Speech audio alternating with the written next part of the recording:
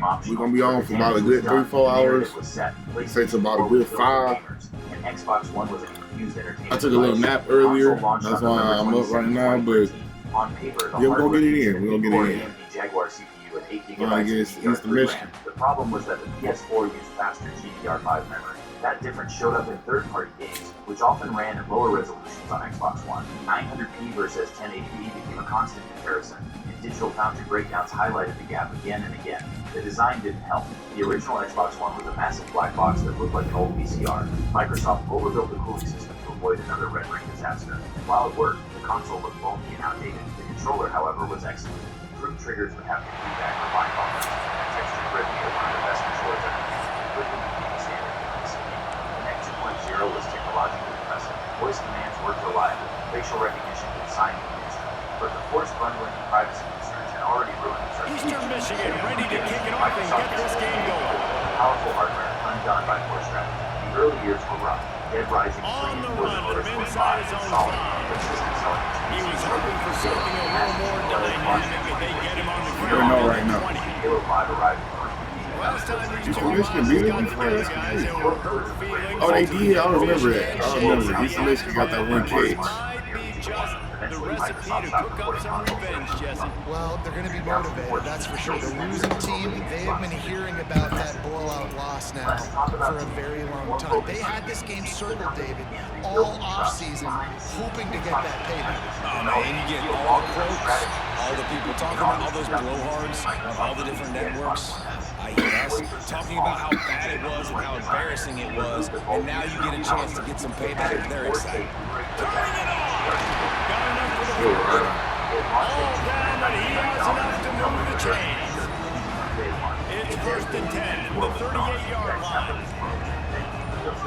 Under November 7th, 2017. From the gun, the running back tries to hit the hole. Marketed as the most powerful And console he'll pick up one. It brings up 2nd and 9. 6 teraflops of GPU And power. you want to run the football, and that's okay. You'll take some of these, but if they start to add up down the road, obviously, you might want to think about airing it out.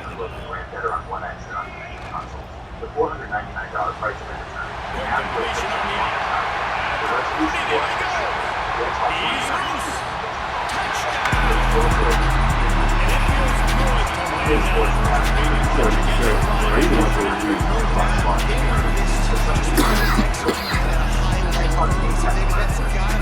And centers everything down. All the nerves, all the emotion of this rivalry game now. Everybody can kind of settle in because you know you already got a touchdown with the ball. The Xbox One era was a stumble. Kickoff unit on the field, and this defense will be called on to protect this lead. By the time the series consoles arrived, Xbox wasn't trying to win this game on anyone. It was trying to win that game. And he's coming out of the end zone. Rolling the dice to bring it out of the end zone and not work out as he stopped at the 13. So Eastern Michigan's offense will have its first possession of the game. And they're going to have to contend with a secondary that is one of the best in the nation, Jesse. And they're a complete secondary, too. When you watch them on film, they're very good defending the pass and coverage, and they can play man and zone. But I like them, David, because they're not afraid to put their face in the fan. Everybody in the back end likes to tackle and likes to be physical. That's what makes them special. Yeah, and it's just an elite group in the back end. Multiple guys that win their individual matchups, which makes it hard to run offense. And this is a group that, yes, they tackle well, they see the football well, they break on the will. You got to worry about the ground game. You better get some kind of deception going against the secondary. What actually mattered was how There's the pressure. He just kept going backwards. They have to step up, and they get him for a safety. They'll sign up with a free kick from their own 20. Well, the defense could smell blood in the water in that situation, and a great job pursuing, getting to the football, showing you all of that athleticism they have, and they come away with the save. Okay, so here comes the offense returning to the field. What a drive that was the last time they had it, basically the length of the field. Much better starting point this time. Running back has it. We'll give him a couple on that with 2nd and 8 coming up. The big fella in the middle, man. Those defensive tackles, they go such a long way in deciding and really stopping the other team's run game. Just forcing contact with those guards and those centers, owning the line of scrimmage, and getting running backs on the play. Ball is at the 41 as this defense tries to force the punt on 3rd and long. It killed the excuse that next gen is too expensive. Wants to For the price pass. of a Nintendo Moves Switch, around you were to playing clear out the Cyberpunk. vision. But here is the twist. The consoles were just the thing. The track was even ass. By 2020, Microsoft stopped trying to sell you a disc. They wanted to sell you a subscription. Day one releases like After giving up that Starfield and Call touchdown of on the Duty opening streaming drive, service they changed had a that. little Why bit of pay a come to $70 Jesus for with one their game when defensive $50 coordinator on the gets you sideline. everything? I don't know This what he explains said, the but insane spending I think spree. just Buying Bethesda, buying invoked the Activision fear of Blizzard for God. nearly This $70 billion. Microsoft doesn't care if you play on a Series X, a PC, or streaming to your phone. As long as you're in the ecosystem, they win. So where does that leave us today? If you look at hardware sales, Sony won. The PS5 outsold the Xbox Series consoles by a massive margin. But if you look at the long game, Microsoft successfully pivoted. The Series X remains the most powerful console you can buy. The Series S remains the best value in the industry. Together, they prove that the console war is dead. You know when you're playing against a defense of this caliber, you're going to have some sort of balance. What's the You can't just Xbox? drop back and throw it every I single didn't pop play. shit. Nothing Don't going pop on shit that that last Series run. X. They're going to have to find another Right, way blue. to get it going, handing the ball. They'll throw it to the back of Blue the screen. basically over so many And he opportunities. never had a chance. As soon as he caught it, the defense was right there. Line is set on third down. I would say I did buy the real one though. Dropping back, it's Hamilton. Quickly out to the tight end. Nice job by the defense there on third and long, just sitting back and keeping everything in front of them. They give up an easy completion, but because they were able to rally and make the tackle, now they set up fourth. Had wiped out entire companies, buried millions Boy, of they bucks had a over chance to hard track that thing down, but it bounces into the end zone for a touchback. And let's see what kind of ball plays this offense has ready. We'll see if that failed fourth down in their own end last time David sort of curbed some of the aggressiveness. Sacked at the 12. Starting as a limited test run. Oftentimes with play action, you're asking the quarterback to hold on to the ball a bit longer, and you're asking this offensive line to hold up the pass pro a bit longer. Against this athletic, They bring him down, but a solid pickup to put him in position to pick up the first down. How bold will they be on third down? Rob, so Rob was literally a fucking mascot. He wants to change this route. Rob was just basically a nigga that they just added on the motherfucking Super Smash Bros. This nigga Rob was actually look. So the decision has been made, and the coach will take the penalty. Not exactly the ideal situation for this offense. Third and long, back up inside their 20. Fires to the tight end. He works his way to the 21-yard line, not enough to pick up the first down. So the offense is going to go for it on fourth down. Super Mario Brothers saves the platform. The Legend of He'll Zelda try to blew throw our and minds pick up with the battering first back down. to save files and open world It falls exploration. incomplete, and we'll change into the field to get things started back up. First iconic female protagonists. And think about titles like Mega Man, Contra, Castlevania, or even Duck Hunt. These weren't just games to pass the time. They were literally drafting the blueprints for entire genres we still play today. But let's be honest about the downsides, because it wasn't perfect. The front-loading cartridge connector was completely notorious for failing. Blowing into the cartridge became this universal gamer ritual. But here's the crazy truth. It didn't even help. The moisture from our breath was actually corroding the copper pins inside, slowly destroying the games we love. Games we tried to put the original console would overheat. And that breathed the red light of death. That launched an entire generation of kids on a Saturday morning. Still, despite the hard work, by the time the NES era finally wrapped up, it had sold over 61 million units worldwide. It didn't just revive a dead industry, it made Nintendo completely synonymous with video games themselves. For an entire decade, every single console plugged into its home was called a Nintendo. Regardless of who actually manufactured it, honestly, your parents probably still call your PlayStation a Nintendo. Gaming escaped original. In the late 80s, Nintendo dominated the home console market, but asked a strange question: what if games were slightly worse, but you could take them anywhere? In 1989, they released the Game Boy, a chunky gray handheld that beat rings but it had one handset battery. While others lasted 102 hours, the Game Boy could run in stitches at 30 hours before a game happened. On paper, the device was unimpressive because the board games have and none of that mattered because it was fucking with Tetris, one of the most addictive puzzle games ever made. The combination of simple gameplay and affordability made it easily the most ever used for kids and adults who had never played games. Just when the system seemed like it might fade in the late 90s, Let's see what he can do with the return. Reignited its popularity. The link cable allowed players to trade and wrap by the end, the Game Boy line Eastern Michigan has it back as the Eagle offense offense returns to the field. Raw power doesn't matter if the game isn't fun and playable anymore.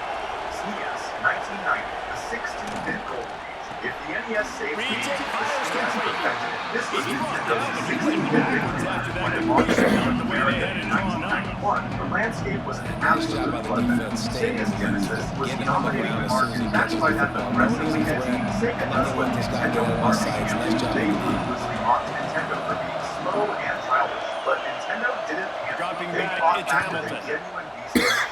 The SNES Low 7 graphics, literal 16-bit black magic that rotated and our tiny 1990s suddenly, the flying data tracks in F-Zero instead of just scrolling sideways. And the audio, Nintendo partnered with Sony and Futurati to build a custom sound chip instead of 8-bit remix. Games in some cases were Fun fact, Futurati later took that experience and went on to Here he comes from inside his own file. also revolutionized how we Nice play. just The enough controller space introduced the across diamond the face 25. button Let's mark it layout up to and those 27 iconic yard L and line. R shoulder triggers. It was Eastern designed Michigan so takes over flawless as that the without offense it, heads arcade to the ports like field. Street Fighter 2 They were just just haven't literally been able to unplayable. get The any entire game history going, copied and it they and better never get looked back. started or The it's game going to get away library was from them, David. completely Yeah, and these are the Super weeks Mario that you World, really wish Zelda, that you were and playing Super the video Metroid game. defined And their you could genres, just while reset titles the like Chrono console, Trigger start sparked the over, golden age of Jesse, arcade. and make The something downside, better games happen. cost up It to just felt like they're $70, which is over sleepwalking in this first $140 half. It's not today. just Plus, one half the guy. consoles They turned just 8 haven't hideous been rusty playing yellow over time. collectively as a unit. And if I'm the head coach, I consider starting to give some other dudes some chances. Late-era titles like Donkey Kong Country, the SNES stage gained massive momentum. It overtook Sega, selling 49 million units worldwide. It didn't just win the 90s, it permanently defined the perfect video game. On third Nintendo and long, 64, he's going to have to throw for it. 1996. The jump to 3D, Quickly out the on year the is screen to the wide 1996. receiver. The entire Really gaming nice industry is pickup rushing there toward as the they sleep have it future out of to the CD-ROMs. 44 with But the first Nintendo, down. they stubbornly stick with Eastern multiple Michigan plastic has it at a cartridges. fresh To set many of people, downs. it looked like a terrible decision. Yet with the Nintendo To the air on first 64, down. Nintendo wasn't The just safe competing ball on the with wide consoles. receiver They were screen. playing a completely They different stopped game. him The almost N64 immediately. launched in Short North game America is still September rolling around 1996 cover for to pick up $199 with only 2 games. Pilot Wing 64 and a little title called Super Mario 64. They'll run And play honestly, action. Super Mario Pressure 64 coming. alone justified the entire And the console. quarterback For the first time ever, Mario down he goes into 38. running, You don't want to see jumping, this trend scoring, continue. so Last fast year, we that saw almost full every other drives, platformer offensive line. instantly looked This outdated. offense as To a make that whole movement needs to possible, get in better Nintendo introduced situations, something give the revolutionary, football the faster, analogs. and The not keep getting N64 the quarterback. controller looked strange, almost like it was designed for someone with 3 hands. But that center stick allowed precise 360-degree movement that made 3D gaming actually work. Nearly every modern controller still Now, uses a this lot of idea work to today. do to move Inside the the chains, keep this N64 drive Nintendo is really the it trendsetters. used a 64-bit processor co-developed with Silicon On third graphics and and long, only hoping to 4 throw beyond megabytes the of RAM. sticks. Cartridges Sony meant and Microsoft is literally when games start getting popular, technology just want to basically, they just go up and This will be the second time they've had to kick it away. But yeah, like, I give it to Nintendo. Y'all niggas, y'all pop shit. Nintendo pop Goes shit. to punt and try to pick up some yards.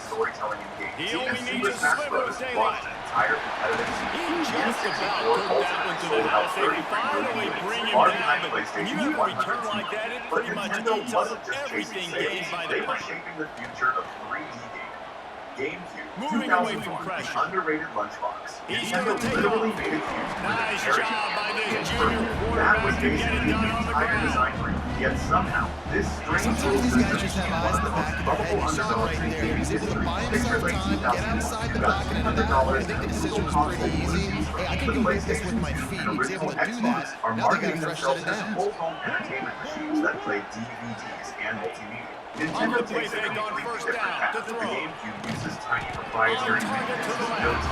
They no made the tackle, but he's got a fresh set of downs and it's first and goal But from the Nintendo center. had its reasons. We've got a timeout here late in the first half, and they'll try to get that more toy-like points on the design board was a before the surprise break. powerhouse. Here's Thanks to first its and goal, IBM and they could go to processor, the the locker GameCube room actually with had a more raw huge graphical cushion. power than the PS2. Then there's the They'll control. try to At get first it in glance, with it the was run. chaotic, like a golf And course he frozen in will buttons. But the score moment the you notice question everything now. clicks. A large training A button surrounded by small ones perfectly fits Nintendo's design philosophy, and those pressure-sensitive triggers incredibly satisfying. That's why the controller is still the standard that Super Smash Bros. Tournaments today. The library might have been smaller, but it was packed with unforgettable games. By the end, the GameCube sold about 22 million units, far behind the PS2's 155 million. It didn't win the console war, but it earned a cult legacy few consoles ever achieved. Screen passes. I Game want Boy those Advance defensive linemen to run 2001 right portable up the power field, and I unleashed. want to throw it Nintendo right over looked their at the head, Super where I Nintendo got and some said, space what if and we I could can fit get this my entire running thing in back your going. pocket? Then That is the they actually opposite. did. When the Game Boy Advance launched in 2001 for just under $100, it changed everything. After years of staring at that murky, green-tinted Game Boy screen, portable games finally had real color. Under the hood, this thing was basically a portable SNES on steroids. You were packing a 32-bit processor pushing a gorgeous color screen with over 32,000 possible colors.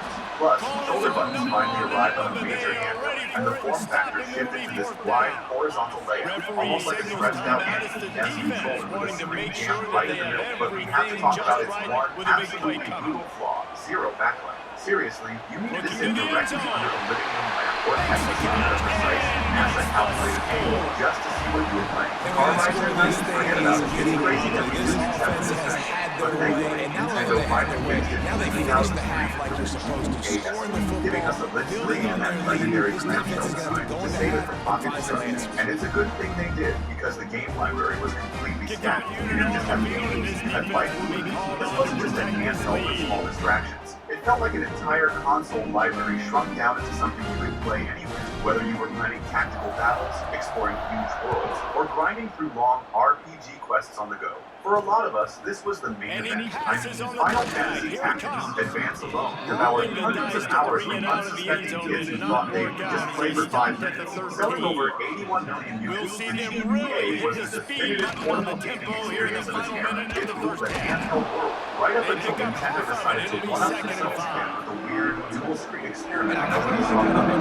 Nintendo DS 2002 a touchscreen micro built-in Wi-Fi. When Nintendo revealed it in 2004, people genuinely thought they'd lost their minds. Then it launched for $150, and something weird happened. The US got it before Japan, which almost never happens with Nintendo. Reviewers mocked the second screen as a pointless gimmick. But the moment people actually played it, everything changed. Suddenly you weren't just pressing buttons. You were dragging a stylus through puzzles, blowing into the mic to train your Nintendo, and jumping into chaotic crypto chat rooms with strangers. It even had a hidden superpower, a second slot that played all your old Game Boy Advance games. Nintendo was so unsure about this strange little experiment that they cautiously called it a third pillar, sitting beside the GameCube and GBA. But the third pillar didn't just survive, it took over. Grandparents bought it for Brain Age, Mario returned to his 2D roots, and JRPG fans suddenly had a portable paradise. By the end, the DS sold 154 million units, missing the PSP's all-time record by a rating set, proving once and for all that old, weird ideas can beat raw power. The Wii, gaming goes mainstream. Nintendo looked at the escalating billion-dollar graphics war between Sony and Microsoft and asked, what if we just didn't participate and won anyway? Spoiler alert, it was the smartest gamble in gaming history. When it dropped in the fall of 2006 for $250, Nintendo basically threw out the rule book on paper. It was almost embarrassingly underpowered. No HD, no DVD playback, It just starts with one play. You just need one thing to go right for this offense to start to build that momentum, and then that becomes infectious. For the defense, for special teams, everything can change. Swinging like a racket and your character swings all by action control. Suddenly you didn't need to memorize complex button combos. Your dad got in touch with arcade habits in decades was suddenly hooked. Wii Sports became a worldwide cultural phenomenon. Retirement homes held bowling leagues, and physical therapists used it for rehab. Of course, this also meant thousands of people accidentally launched those slippery plastic remotes straight through their expensive flat screen TVs, forcing Nintendo to panic ship thicker wrist That's a straps huge deal for the jackets offense, just but to they're stop down by a destruction. ton. They're Despite going to need a being lot more of that, massively and it's outnumbered, not going to the be Wii sold easy considering the 101 defense million knows they're units, probably absolutely going to be demolishing throwing the the ball Xbox 360 every play and here in the PS3. second half Sure, moving many of forward. them eventually became closet decorations once the gimmick wore off, but between Super Mario Galaxy and Zelda Twilight Princess and Zelda's undeniable masterpieces, the Wii Wii had something for absolutely And a great everyone, job which on is the exactly That's about what we the Nintendo 3DS. How you feel me? I swear to you, man. I'm gonna start my games and buy like all the game systems. Asked, what if this Yeah, all also of did them. glasses free? Off the play The fake. result was technically impressive, Got him occasionally downfield. nauseating, and somehow And he's massively brought down successful, after a hitting nice North game. America in the spring of This guy's 2011 gotten for a off to a steep good statistical $850. start, guys. With It that last features completion, he's stereoscopic already now 3D over without 1,000 the passing glasses. yards on the It season. uses wild And man, parallax you know he's barrier looking for technology that more. was genuinely mind-blowing, but only if you Rides held it back at and the leads it exact on the microscopic angle. If you shifted your wrists or sneezed, Makes the it 3D past the broke marker. into a blurry, headache-inducing And mess. this Let's be offense real, is almost everyone feeding it as they eventually has rip played off with a that big reaching chunk of slider yardage, first and they've all the got way it down on the the series. 22. Between that steep price and a thin Those launch outside library, runs, Nintendo if they faced can a get rocky the start. edge, like In they do a fact, great they job on the championed right just guard, months right later, tackle, they slashed getting the the price edge. to And now what does this do? $170 This makes as a quarterbacks come desperate up and apology. tackle. They launched Safeties the come up and Ambassador tackle. program, As opposed and to its early linebackers or adopters big put defensive through players. incredibly You rare get your guy out in NES and Game space Boy where he can Advance use his games to speed stop a and his total riot. physicality Hardware-wise, against it guys was a that usually massive cover leap from the and don't come DS, up and better make tackles. graphics, built-in And he gyroscopes, has a and a solid dedicated gain on the analog play circle before pad to sliding. finally navigate And this is the hard It even part had about AR being on cards that defense felt and like choosing literal whether to magic, conserve so you it would or inevitably bring the lost blitz. them They under bring your the couch a blitz, week later. he The sees it, library and that's recovered what he does beautifully. really well. Pokemon X Sees and it and Y brought the immediately makes a franchise into full decision, 3D, gets this while in Fire green Emblem grass, Awakening and gets a literally positive saved its gain in series this from offense. cancellation. Selling Going to work on 76 second million down. units, The red it was zone an is still incredible some victory ground to for a cover to pick dedicated up that handheld. first down. Competing against the Working free out smartphone inside games now. everyone suddenly He's had in all their the way pockets. down to the The Wii 2-yard. U, the misunderstood prototype, Nintendo's biggest failure, their most confusing console, and honestly, a fascinating prototype for what would come next. When it hit shelves in the fall of 2012 for $300, its main gimmick was the No game matter how pad, much a massive college chunky football controller with a changes, 6.2-inch realignment, all of that touchscreen kind jammed of right in stuff. the middle. The idea was Rivalry genuinely is clever. Play consistent, full console and in games on the winning gamepad rivalry while games, someone the else best watches of the the best. game. But these Because they ideas were hate buried each in their other so much, so absolutely you take the catastrophic field marketing. The against your problem rival. started You're with the able to name. put up forth Wii a U sounded like a performance peripheral. like that. Nintendo's advertising That was is so worth its incredibly weight in gold, confusing. David. Literally Unbelievable forgetting to effort clearly here by show the the Wii U actual new bragging console rights box in the initial reveal. Bragging That rights the for a while. 101 It's a million fun casual thing to be consumers able to who owned the accomplish. Wii Now thought we this also was got just to a take in $300 Usually be a tablet add-on little because the hardware was competition with uniquely this weird and division, barely but more powerful than a once they PS3. ask, Third-party support evaporated overnight. Massive publishers completely abandoned ship, refusing to sink money into a dying platform. This meant the Wii U lived and died entirely on Nintendo's first-party games. And the ultimate tragedy? Those games were absolute masterpieces. Super Mario 3D World, Splatoon, and Mario Kart 8. The library was so flawless that Nintendo spent the next decade porting almost all of them to the Switch, where they sold tens of millions of copies, selling just 13.5 million units. It was Nintendo's worst home console performance ever, but it was essentially an expensive beta test. Almost every good idea from the Wii U reappeared, perfected in what came next. Nintendo Switch 2017, the hybrid revolution. After the Wii U disaster, Nintendo desperately needed a comeback. They didn't just come back. They merged home and portable gaming into one device and created their most successful console since the Wii. When it dropped in the spring of 2017 for $300, the concept was genuinely revolutionary. It was a tablet-sized device that docked to your TV for home console play, but instantly slid out to become a fully portable handheld. One device, infinite flexibility. Under the hood, it ran on a mobile NVIDIA chip. It was completely outclassed by the PS4 and Xbox One, but Nintendo bet that where and how you play matters more than theoretical teraflops. That bet paid off immediately. Instead of just selling games, the Switch sold moments. Suddenly, you could start playing on your TV, pull the console out mid-session, and continue the exact same game anywhere, on a bus, in bed, or on a flight. Gaming stopped being tied to a place and became something that moved with you, and that shift changed everything. People weren't just playing more, they were playing differently. Short sessions became long ones, local multiplayer came back in a big way, and gaming fit into daily life more naturally than ever before. Even third parties finally showed up. Playing massive, demanding games like The Witcher 3 or Doom on an airplane felt like actual magic. It wasn't totally perfect, though. The detachable Joy-Cons were brilliant for tabletop multiplayer, at least until the infamous Joy-Con drift kicked in, and your character started slowly walking off a cliff by themselves. Still, selling over 146 million units, the Switch proved Nintendo's core philosophy once and for all. You don't need the most powerful hardware if you deliver the most compelling, unique experience. And that's every famous Nintendo console explained.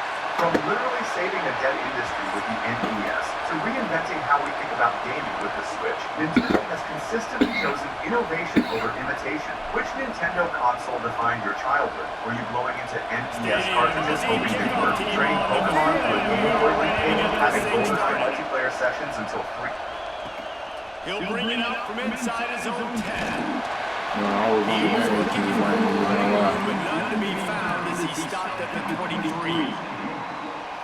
And they are coming off a sensational performance led by this quarterback who's hoping he can build. I will say I've seen the 60 for a little bit. Having played the position, when you have a big Those game, games you were just game can't wait to cues, get though. back out there again and build on that performance. David, last time out, he was making the right reads. He showed off his arm talent. He had this offense moving up and down the field and finding the end zone. And you know he's excited to take on this defense today. Yeah, and talking to the defensive coordinators coming to this football game, like, they're not going to do what happened last time. More Like, voice you action, can't sit more back and video. make the Inside was a football 13 easy for him to diagnose. He's going to keep him apart like he did last week. That Look for sounds some small change today, ups and but some here's the curveballs twist. for this Sony defense. added a geometry transformation engine.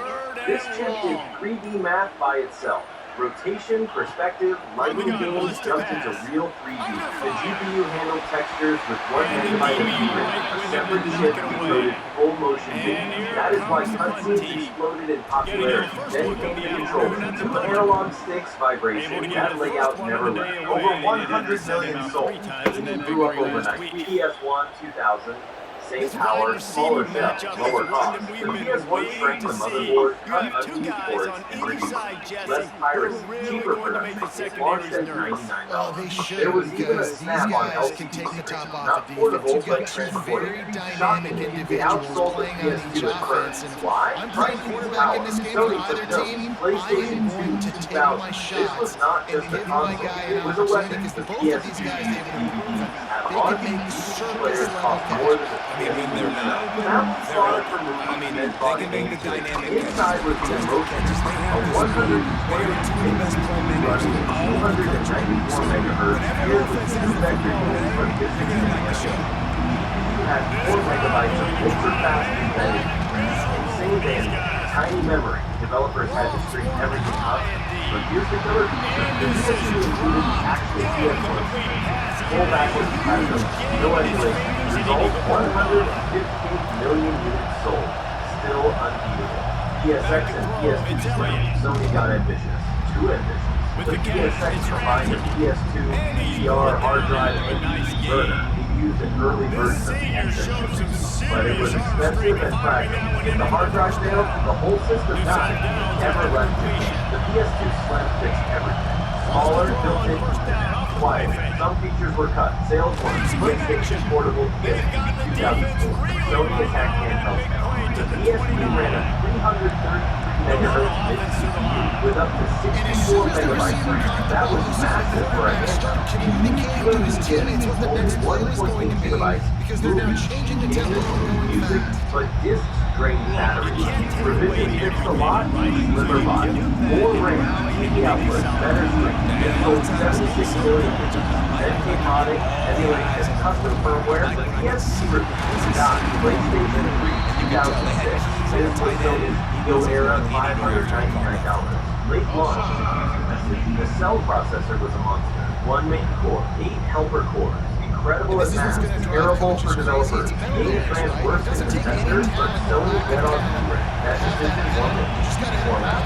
Early models even included full PS2 hardware. Price cuts came, exclusives, PlayStation Plus launched, favorite of 87 million sold. PlayStation Vita 2011, the Vita was brilliant.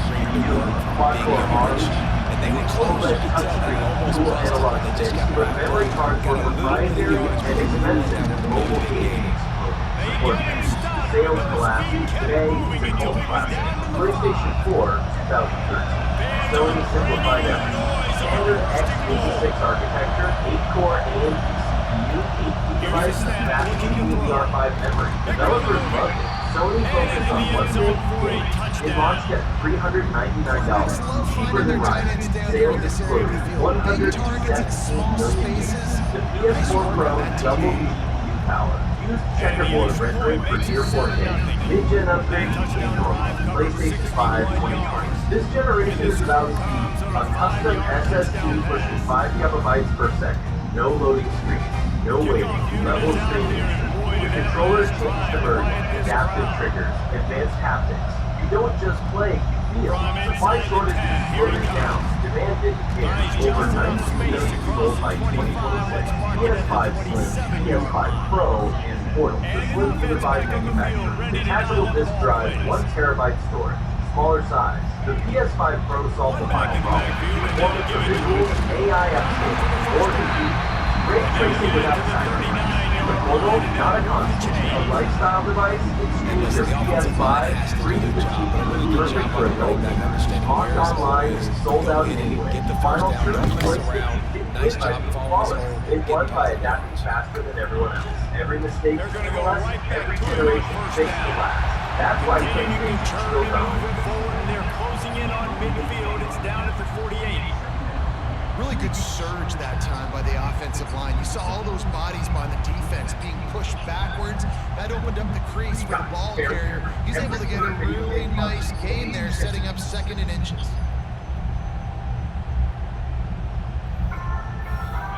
Kept it on the ground on 1st down. Let's see what they do on 2nd. Off-play action. Unloads it left. Zips it out to his man. Makes a grab and a nice gain. Gets it to the 35. Last completion got from the 1st down. Let's see what they do now. And this one will be stopped for no gain. Defense is about firing off, hitting the offensive guys and staying in your gaps. Everybody knowing where they're supposed to be. You can tell the defense, everyone was right where they're supposed to be. Nowhere to run. Nowhere close on that one as he got drilled trying to deliver the football, and now they face 3rd down. This is going to be failure. Be careful out there. This is an interesting little thing that's just happening throughout the game. No telling why, but I mean, you can kind of take a look back at every single situation. But pretty much all big console manufacturers, and they experience a lot of great success with many of their consoles. But for some reason, every 3 consoles, 2 running backs alongside the quarterback. that's a console that's kind of plagued by a bunch of little problems. I would 3rd say. and long, and he'll try to throw for it. Pressure is effective from the defense. They knock it down just behind the midfield stripe at the 48. They bring the punter onto the field now.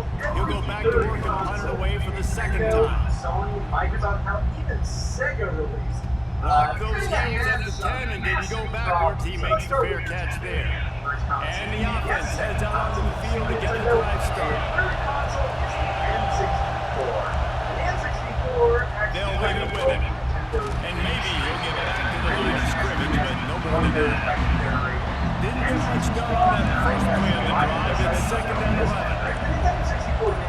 Tight end in motion, see how the D reacts. The play action fake. Catch in the middle, it's Bradley. And an absolutely fearless tackle, giving up size, still got him on the turn. Nice catch by the big target. Those big tight ends, you can tell in football, just becoming more and more of a weapon every single time. To throw, it's Elliott. A couple of bad decisions. Here comes the heat. Man, Man, did he pay for it with that hit as he got rid of the ball.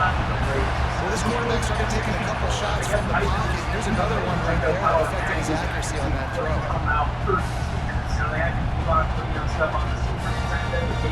One team makes its way onto the field.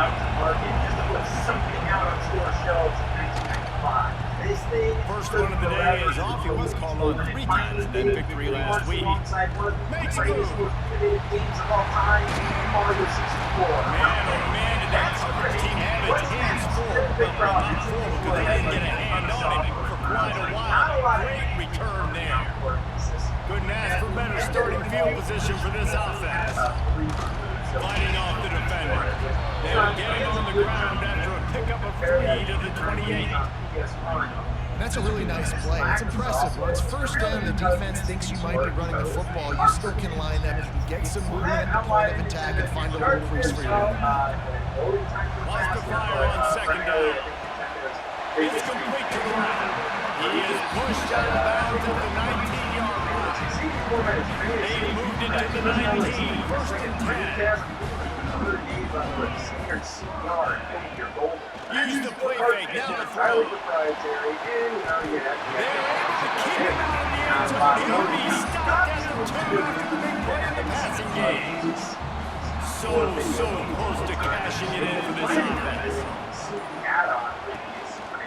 They're trying to power it in. And did he break the play for a touchdown?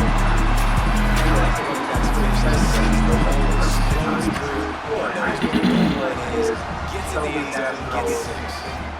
This was a problem that they used to not and they because of arrogance.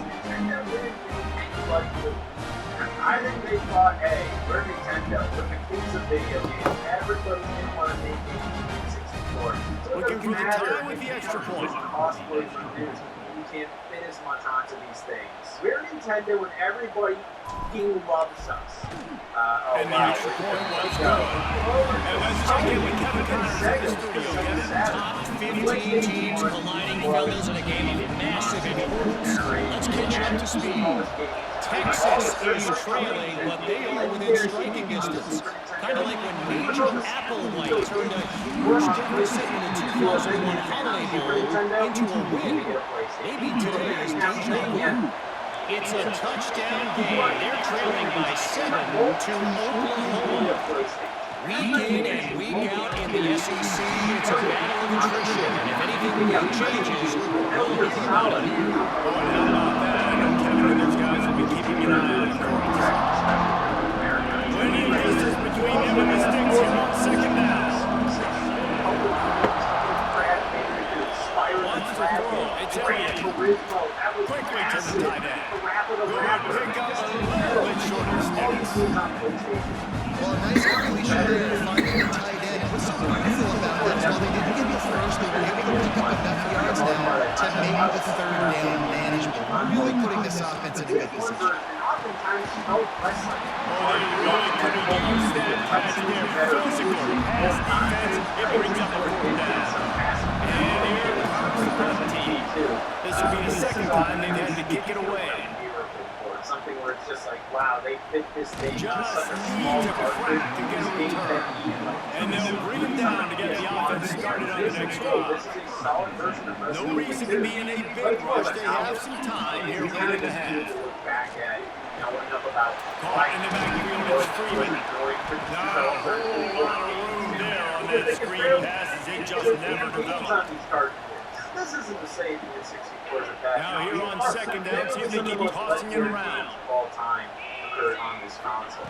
Back to pass. Going to try to pop one on the screen. Didn't have much room to run and not a whole lot of help. Short game there. Still plenty of ground to cover for the first down. Bunch formation for these receivers.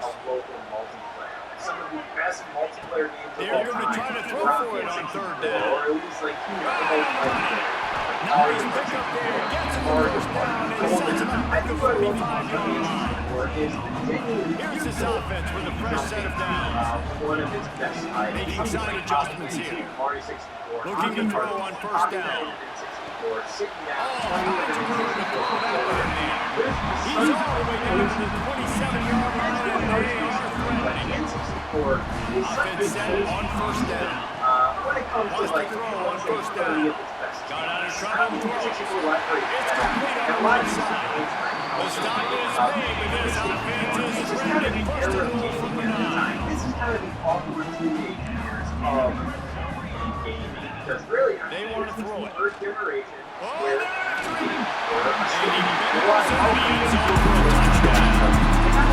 And the offense breaks the tie. Takes the lead. Gains some momentum. I don't think it's this momentum going into the half. With the lead, clear the momentum. Well, they made a good time, but they also put their confidence a little bit now. The opponent now has to go in a little bit probably down, and they're wondering what adjustments do we have to make? What do we have to fix? Because we've got our one cut out for us in this game.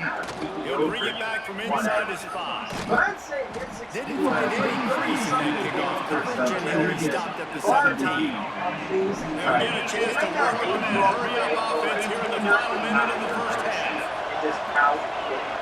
Looking to throw, it's Elliott. And that defense gets to him, and down he goes at the 9. Time dwindling away as they try to put points on the board right before the half. Back to throw time running short in the half. Grabbed over the middle. It's Brandon. He's brought down quickly. Middle game here, still a bit short of the first down. We're just about ready to start the second half. PS1 owners together in a room, and they From inside his own 10, he'll try to help out their field position. He was looking for some running room, but not much to be found as he stopped at the 18. This crowd still bringing the intensity to open the second half. Keeping it on the ground to open the second half. Didn't find another room. Let's give him 2 to the 20. After picking up a couple in 2nd and 8. And after that run, getting right back up to the line of scrimmage to go hurry up. Defense has to be ready.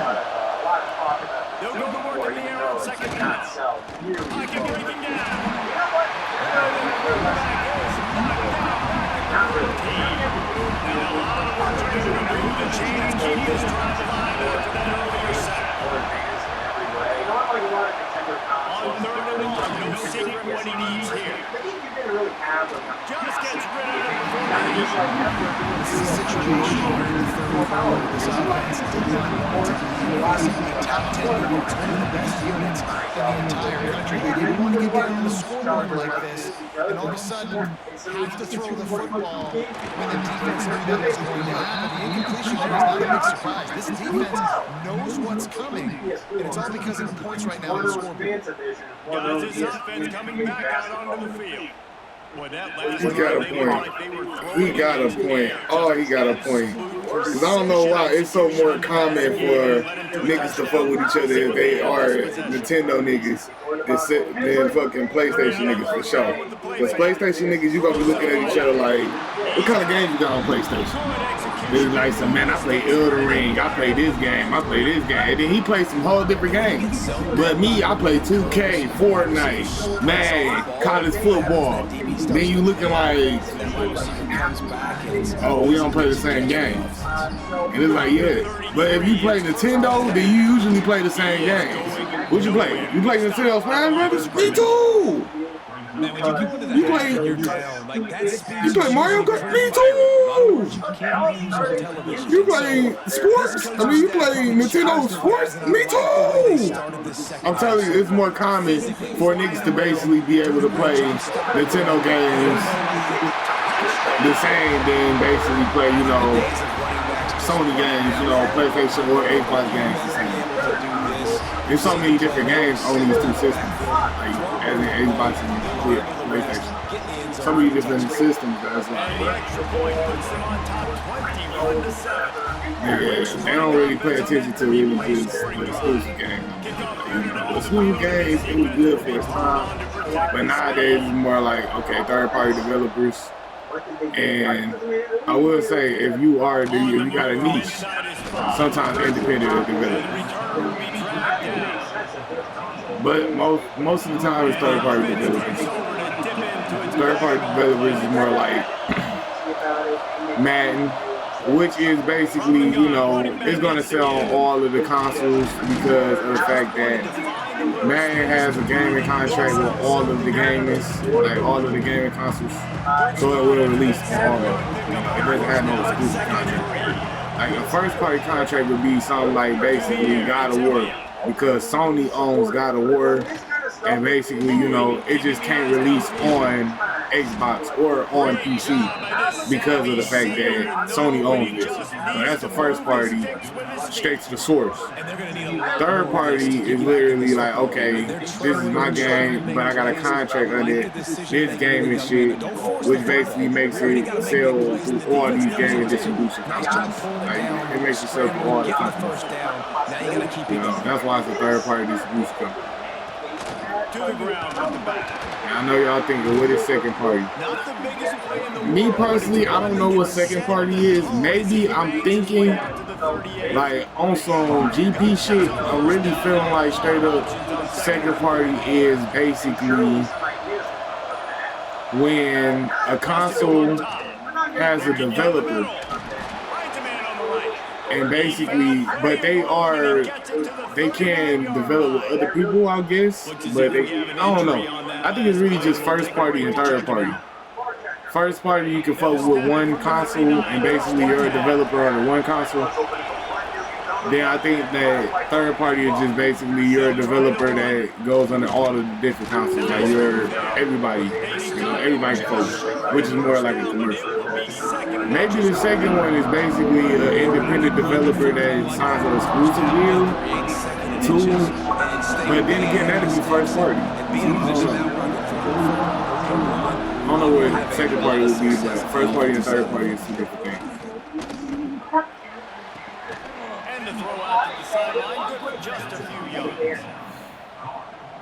But the best lucrative way to make games is basically making it a third party because of the fact that you can have it on all different consoles. And you can make more money that way.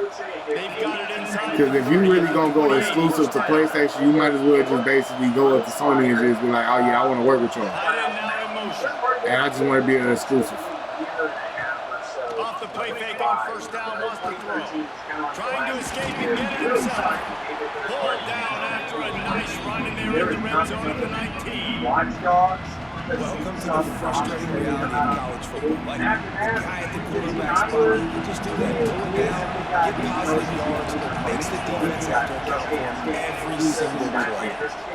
Holds and fires complete. The ball is down at the 14 after that grab. These routes have some reads and adaptability built in, and the big fella found that cushion and made the play. Man, it's so awesome how much offenses have evolved. They know exactly what they're getting, where to sit down, quarterback, tight end, on the same page, gets the first down.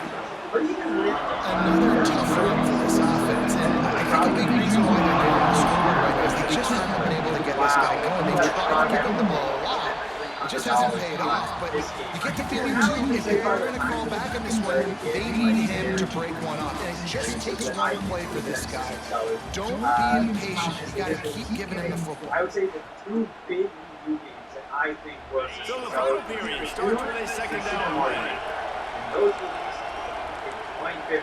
I have one it was already by March of 2015. Still already Looking to throw, it's Elliott. A brand new console. For years now. Hold on to it. What a time that would have been for their first pick of the game. That could be. This crowd rising up, sensing that the defense needs some help. Yeah, it has been good defense. And so did itself. And that's because the console itself was Trying to so move the sticks on it was third so down through the air. annoying. Spits it out to the back. Another incompletion on third down. And the field goal unit is on the field. Big kick here. They're crawling the air so close to that lead. The crowd trying to corral this guy. It's good, easy call for the refs. That cuts into the deficit. It's now 21-10. If you want a touchdown, you want to be aggressive, but man, right down the middle, that obviously gives me some confidence down the road that I can trust this guy. This clown. Now let's talk about They'll kick it away after putting up a field goal on that last drive. Third console was the Xbox One. You had the original Xbox. Looking for an alley from inside his own 10. Really disciplined job by the coverage unit to get down there and make the stop at the 19. Offense making its way under the field to start the drive. Off the play fake on first down. Right down the middle. Incomplete and very lucky that one wasn't picked off. And man, could they have used that. It'll be second down. Couldn't make the connection last time. Let's see if they throw it again. They wanted to push this as motion from the back. Back to pass on second down. Trying to make magic with his feet. And he scoots his way to the first down. And then slides throwing the head. And that's a big reason why this offense is so dangerous. Xbox One was an okay system. Now I will say it wasn't the best. For sure, Xbox 360, in my opinion, was probably the best that Microsoft would ever come out with in their lifetime. But I do not think that basically Xbox One was a bad-ass system. I do think that Xbox One was better than a regular Xbox, the original Xbox. The original Xbox was not that good to me. it was okay. Don't get me wrong, it was okay. But bro, I ain't even gonna lie to you. I used to play PS2 too much. Like PlayStation 2 was fucking up the Xbox, the regular Xbox. The PS2 is that shit. Like, I want to get y'all to understand this. PS2 was the one. Like, PS2 won the war. But then Xbox 360 won the war the next generation. PS3 lost. Xbox 360 won the war. You feel me? So it's different. It's different. You feel me? But back to the Xbox. I don't think that the original Xbox was really that good. Like, you know, it was okay for its time. It was okay. I done had a couple times playing that shit where it was like, okay, this is fun. But it never was PS2 fun. It never was Xbox 360 fun. And I know it sounds, you know, like, bro, you feel me? Xbox 360 is supposed to be more fun. But it's still to the point, bro. Like, you feel me? Xbox One was actually fun. Like, I actually bought one of them bitches, and I actually played the Xbox One, having it as my system, you know? And Xbox One was actually a good system. Now, I was too young to buy an Xbox, original Xbox. So I cannot say straight up like, oh yeah, I owned this Xbox and this shit was like, you know, my system for, you know, it probably was for some people, but it wasn't for me. But nah, I will say straight up like, bro, Xbox One is not the worst console that Xbox has ever released. But it's okay though. It was okay. In this day and age, you're going to give up yards. Who cares? This is the area we're going to blow up. Nice job on first down, stopping them. A couple more downs here to stay aggressive. It's second and long now as this defense has some energy after that last sack. Retrospectively, It's a go. To the right, complete. They get it down to the 7 on that pass play in prime position for a score. It's third and goal and third and long. Into the end zone.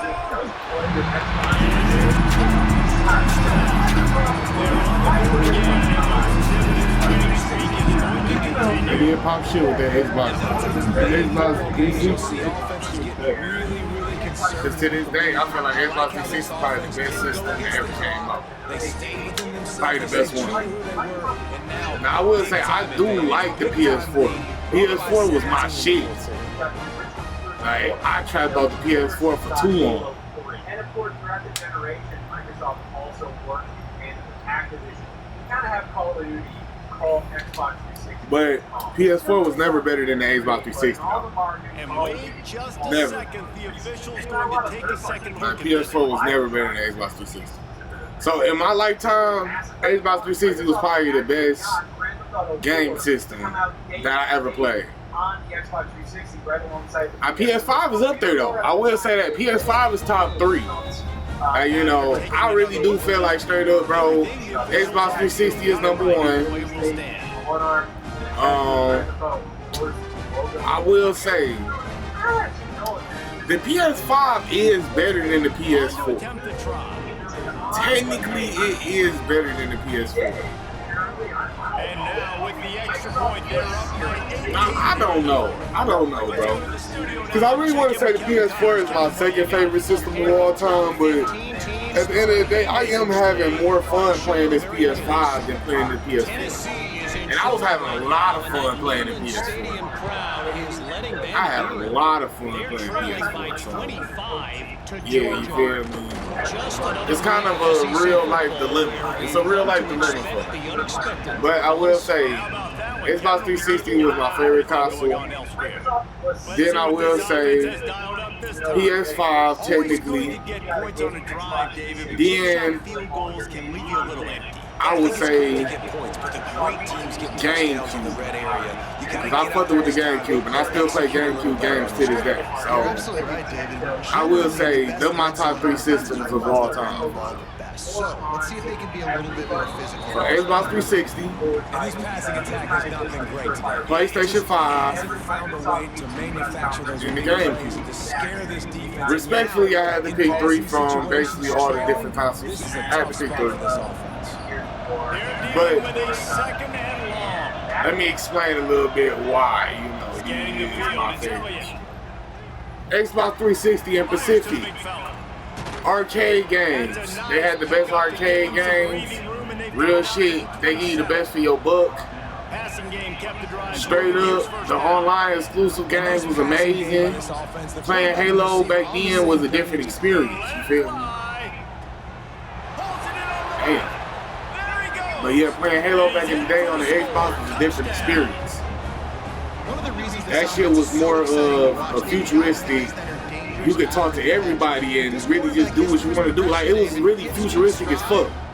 Niggas didn't have that around the world, and everybody abused it too. It was a very abused. Very abused. And when I say abused, that means everybody took advantage of that shit. Like, it was motherfuckers basically saying bullshit on there. Everybody basically doing bullshit on there. It was a very toxic thing back in the day. So, yeah, but basically, like, the community on the Xbox 360 was amazing. Like, that shit was a whole different world from the PS3. Like, it was a whole different world. So, yeah, I would say the Xbox 360 popped shit. Like, they popped shit. You know? Like, for sure. But, yeah, the arcade, they gave you so many variety of games. The community of basically being able to talk to everybody. And then them niggas basically, every Xbox that they had, they gave you a mic.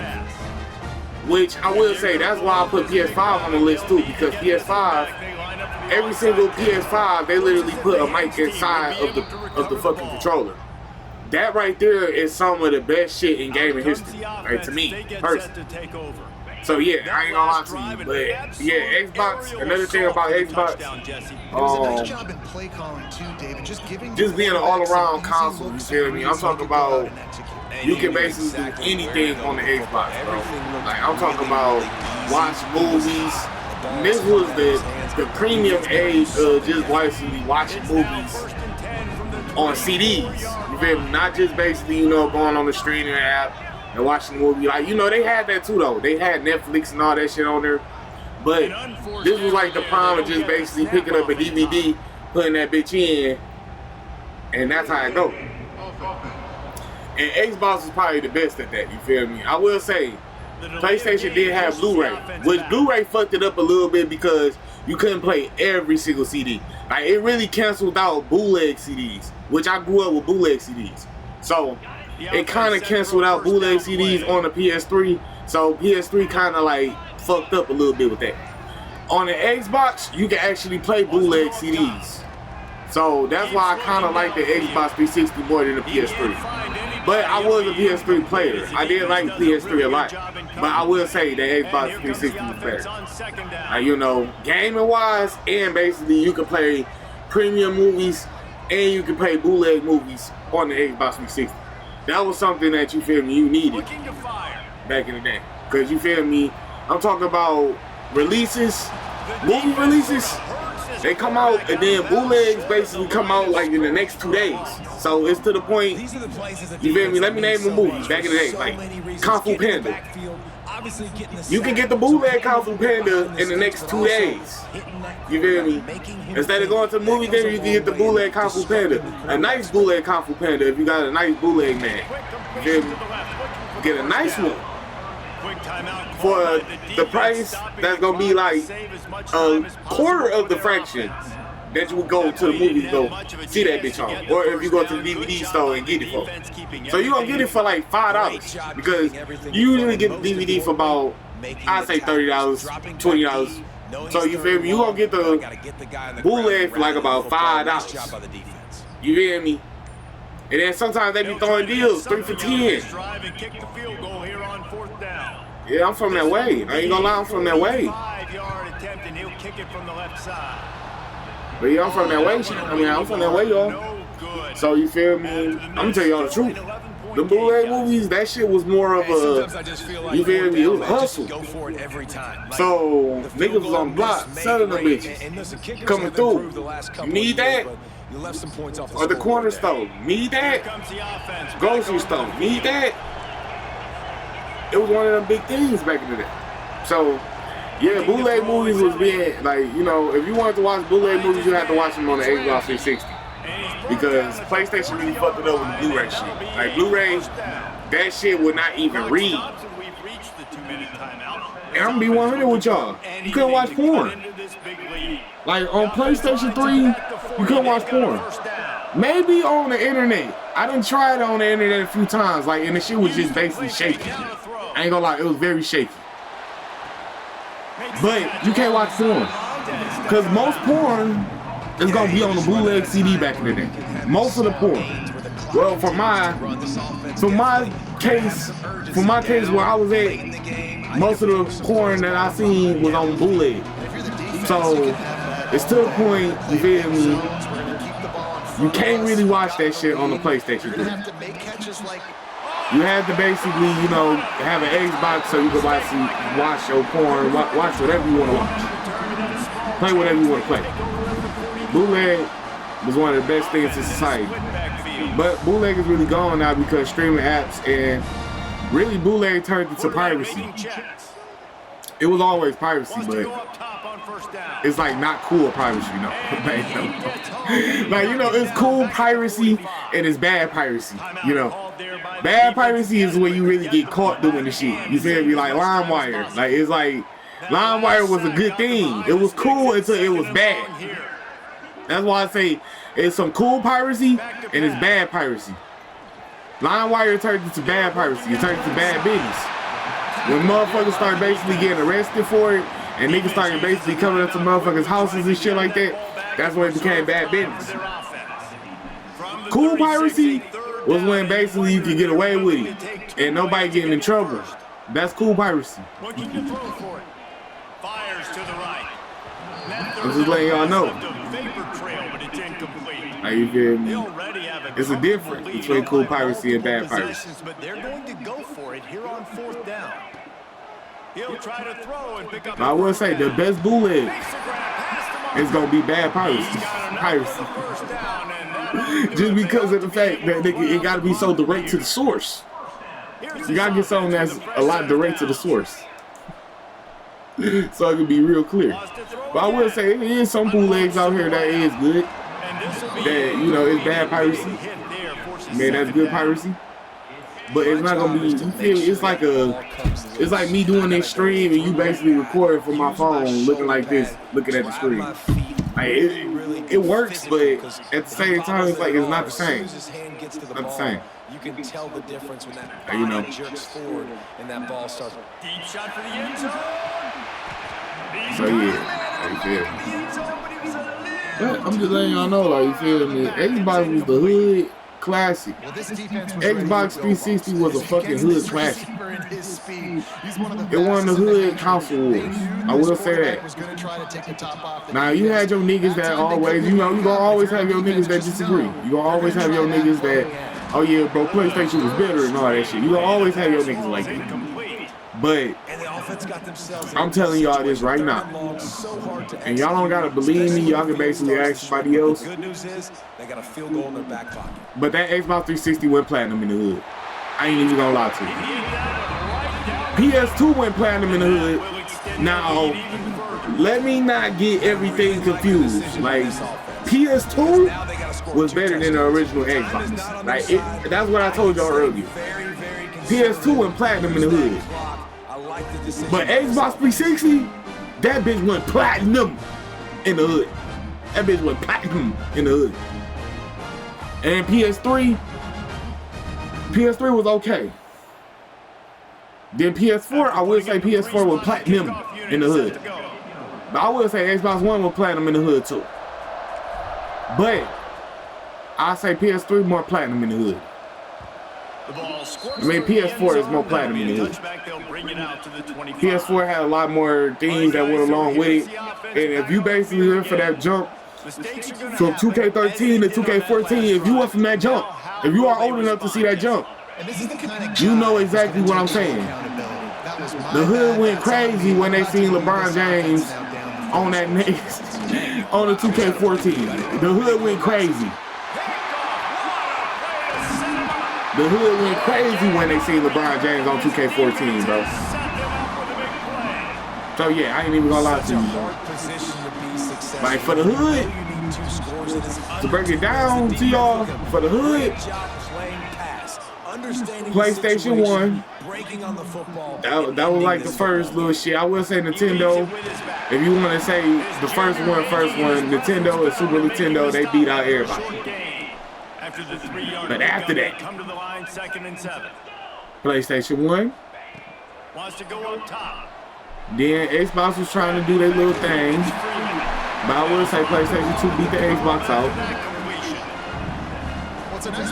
But then after the PS2, they got a little too comfortable with the PS3. The hood started fucking with Xbox 360. Xbox 360 took over the game. Then the hood started fucking with the PS4. Because the PS4 just came so crazy. It was something that the hood ain't never seen before. The hood, everybody in the hood had a PS4. Then, I ain't gonna lie to you, PS5 took over. I ain't gonna cap. PS5 took over. Like, I don't really hear a lot of people in the hood really talking about, oh yeah, about the Xbox Series X no more. Like, I don't really hear a lot of people talking about the Xbox Series X. They talk about PS5 though. When the PS5 dropped, nobody could find that bitch. Because everybody in the hood had one of them balls. Everybody bought them bitches. Nigga, it was niggas in the hood buying 3, 4 Xboxes. Man, it was niggas in the hood buying 3, 4 PlayStations. Just because of the fact that, nigga, it's like, bro, it was inflation at the time. You could basically sell one of these bitches for like triple the price. Niggas was selling PS5s for like $750. Niggas was selling PS5s for like $750. I'm just letting y'all know. This shit was different back in the day. Like, you feel me, nigga? They ain't do that with the Xbox 360s. Xbox 360s went platinum in the hood because there was so many. There was so many that you just had to get one. Niggas was stealing them bitches at this point, and they still was getting. Everybody was in the hood still playing them bitches. You had one nigga in a house, in a console. You had one nigga console in the house. This nigga stole the console, and the whole family playing on that bitch. Then you got a nigga and another console. His mama bought the console. Everybody playing that bitch in the Everybody playing that bitch in the house. Then you got another nigga in another house with a console that he basically stole from another nigga crib. One more play to pass. Like, you feel me? These consoles getting stolen, and they was just replacing the bitches. I will say it was an inflection on it was an inflection on Xbox 360s just because of the fact that they had the rings of, the 3 rings of death. If y'all don't know what the 3 rings of death is, 3 rings of death was just basically like a software hardware fuck up where basically it'll just kill your system. And basically, like, you know how you see it on the system right now on the PS5, how it got a light on there. The light will glow up red. And if you glow up red like 3 times, the whole little signal, then your system will probably never cut on again. And now you'll be on the service, you'll be on Microsoft customer service talking to them for like about 4 or 5 hours. I'd have been there before, trust me. My dad used to make me do all the calls. He used to tell me like straight up, man, you want to get this system fixed? You have to call up there and tell them niggas everything and give them niggas the shipping address so you can ship it on down there. That's how my dad was though. But I respect it because of the fact that it taught me how to handle business at a young age. You feel me? But yeah, my daddy was one of them type of niggas that was like, yeah, you feel me? If you want this shit fixed, you gotta call up there, you gotta be on customer service, you gotta basically get on hold with them niggas, you gotta basically talk to them for a little while, you gotta do all that. And I went through that whole process. But that's why it was so many Xboxes, because straight up they had the 3 rings of death, and straight up a lot of people consoles get fucked up, and I know straight up in the hood they was taking advantage of that shit. I know straight up that you gotta send the system in, but I know a lot of people that was re-rocking it to the point where they'd get a broken system, buy a broken system, send that bitch in, and they had a system, they'd get a whole new system, sell that bitch off. You feel me? So it was a whole different type of scheme. Like, you gotta understand that in Detroit, it's always a meta. It was always a meta of a way to get money. It was always a get rich scheme, like a get money scheme. Nowadays, it's like metas now. Like, it's like the meta, you feel me? But it was always a get money scheme, you know? And I know they was probably taking advantage of that shit back in the day with the Xbox, shit going on. But they had a lot of Xboxes in stock. So you can basically just get a whole new Xbox and you feel me, sell that bitch off to somebody, get your money back. And back then they wasn't trying to basically like overdo you. They wasn't trying to like overdo it. Like, you feel me? Nowadays they'll sell that bitch for about, you feel me? The Xbox is selling for about $400 right now. They're trying to sell you the Xbox for like about $600, $700. Back in the day, they'll sell it for you for half. You feel me? It was back in the day, it was like half, you know? I'm talking about you would buy an Xbox 360 for $300 back then. Niggas would get the new system. And after they get the new system, they'll sell the system for like $150, $200. They would never sell it for more of the price. Nowadays, they sell it for more of the price now. So they can get a, like, you feel me? It wasn't like that back in the day. But you know, different times. Different times. Call of Duty, Call X ones, like the first Xboxes on store shelves at the time. Just a dumb name, man. Especially they wanted to push this as the all-in-one ultimate entertainment center. Also, it doesn't play your Xbox 360 games. Alright, so yo, it's just like y'all was fucking with us. From the Xbox 360 like, bro. Near the end of that era, I hate when the 5 stars do that, cause like, bro, y'all was just fucking with niggas. Actually ended up being the third best-selling console that generation. Near the beginning of the 360's life, Microsoft was really trying by pumping out big-ass exclusives. You got the original Gears of War, and of course you got Halo 3. And of course, throughout the generation, Microsoft also works in tandem with Activision. You kind of have Call of Duty, call Xbox 360 its home. It's still released on PS3, but in all the marketing, Call of Duty was always on 360. And you had a lot of third-party exclusives, like BioShock was initially an exclusive for the 360.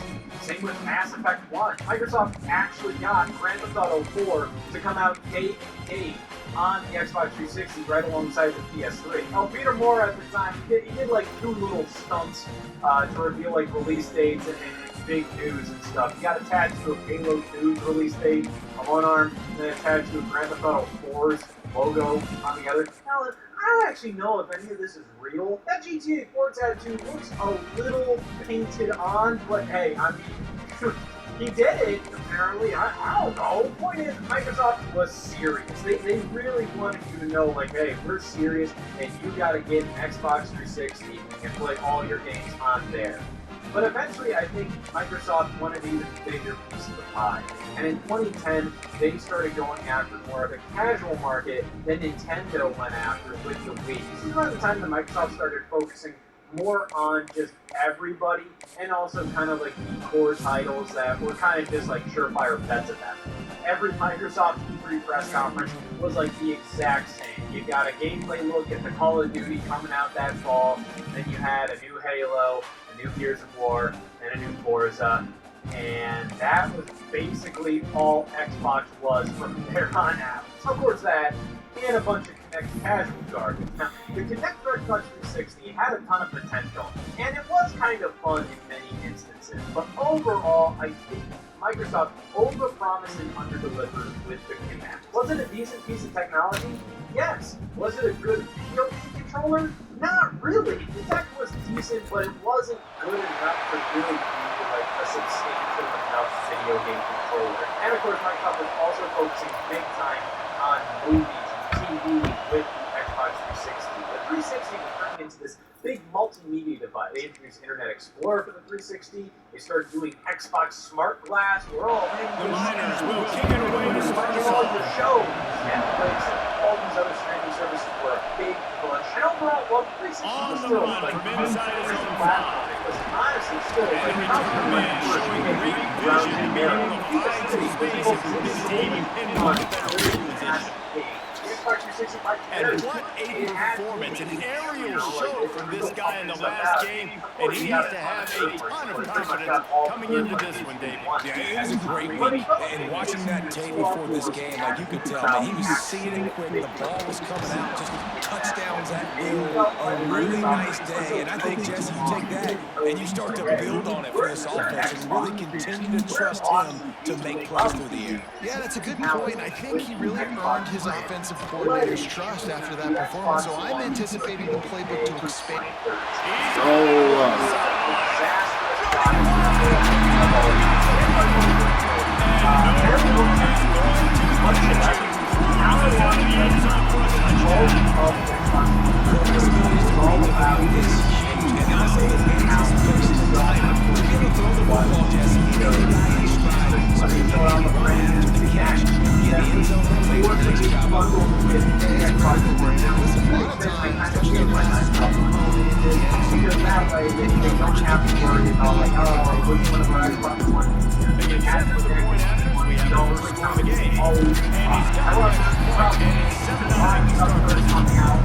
Aggressive play calling on that drive. Just 2 plays, they get the long touchdown pass to pay it off.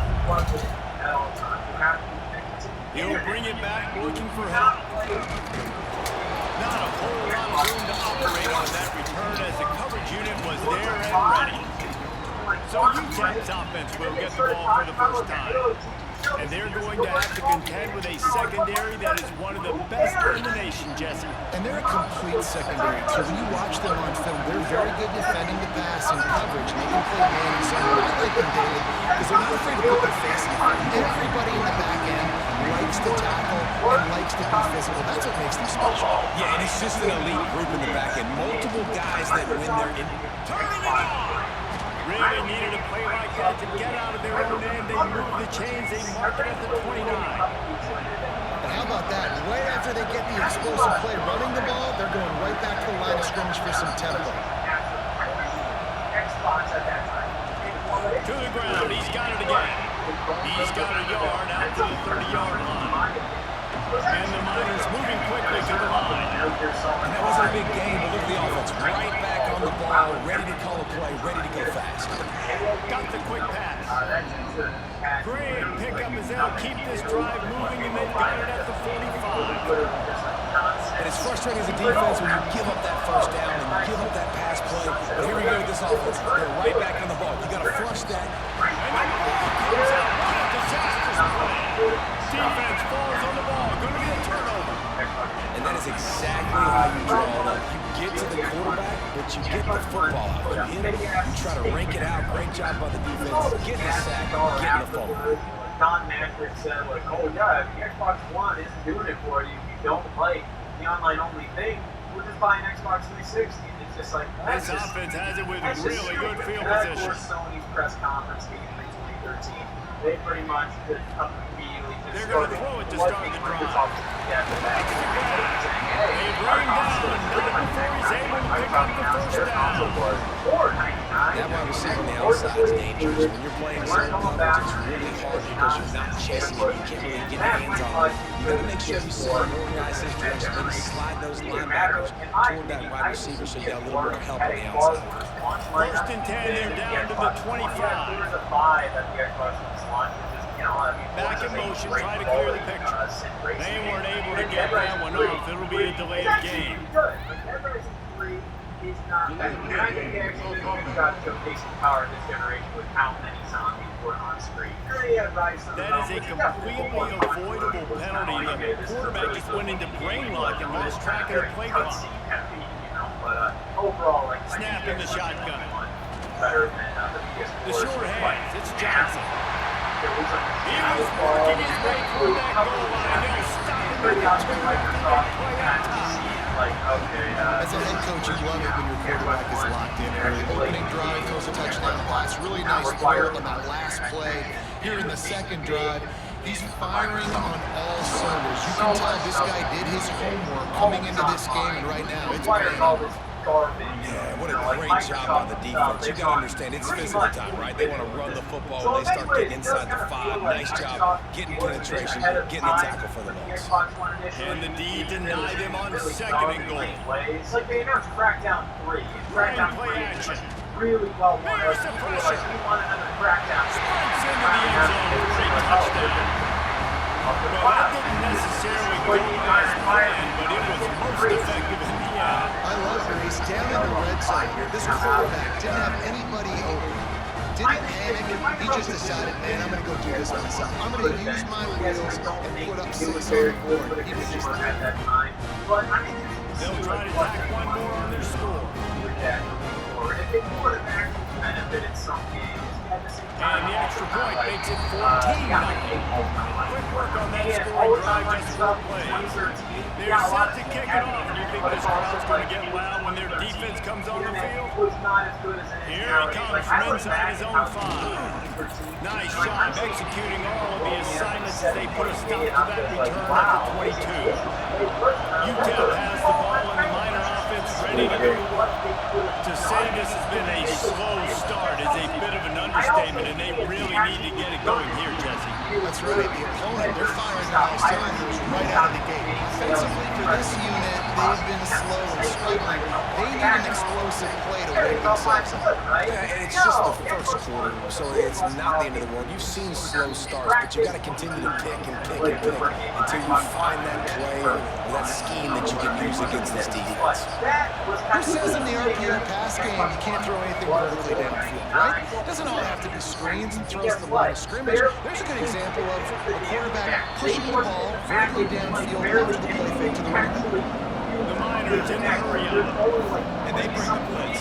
I mean, you can tell. They want to make him feel uncomfortable as quick as possible, and you can see him. He takes off with the football, and they're just trying to get to him. Try to get him on the ground, but this defense choosing to blitz right now in this football game. And the Miners are moving quickly down the field. Well, you got to be able to turn the page quickly on defense. Just gave up a first down on the ground, but here comes tempo. You've got to get... It's a stride inside the 10. So close to that end zone, he can almost taste it, but it'll be 1st and goal for this offense. This quarterback has found a really nice rhythm here on this drive. He just looks dialed in. He's doing a great job in the pre-snap, seeing the safety rotation, and that time saw the one-on-one matchup to take a shot, and he hit it. And he takes it in for a score. Touchdown, Miner. Biggest problem with the Xbox One that was never really solved, game line.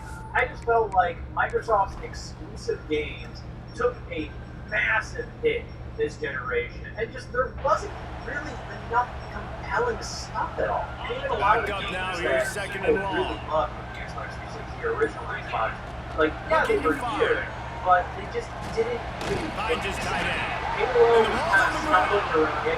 Defense swarming on that loose ball. It'll be a turnover. And those are all, again, good quality games. But I just felt like the Gear series at this point was not really. We've got a timeout here as this coach is challenging the call. He wants to give the replay booth the chance to have another look.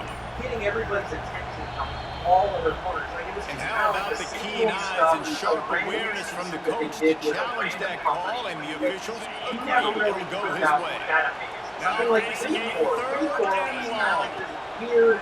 Brotherhood wants to pass. And that's incomplete. A defender all over him. Knocks the ball to the ground. 4th down coming up. So the offense is going to go for it on 4th down. It was a very free lap based on an old He'll try to throw and pick up the 1st down. One thing I think Microsoft did really well this year. Looking for the end zone. Inside, The deep ball was there, and it just trickled through his fingers.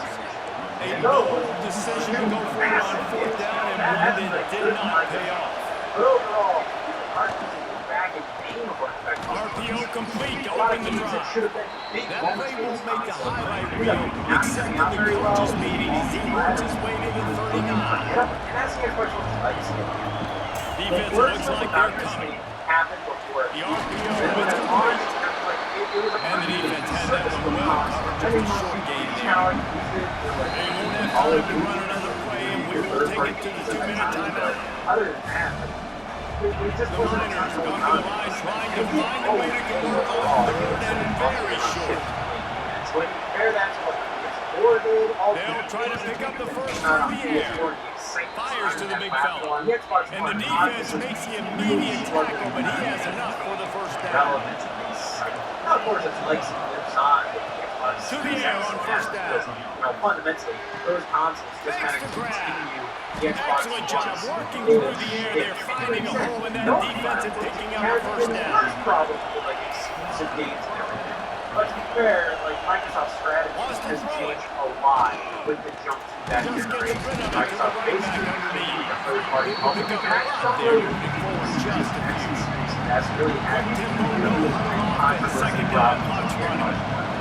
And it's very obvious where the problem with this console Finds a tight end. began with Microsoft. Hey, we're untouchable. We're the team. Nothing can stop And the us. Niners are around the line trying to move the sticks on third and short. They'll go to the air on third and short. Just a short pass to the tight end. Offense has gained momentum with third down conversions like that. They've got it at the 25. The Niners getting set on first and 10. They have Pressure coming. success with He's got it. They can do whatever they want. That console Yeah, how about this defense, man? That's the third sack of the day. They've been putting pressure, getting them on the ground. Not something they've been good at throughout this season. This defense playing better because they're getting more pressure on the ground. The PS2 was the best-selling console of all time. Following up the PlayStation 1, which was the best-selling console of all time. This offensive line has just been unable to keep them away from the quarterback. Now it's second and long. To this as possible. Catch in the middle, it's Marshall.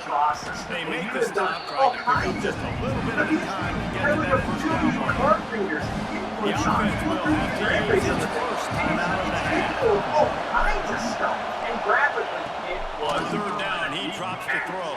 PS3 They'll run the was screen. magic. And it's pretty obvious there was a big hole in that screen, and the defense ran right through it. And of course, I think we move forward on third down. It's going to have to be a little bit more aggressive and try to throw it vertically. Start throwing the ball on the line of scrimmage against these guys. They've got way too much speed. now, of course, that was And if the kicker can move the ball, it will be a successful drive. cheaper. This crowd trying to do its part to get But that inside was the a kicker's huge head. chunk of change. Now, that's a huge chunk of change these days. Think about it back in 2006. And with that, they There's take nothing the different with lead. PS3. Once it First came half, to in the conflict, time now, join Kevin like, Connors oh my God, time must update. have. Guys, looks like we've had a compelling start to things there in Ann Arbor. It's decent. They're lined up and ready to kick off this second half. With, again, Uncharted. Well, it became a big deal. The first Uncharted was like, yeah, it was good. But, I think Uncharted 2 really did make a huge difference. Then you had stuff like Ratchet and Clank Future. Just into the end zone, and he'll bring it out. He was looking for some running room, but not much to be found as he stopped at the 18. UTEP has the ball in the offense, ready to go back to work. They have this lead to start the third quarter because of the pass game. Didn't get much done on the ground. They did, but the quarterback is in. We're in about. That's all it is. It's like, I know I'm And going to he's get brought down after a nice game. He started changing really And good the solid Niners will also go the line. Nice job by the quarterback, seeing the receiver come over, getting him the football, making the first down, and they like to do this. When they make a first down, they want to go fast, they want to crank up the tempo. Across the 30 out to the 33 engaged play. Defense came into this one knowing they were going to see some tempo. They've got to get the call from the sidelines, get it communicated, get lined up. The problem is, it was always really, like the premium PS3, you could actually play PS2 games on Takes the those, grab on the but left. then lower end He'll be PS3, forced out of you couldn't bounds. play They'll PS2 mark him games down on at the it. Like PS1 44-yard and PS3 line, and games. this Some offense has PS3s it going. had different card readers on them, some of them didn't. Back in the day, like, I didn't know what the hell was the difference between a lot of these Looking to different throw on models. first And actually, Sony just said, He's got hey, another we're redesigning man. the PS3. Really They nice just stripped pickup out on PS2 that one as they get it to the 36, and we first down. It was pretty expensive. I don't know if this defense knows what just hit them because they gave him the completion, they gave him the first down, and now here's the offense back up to the line of scrimmage again, going tempo. Because I'd say from 2009 onwards, Sony had consistent He'll do it supply himself. of great exclusives And a and just 9-yard newer gain stuff on going first down leaves from him there with on. second and short. Damn good deal. For 2009, PS3 was a You're saying he's dynamic and very good at football, lots of money option. I know he doesn't pick up the first down, but that's still a good chunk of yardage. The defense wasn't ready for it.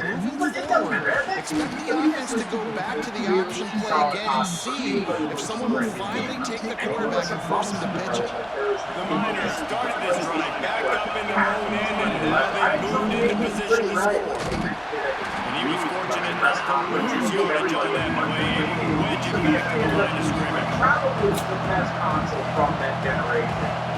And it just shows that he's got the skills. Even if a product Pulls and fires it complete to the right. a lot of times, And he'll step out of bounds after a very productive play. Ball around the cover and not much to defend. A big third down in the red zone. Third console. Start with the second master system, then the Sega Genesis, but then you have the two add-ons for the Sega Genesis, which are basically their very own They'll try to get it for the Sega end. CD, which did okay overall. And he missed opportunity on third down as the defense knocks it free, and fourth down is coming up. They're in meaningful field goal range. They can tie the game, but instead they'll go for it on fourth down. But, hell, you could say it's third. On fourth down, they'll try to throw it.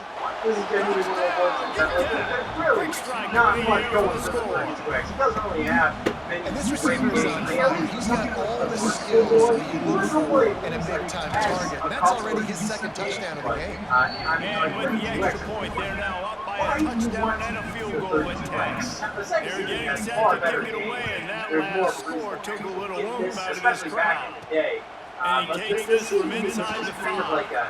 Overly expensive add-on. That was just like a little What a great return, and he flips the field to start this drive off, and he just about scored himself. It is so good to have a dangerous return man. PlayStation, Sega Looking to Saturn. throw on first down. I think they were just Hard powerful just as he released it on first down and just couldn't get it to the receiver.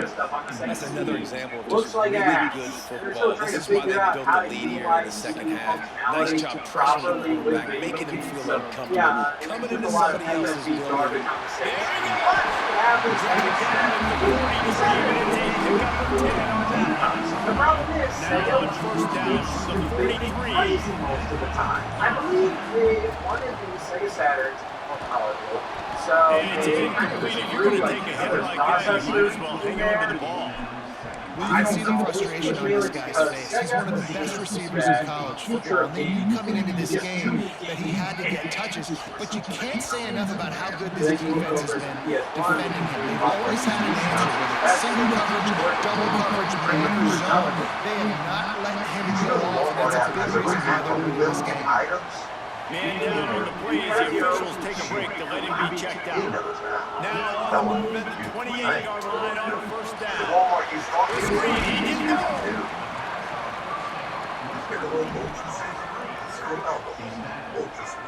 Second down coming up. Looking to throw again. Quick strike complete. Good job running that route to get past the sticks because he got nothing after the catch. From the 17-yard line, Lightning will score on first and 10. I think Sega went like, Use the play fake, they now did the the throw. processor in the Sega Saturn And he before just 3D flat stuff. dropped it. I think he Like wanted to apparently run this to thing free was a security. nightmare to develop for. There's Sega an Saturn example is like a Jesse beast of when it comes receiver to making 2D his sprite-based quarterback look games. bad. Like, Most they of were the bored time, this on I'm making them good and but you run 3D for him, all those balls, y'all don't throw the them Saturn well, doesn't do 3D but to that would hit him. I can still do it. So I don't feel the Saturn. Like, Sega Saturn, it's announced that they're like, oh, Saturn is out right now. But this is what end up being the Sega Saturn price-wise. The Saturn was $299. The PS1 was $299. And the fact that Sega rushed this thing to market, the launch games weren't very good. They have to stop development because they could have finished their games properly. So you just had like ports of Virtual Fighter 1, Daytona USA. They still have the lead, but they need to respond to that last score. Didn't really give a Trying to start the drive with a pass. for the Saturn. Got his man quicker. Just like, oh, why you And a good job in coverage there as they stop it at just a few. That's in the dreams of the full game. But Sonic was his mascot, man. It's kind of like if Nintendo went from NES to the Super Nintendo. They were like, we shouldn't make another horror game. We should make something new. It's like, yes, make something new, but you should also continue the popular franchise. You know, they tried to, but, you know, it's just what, you know, you got Sonic Man with the compilation of Sonic Man. Cool. And PS4 the Sonic Man last, that didn't impress anybody. Like, it didn't go for full defense. It's not impressive. Sonic Blast, This game just feels so different than it did in the first half. After that introduction of setting up fourth down and things were looking so much better earlier in the game. They're going to have to get it together throwing the football if they want to win this game. Development hell all the time. This game went through the ringer. So yeah, I think second this got a little too weird with the second Saturday. They gave up too soon. They put it in the end zone the last time they had it, and now an specifically opportunity to developers really like trying to take guard control of this game. You can feel the momentum shifting. If they were able to take the football, And here comes the heat, and they get home, and they get him at the 21. Sometimes you beat your guy and he beats six. And sometimes, like on this play, the DBs do a great job covering, make the QB hold the football, and then the rush gets home. He's just back in the middle. He's really close to that first down marker, but they stop him just a bit short. These It'll be companies third and just get short a for the little too home ballsy. 33. They think they can do no wrong.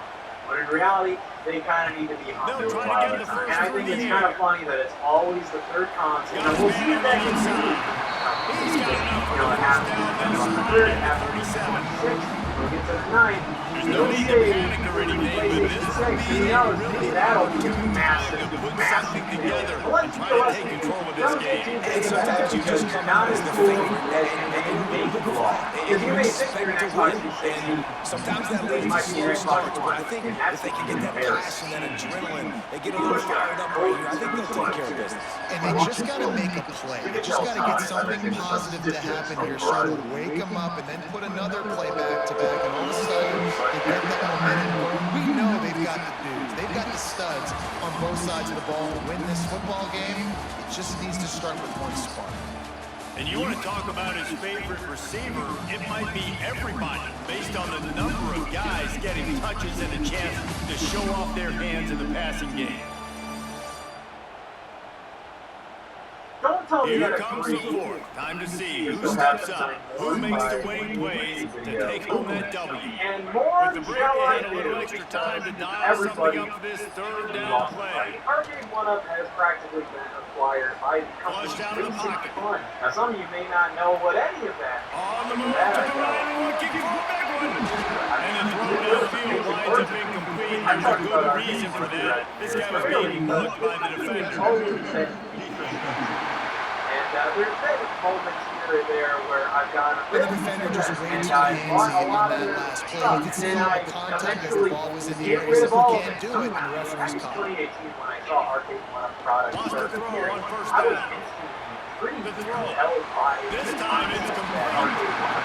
He makes a stop at the 33, but 10 yards on that play and the first At my down. house.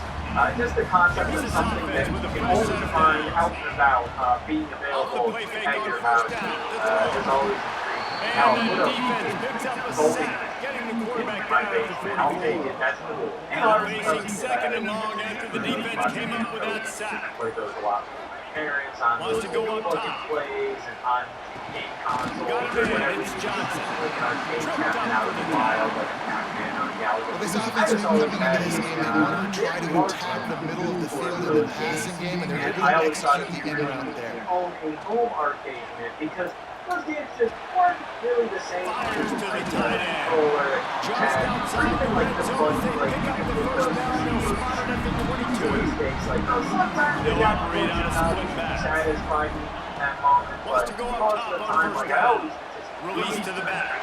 Snagged in the And middle then of just Freeman. There you go. They make the stop, but now instead of he sets them up with a first down from the 10. So the opportunity with a first down here to take a 4-quarter lead. He steps and powers and works his way. They finally get him down to the 2. If that first down play was any indication, they might walk this thing. Bounces into the end zone for a touchdown. And this offense really showed in the fourth quarter, in crunch time, to take the lead in this football game. the other stuff. But that's you're going to pay like $1,000, $2,000, or then you have like the super big things, like the big XPR, the They'll try to add another to their whatever. lead. So, arcade machines get maybe a couple $100 sometimes. And he puts through the Arcade that They put it in the end zone with a 12-play scoring drive. And finish the deal with the short touchdown run from the 2. And you gotta learn that in and out. They'll bring it back from inside his 5. And the coverage team able to wrestle him down. UTEP has the ball on the offense, ready to go back to work. Didn't get anything done, 3 and out on their last series. They'll try to find a rhythm here. From the gun, they'll try to impose their will. And the defense holds firm. No pickup at all on that play. Got stuffed on first down and 2nd and 10. Motion from the wideout. Off the RPO complete. He is stopped behind the line of scrimmage. They'll lose yards on that. The roar of the crowd trying to fuel this defense to keep them pinned in their own end. On 3rd and long, trying to have a big completion here. Plucks it out of the air. He's close to the first down, and they're going to mark him just a little short. The Miners will punt this one away.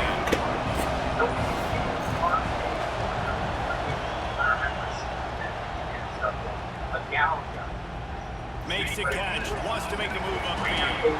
Coverage team gets the job done, and they'll mark him down at the 38-yard line. Now the offense will try to run out the clock with the lead. They'll keep it on the ground. The clock is on their side. Quick timeout called by the defense, stopping the clock to save as much time as possible for their offense.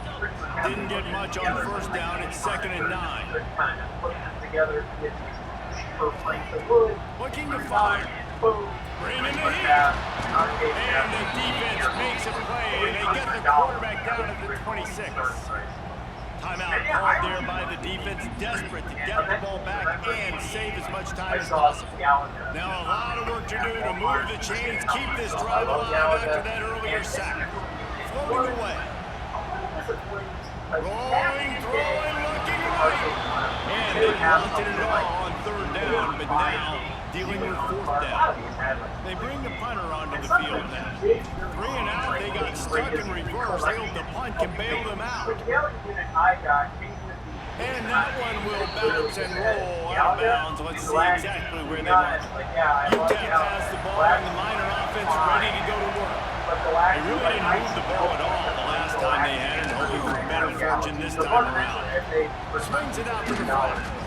And this one will be stopped for no gain. And the Miners racing to the line in a hurry up. And this offense gets nothing done on that play, but look at them. They're continuing to run this tempo. They want to try to do something to get a spark going to create a big play. And he'll make his way out of bounds after the solid pickup. These fans stepping up to help this defense on 3rd down. From the gun, wants to pass. Quickly out to the tight end. They'll make the stop about 3 yards short of the first down. And here we go, down the score. They'll go for it on 4th down.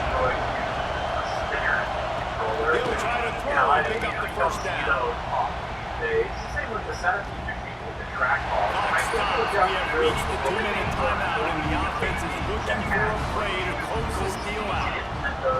He'll start this drive firing. Got the back over the middle.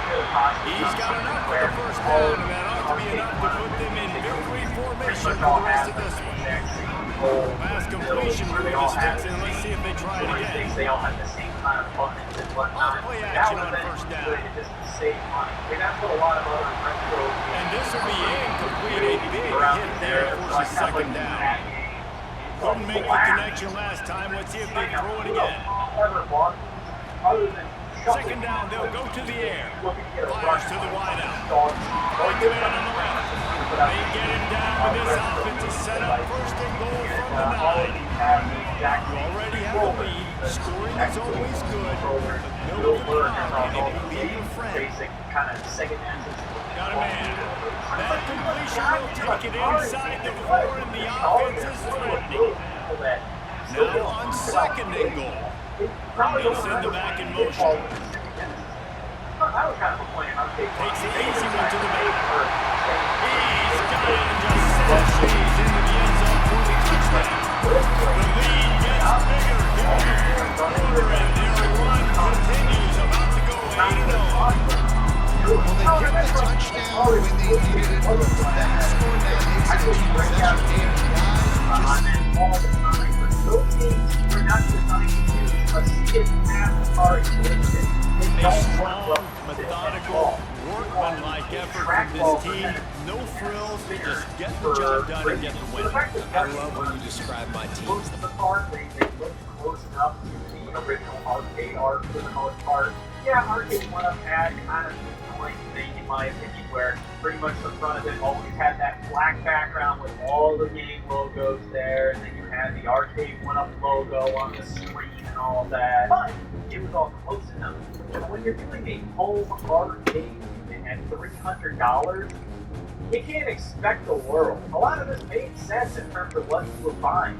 You were buying an actual arcade machine. You were buying a home arcade machine in 2018 for $300. And yet, even though the game lineup in all of these units was kind of lame, like they just didn't go as far as I think they should have or could have, at the same time, for $300 or so, I think this made a ton of sense. And this made my eyes light up at the idea of like, wow, I can finally fulfill this childhood dream of mine. This is incredible.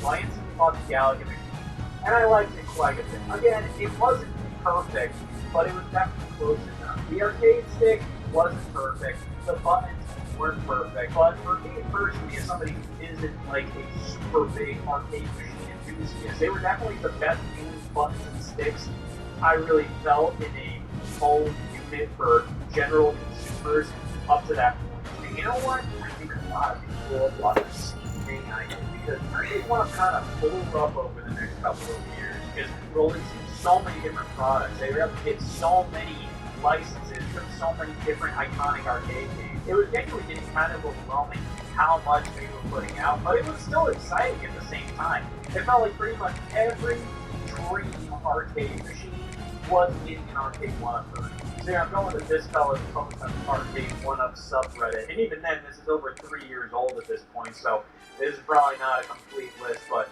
here's generally what I found. Alright, NBA Jam, that was a big one. They also had NFL Blitz, Big Buck Hunter, Golden Tee, which I always kind of wanted Golden Tee. That was like one of the only Arcade 1-Up machines that I kind of thought, like, I do kind of want this, even though I don't have like a huge affinity for Golden Tee, but it just kind of felt like this is such a good casual game that, like, if I have people over or just hanging out, this might just be an easy one to be like, yeah, just fire it up, play it for a little bit. They had Burger Time, which I thought was kind of interesting. They originally announced it as a Karate Champ machine, and Burger Time was one of the games included. And I think enough fan feedback let them know nobody gives a about Karate Champ. Here's the thing, this is like the Data East machine. And Data East, pretty much the only game anybody cares about from them is Burger Time. Everything else, nobody gives a about Bad News.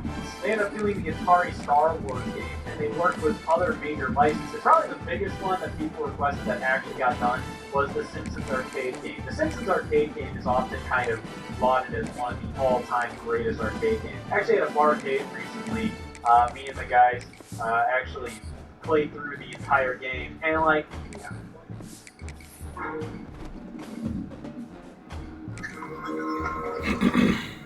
Did we really need one of the most iconic directors to film a simple porn?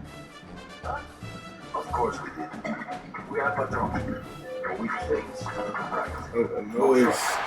Just did you ever need to do the school of skeletons? Of course you did. Like us, you never compromises.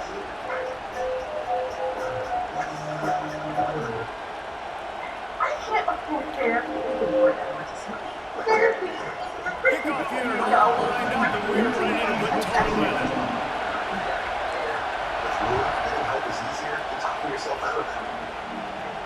On the move from inside his 5. Not a lot of space to be found. Good hustle by the coverage team, and they stop him at the 21. So the Illinois Fighting Illini offense will have the ball first. And they're going to have to contend with a secondary that is one of the best in the nation, Jesse. And they're a complete secondary, too. When you watch them on film, they're very good defending the pass and coverage. They can play man zone. But I like them there because they're not afraid to put their face in the fan. Everybody in the back end likes to tackle and likes to be physical. That's what makes them special. Yeah, it's just an elite group in the back end. Multiple guys that win their individual matchups, which makes it hard to run offense. And this is a group that, yes, they tackle well, they see the football well, they break them well. You got to worry about the ground game. You got to have some kind of deception going against the secondary. Look out, he's got a ball. Gain of 5 out to the 27. You can barely hear yourself thinking as they're trying to get this defense off to a good start. Looking to pass, it's Newton. Snagged out of the air. Doesn't quite make it to the first down marker. He's a yard short. Illinois runs the ball unit onto the field. They'll have to punt for the first time this afternoon. I'm really sorry. He wanted to get it here. Fields the punt. Wants to make a play. With the punt, They'll get down and a little stop better. with a return at about the There's so much going on 28-yard against line. Rebirth, so here we go. And what a performance this guy turned in last week. Spectacular in every aspect of the game, Jesse. Well, I know one thing for sure. The quarterback is going to be looking his way early in this one. And when you have a game like he did last time, your quarterback, you all of a sudden move up in priority in the pecking order for the guy throwing the football. So it's not going to surprise me early here.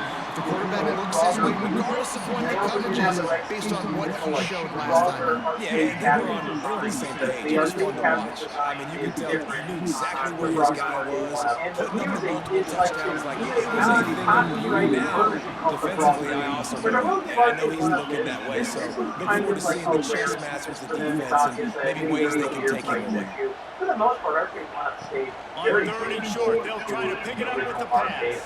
Might be looking to run. Put their logo here And he's brought down after a nice gain. The offense setting up shop at the 46, 1st and 10.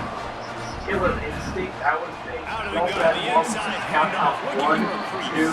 X-Men Stop him after a middle pickup. Terminator 2. Picked up 2 yards on that last one. They needed 8 on 2nd down. That's awesome. It's a Ninja Turtles game, Tron, Mortal Kombat. Like, Back to they pass. pretty much covered Under nearly fire. And he everything got that they really just as he released the pass, it's incomplete. After the 2nd down misfire, looking at a 3rd and 8. I think it's a feature of the cabinet. From the gun, wants to pass. Our hero. Throws the wide out. A strike downfield. Really good surge for this offense. They love the chance, and he's got it at the 34. I do honestly feel Really really want to try to pick satisfied up looking at that. Like, I'm like, half damn, of the yardage they needed on went for 4th. it. And Oh, they he's did. got some space. Well, Pick up on the ground here to keep this drive moving and get how did I the first get down. out of the Here's this offense with a fresh 7 downs. Might be changing the route. the wrong way was how Off the play fake on 1st down to the throw. same games, the same brands, the same designs of Nobody open. He just throws it away and it'll bring up 2nd down. Couldn't make the connection last time. Let's see if they throw it again. Goddamn time Arcade would have re-released packs. 2nd down, they'll go to the air. Nowhere to go, and the ball is loose. They recover their own fumble. How in the world did the offense avoid that disaster? Now a lot of work to do to move the chains, keep this drive alive after that earlier sack. Over again. And even on top of that, the amount of Got times away from trouble and got rid of it. They stop him short of the sticks, and it'll be 4th down. Here comes the field goal unit. And this will be a 41-yarder coming up to the right side. Over and over again, but with like Smashes it between the uprights. And the first points of the day come on that field goal. Like, hey, I already thought I You get a touchdown. You gave the leader something to show on that first drive. Move the football enough to get your kicker an opportunity and to put 3 on the that board. brings up a whole other thing. I think these guys were incredibly true He'll start the return inside the spot. I mean, originally we were talking like 2 to 5 Opening play in this drive comes from the 13-yard line. Eventually, they kind of expanded that, and a lot of people are through the air. It's Newton. Here comes the heat. And that defense gets to him, and down he goes on the 9. And the defense gets a sack, and that's going to be the big determining factor in this football game. A week ago, he only got sacked one time. They've already got him on the ground. If they want to win this football game, they got to keep getting after the quarterback. And they'll make the stop, and we are headed to the end of the first period. So they go back to work after the break, and it is 3rd down. Arcade One Up pretty much made sure you knew these were disposable furniture pieces for your home practice. But they had to keep doing that because Arcade One Up obviously needed like more revenue streams coming in, so they had to keep on They relying switched on into the field, and we're ready to get things started here in the second. The exact same games over and over and over again. Illinois had time to talk it over. Let's see what they have here on 3rd down to start the period. Machines without really any purpose. From the gun, wants to pass. Was when they added And the pressure gets him back in the end. And the defense there goes zone coverage. They confuse the quarterback a little bit. First they hold on to the football And I just always and wondered, allow the why pass the rush to hell get is this a around. button? All it did for something like this captain, Galaga class of 81 captains that I had for a bit there, was it would bring you to the leaderboards on the main menu. Like, and it's just like, I just access that by doing Why, bro? Why? That was young and He shit. just wanted to get it out of there from his end zone. didn't really have a home You'll run. He feel had the to like punch use in a the phone room. company. And the returner runs out of real estate as he goes down. It's always trying to be a little fun. But if And you the have offense Wi-Fi takes the function, field eager to go have back to just work. for dumbass leaderboards or Wants to throw online on first down multiplayer off with the play some fake. of the game. Fires to the right. Why not add arcade one of They get shops him stopped, that you but the can big access gain has if him you on the download doorstep. Let's or work it at arcade the 13. arcade one that you already have. After ripping off a huge chunk of yardage, now they've got it first and 10 from the 13. We only have so much room. And I'm only You got a little antsy in the line of scrimmage, and they'll move him back. Like, yeah, maybe the Mortal Kombat 2 machine put out. I might be interested in a handful of games on there. The officials offer the deal, and the coach accepts that they will take the penalty. They'll move it back, and it's 1st and 15 for this offense. Gets it on the option. Defense there to stop him after he picked up a yard. Ball's at the 17. Trying to make up for some of that lost ground on second down. Wants to go up top. He got the screen set up. Got enough space. And he's got a touchdown. Did not take long to get into the end zone. Now see if this gets his offense to hit the game. In a situation where you might have points, Yeah, it's 10 you keep putting drives together like that quickly, chew up that much yardage, defenses are going to have to get something to get out. Stick a raspberry pie in there, and oh boy, you can do whatever you want. And he'll just take him in. This drive will start at the 25. The Illinois offense returns to the field. We'll see if they can be a little more productive this time around. A 3-and-out the last time they had the ball. Arcade games instead of just buying new arcade ones. But I see what the And a good job of coverage by that defense, just a short pickup. The defense playing zone coverage, they're taking away all the QB's primary options down the field, so he has to check it down to the 12 running underneath. Pocket breaking down. Not much of a chance there. He just had to give it away to avoid the sack. And how nice is it to have the home crowd absolutely bananas? Communication is harder. When snapping the football, everybody being playing time, man. This crowd really affecting the football. Looking downfield, it's Newton. As to why they wouldn't And that was Jack Wade. We're taking a shot there at Cooper Cup. It's really strange Illinois because runs I the feel like a unit big ass for you. arcade cabinet like They'll that look to is put really him deep. needed to really warrant you keeping it around. You know, the idea of Takes having it an arcade high, cabinet it's is just cool. hanging and there I as if got it it has like helium in it and floating down just like, through the earth. And you make the I stop, don't and know. that is exactly It's what not you more want simply out to of have your just uncovered one unit. arcade cabinet that And the has offense games I want takes to the play on field, it, ready to rather go than back to create work. my own First play of the sweet drive, wants home to throw. arcade with a bunch of IKEA ass Takes a hit as he fires. because that's another Looks problem. as if we have an injury on that last play, and we'll take a break to check him out. $300 arcade cabinets. And when they were kind of Working pushing well this behind idea, the sticks kind on of second a down. newer concept. It was really cool. It really made me picture the Looking to possibility fire. of wow. I could have arcade cabinets in my However, as the years go on, I think This defense knew they had a tall task playing against this Heisman caliber quarterback, and the best way to affect him is with pressure. They're able to hit him on that play, and that forced the incompletion. Functional. They did the job. Zane's incomplete to the right. Steered out of bounds and off the 36-yard line. The Sixers arcade cabinet was $700. They've got it at the 37. It's first It and was 10. being a four-player unit. The buttons and sticks They were just not keep firing. great places. Looking You to actually scramble. tried to play that game with four people. It was incredibly uncomfortable. That play right there shows me the quarterback has a plan. He had no hesitation. The defense was bearing down on him. He got hit on that play, but he knew where his running back was, got it out to him quick, and as a result, he avoided the negative play and center. Now, I know there are massive arcades out there where I know what they call arcade and like all of this. Like, I don't know any of that outside Here of comes the line offense back onto the field.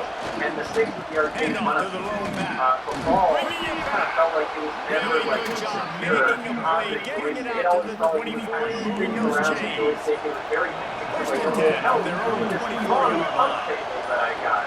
I love the concept of this They're thing. gonna It was ride always this so running back. but it didn't come And maybe with he'll get back to the like line a of plastic scrimmage, but no more overlay than or that. a glass over like God Put forbid. on that last one in It was second just and the 11. wrong wood with the pre-on paint job that was gonna wear off over time. Hell, if you want to use it for an actual pub table, yeah, I mean, like, that thing is not gonna withstand putting, like, a bottle of beer or something on it. And I think it's Back really to throw, important it's because Newton. a lot of businesses end up buying their game money because they're like, And oh, you well, our really needed game to hold on to that one, but it was and not all loose, that, and and third down is it's all coming. available. You know, I've seen a lot of, like, restaurants or something, like, they end up buying arcade one-up cabinets, and they set those up. Me and the guys, On third and long, he has to throw for it. and this one place was already kind of crappy, like, misfired is they can't make the websites were like, oh, wow, it's so nice and everything.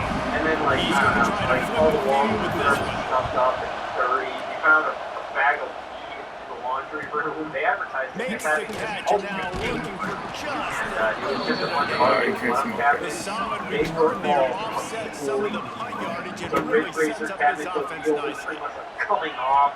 All the other Wasting no cabinets, time some of them throwing on this didn't even drive. turn on. And they said it a On lot the more run to me deep down because the I right kind of side. picked up a real He's got it on the outside. Pac-Man They bring it down with a big play over the this is sticks. around 2010. This And this is was an when we find explosive him attack show. in that last big And play what is as not they set up first and 10 from the 26. Well, Reese, you and I were talking about this before the game. How was this defense going to be able to deal with all the speed they have offensively? We saw them just rip off a big play. And Jesse, now their head's spinning just a little bit, give up a big chunk play, and it's right back at him. And the joystick gets all completely broke. The rig Defender racer gets a cabinets of the little field too was aggressive there, and coming this off. offense gets All some the other free yardage. cabinets, some of them So didn't after the even flag, turn a on. fresh And set they of said it a downs lot for the more offensive because first and I 10. might have picked up a soil patch one Here's that Captain got Big Pac-Man arcade Flash, card. turning, maneuvering This is down really at the around line. 2010. And yeah, We this got a was timeout here late in the first half, and they'll and try was to get more designed points on the more board so before the for break. compared to, you know, an actual point out. However, the quality They go to the ground. was just night They went and right day back to him, and this different. time the fact that this is defense was such a all over him. Nothing to show for that arcade run. cabinet. I mean, this thing ain't wiggling around when you're Second taking and the short joystick equals to the go throw. up, be The joystick physical, itself, move oh, the hole, what get do a you know? gap, I let don't my have back the fall stupid ass forward. issue I That had back with had arcade nowhere to one-up run, cabinets no where the push-up ball front. on Be top more of the physical, joystick Jesse. just twirling all Makes the around. grab And and then I'm snaps trying into to the end zone for a touchdown. They've extended the lead and taken control here at Week 9. Man, the defense really needed to stop there. They needed to create some momentum, get the ball back to the offense before the half. But the offense does the job, man. They continue to pile on, continue to create momentum. There's going to have to be some questions answered for this squad I know, because it's not it's in been a production struggle in the now. first half. People on eBay are trying to sell this thing for Bringing like it out. nearly $2,000. He's brought down to the 16. Would have been much better off to take the touchback. It's not worth We'll see more what they than can I do on this drive that starts at the 16-yard line. $400 is still a big chunk of change. But I think Back some to of these pass, arcade it's one-up Newton. units are worth that. I mean, these are big units and they come with full games. stuff. He'll pull it down and run. He's past the 30. All the way out to the 43-yard line before he's pushed out of bounds, and this offense is on the move. At some of these This offense has had trouble getting it in gear, but maybe a little life here on first and 10. Especially a lot of the stuff they put out in the I thought one of their little counter plays I saw them admire Stopped at the 46-yard line, but giving the 10 yards and the first down. The offense burns its third and final timeout of the half. Whole route was a long. And I remember saying, like, all right, To the air on first down. On target over the middle. He works his way inside the 30 down to the 29 and picks up a first down.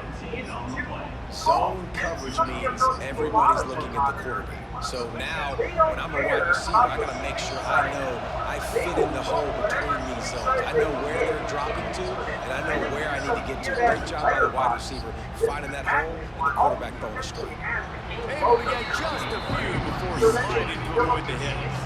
And they also did this as a giant cost. A lot of these are old-ass On second down, they try the field goal to get the points before halftime. The holder will kneel down at the 29, making it a 39-yard attempt. That's going to wrap up the first half here. Now we join Kevin with the halftime update.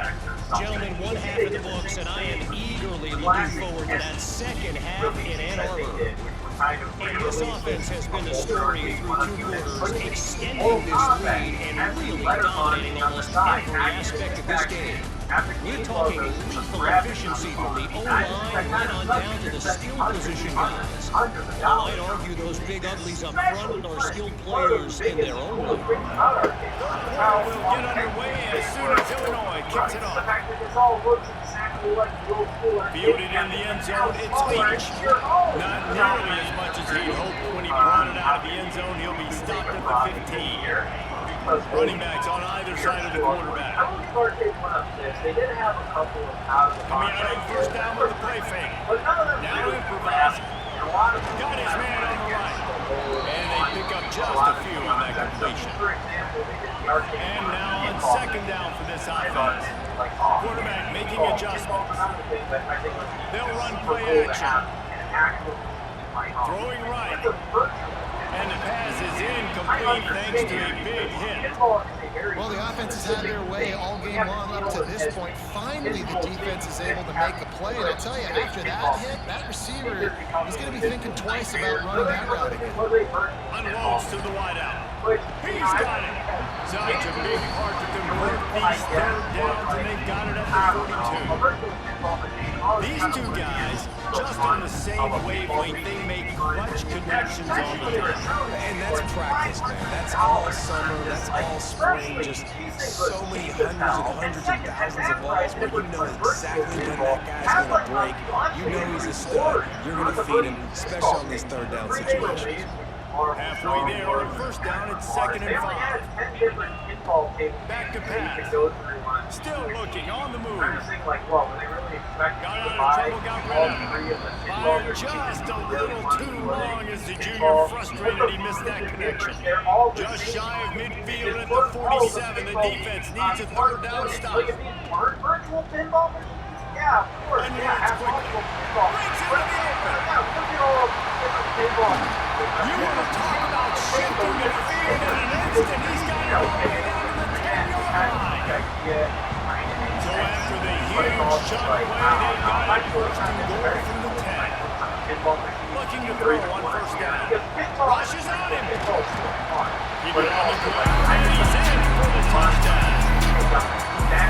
Playmaker life now. Get the offense out of just about any situation.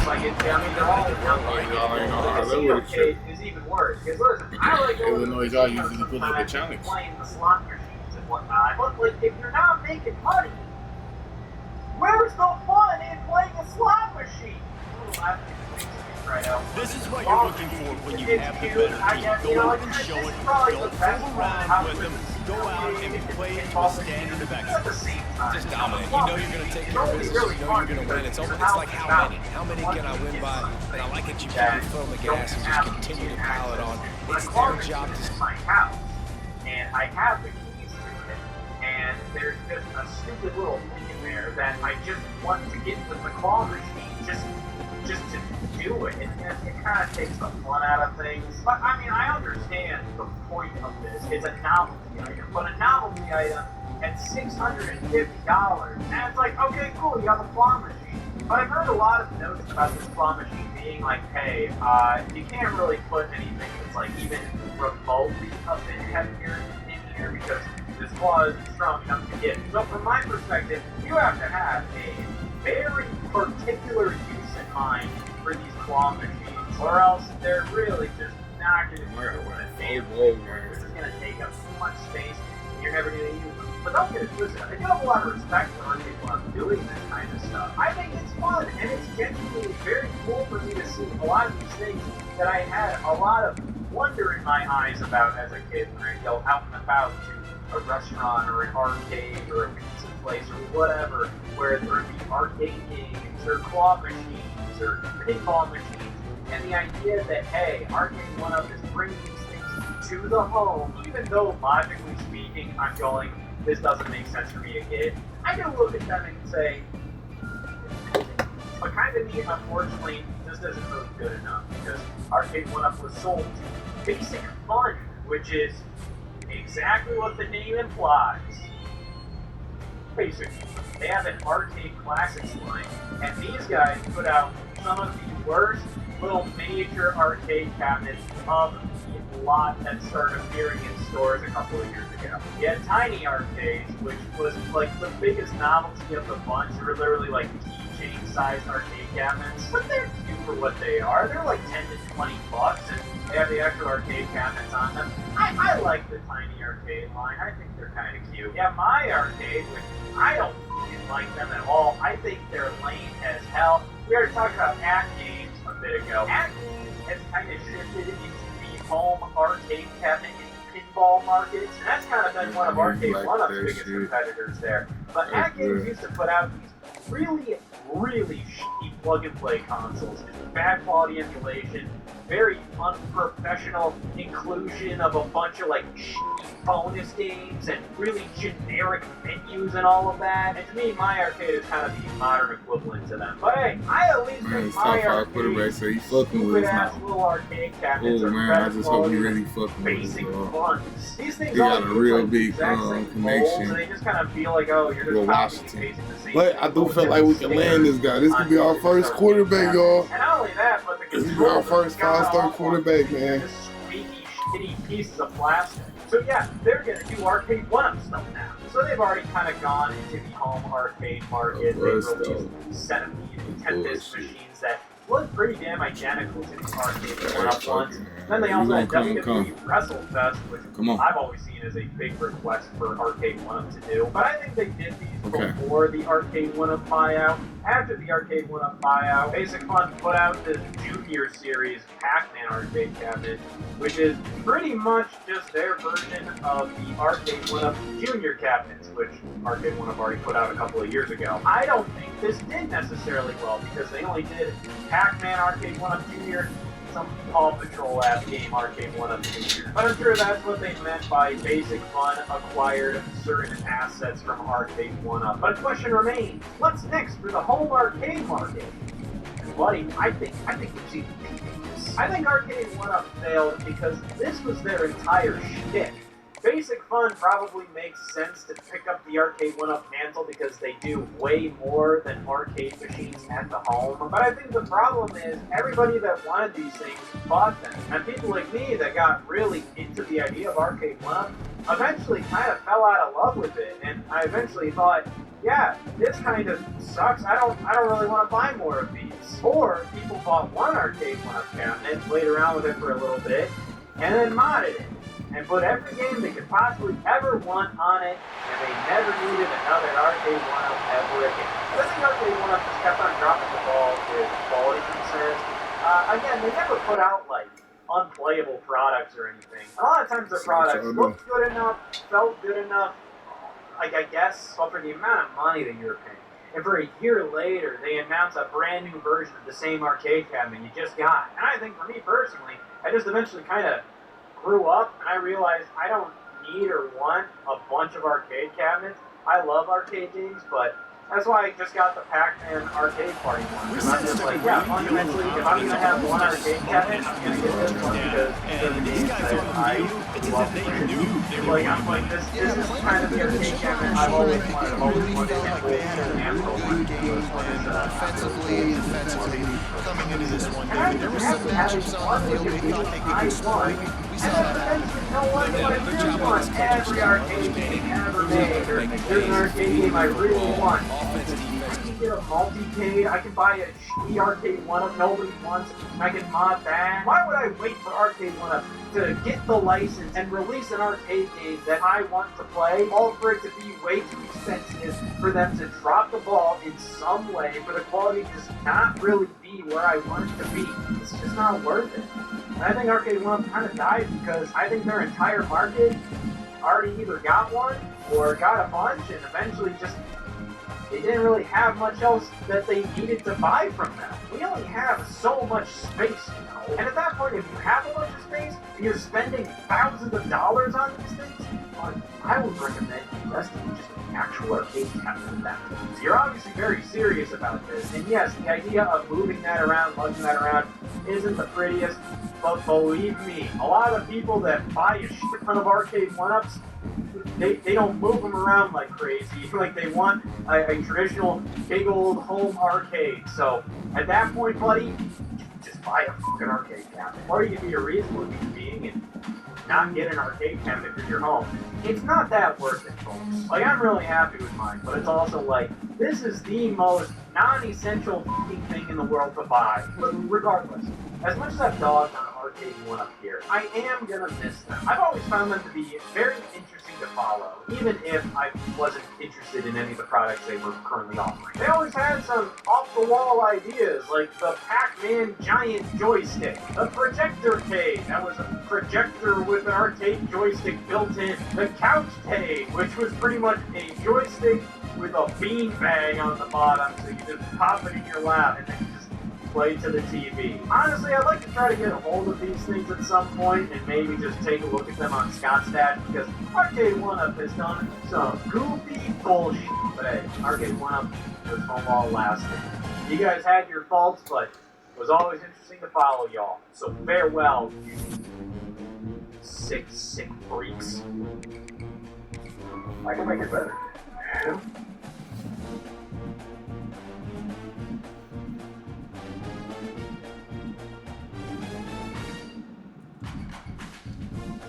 This video is sponsored by Current, the future of banking. Before Current, banking looked like this. Now, it looks like this. Bro, what happened to the 5 stars, man? Current banking. This nigga committed to Get access Texas. to your direct deposit up to 2 days faster than you normally would. Plus, if you qualify, you can use the Paycheck Advance feature to receive up to $750 in advance from your next paycheck, which can come in handy if you can access money you earn when you need it. Current also offers a build card, helping you build up your credit with users averaging 80 plus points in 6 months. Managing finances can be a drag, but Current is very help out with it. I think their features and tools are genuinely really solid and you need anybody going after any kind of financial endeavor, whether it's building credit or getting direct deposit sooner. The thing to see by Current is the future of banking. Sign up at current.com/ScottStash and use my code ScottStash to get $50 and unlock tools like the Paycheck Advance, credit building, and more. Terms and conditions apply. See current.com/legal_disclaimers for details. Home memories. Folks, today I want to talk about the PlayStation 4, which is kind of a fun console to look back on these days because this console is over a decade old, yet it doesn't even really feel like, oh wow, this is something that you should be super nostalgic for at this point. Because with the PS5 being backwards compatible with pretty much every PS4 game, and so many PS5 games being cross-gen with PS4, or just flat out being sequels to PS4 games, it doesn't really feel like this is a generation that's long gone at this point. It feels like the current generation is kind of just an extension of the previous one. But you know, when I look back at the PS4 generation, I have a lot of incredibly fond memories of this console and all the games that I played, and a lot of memories of just game in-game announcements, all of that stuff. So I kind of just want to look back at the entire generation, talk about my memories about this console that's, what, like 15 years old at this point? Yeah, it doesn't look a day past 13, because that's how old it really is. So when it comes to my history with PlayStation consoles, the PS4 was kind of the first one that I truly owned.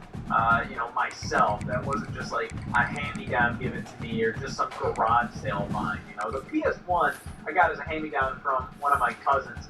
And, I played the PS1, but it wasn't really something that I really dove into that much. Pretty much the only game that I extensively played on that damn thing was SpongeBob Super Sponge and the demo disc for Rascal. PS2, on the other hand, I played at another cousin's house, and I remember playing Pac-Man World 2 a lot on that at his house, and I fell in love with that game. I was like, this game is so cool. Of course, I don't think my cousin understood how these things work, because I said, I have a PS1, and he was like, well, you can take my copy of Pac-Man World 2 home with you, because, I mean, you have a PlayStation, I have a PlayStation, surely it should work. Think, cousin, think! Other than that, I played like a bit of, I'm pretty sure it was Need for Speed Hot Pursuit at his house as well. But overall, because I had a GameCube, as a kid, you do kind of want to defend your toys as if, like, I made the right choice. My mom chose a GameCube for me. I didn't ask for a GameCube. But I loved my GameCube, and I would defend it to death, damn it, to the point where, I saw all my other friends, they had PlayStation 2s, and while I was incredibly envious of the fact that they had this shiny console that everybody else had, and they could seemingly play every video game known to man on it, and they could also play DVD movies on it, I ended up saying that the PS2 sucked, because I didn't like the controller. Oh, the thumbstick's down there! Oh god, this controller feels like literal dog shit. Yeah, this is what my dog literally shits out. I need to go to the vet soon. But eventually, while at a garage sale, I did find a PlayStation 2 for, I'm pretty sure it was either $8 or $20. Either way, it was a steal. It stopped working after like one time playing. I remember I played like a DVD on it, and then I went to GameStop, and this was when they were still selling like used PS2 games and accessories, and they had an iToy there, and the iToy was dirt cheap. It was like $2. And I fancied a Wii game or two back then. This was around the time of the Wii, and I remember seeing like iToy commercials and whatnot during the height of the PS2, and I always thought it looked really cool. So, seeing that for like super cheap, I picked up some games alongside it. It was probably like $10-20 in total for the whole lot. And I ran it home, and I tried it out on my PS2, and it stopped working. God damn it. So this was around like the 2011 era, and before this, they also had the PSP, which I was also incredibly envious of. The PSP looked like a little recognition, man. I know 5 in the nation. Like everything you could have possibly wanted in a portable thing, I understand, man. PSP quality music, like understand. Music, you browse the web on it. Washington State ready to kick off as it's time to get It things was started. honestly priced pretty damn fairly. Like, I think I remember it seemed like this. He'll bring it out. It's Johnson. It just had everything. Find any increase in that kickoff coverage, and he'll be stopped at the 17.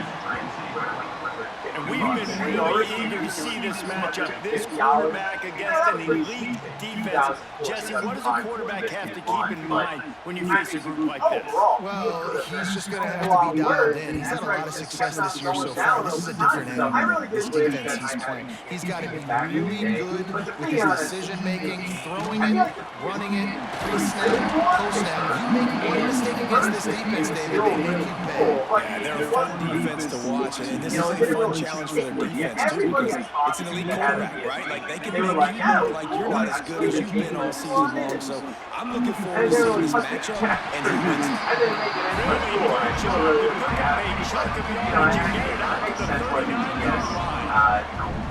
First down for this offense. The PSP Looking to throw on first down. didn't do well at all. Dumps it to the back. I still really want Just gathers like, hey, all of us give you the best possible NFL zone command. Still wasn't enough. This is the one that I always loved it with the Vita. This is like the most the Vita originally launched on model. A nice job being gap sound by this defense. Here you go. Watch what this offense does. They'll get right back on the ball and they'll go really quick. So you got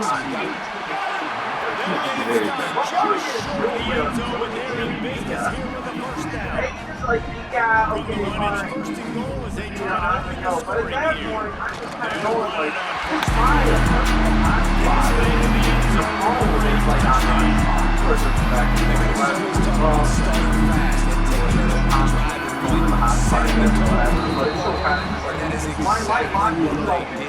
and they finish it with a good brand of physicality, running the football, ending the drive, and getting off to the 6-0 start. From inside his own 10, let's see what he gets. And he'll be brought down after a solid effort on that return. So Washington State's offense has its first opportunity of the day. And they're going to have to contend with a secondary that is one of the best in the nation, Jesse. And they're a complete secondary, too. When you watch them on film, they're very good defending the pass and coverage. They can play man and zone, but I like them big because they're not afraid to put their face in the fan. Everybody in the back end likes to tackle and likes to be physical. That's what makes them special. Yeah, and it's just an elite group in the back end. Multiple guys that win their individual matchups, which makes it hard to run offense. And this is a group that, yes, they tackle well, they see the football well, they break on the ball. You better worry about their ability. You better get some kind of deception going against this secondary. 2011.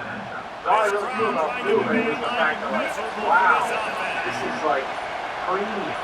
And that's all the PS3 really felt like. It was like the most premium device ever. My God. Cummins. 5-star list. 5-star list. With his 5th pick of the season.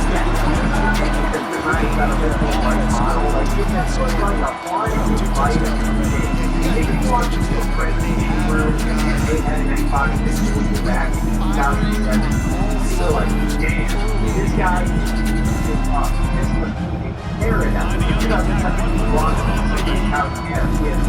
You're like, holy, this guy must be great.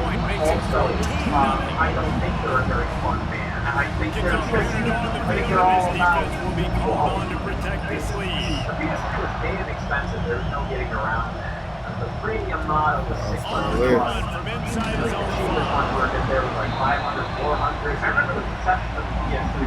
Washington State has it back and they'll send the offense on the field. That's They've got off to a sluggish start and need to put something together on this drive.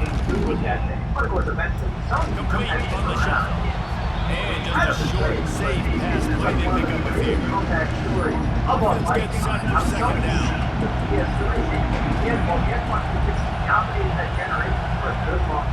Rides the back on the option again. Nice pickup on the ground there. They'll move the sticks with the first down.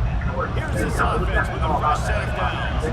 But when all was said and done, the PS3 through because the latter half of the play, Wants to throw on first down. and around 2011, I definitely had Makes the grab. It's a Sims. And the defense settled in to stop that one for a short gain. Got some of the work done on first down. Let's see what they have on second down. That all the other guys Wants to go on top. great. Good contact. They were able to get him stopped just shy of the first down mark. And I chose The Cougars are at the line looking to convert on third and short. Using his feet. Knocked down the backfield and now bring on fourth down. Punt team makes its way out of the field. The punter going to get his first work of the afternoon. His first one of the day gave that leg a workout 5 times in last week's victory. Couldn't get away from that Cougar team and they've got him down to the 23. That was so cool. They'll be able to get off one more play before quarter's end. All that crap on there. Wants to go on top on first down. Oh, he wants it all. He's got it down the middle.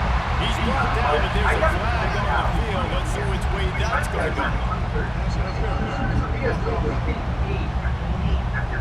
Nonsense. sort of forget about it. Others just sort of stick with you for a while. Get a play like that, that one's going to linger. I'm mostly talking about Papa here. I was definitely really intrigued by the last one. They'll go back Even going into the end of 2013, where the PS4 was off the play fake on first down, they had like connection to the right. And they're able to get him on the ground. Came out like right after that last completion at second down. The PS3 was a neat place to play a lot of this stuff. Looking to fire. Since I didn't get it in the PS3. Out of the backfield, he's open. There he goes.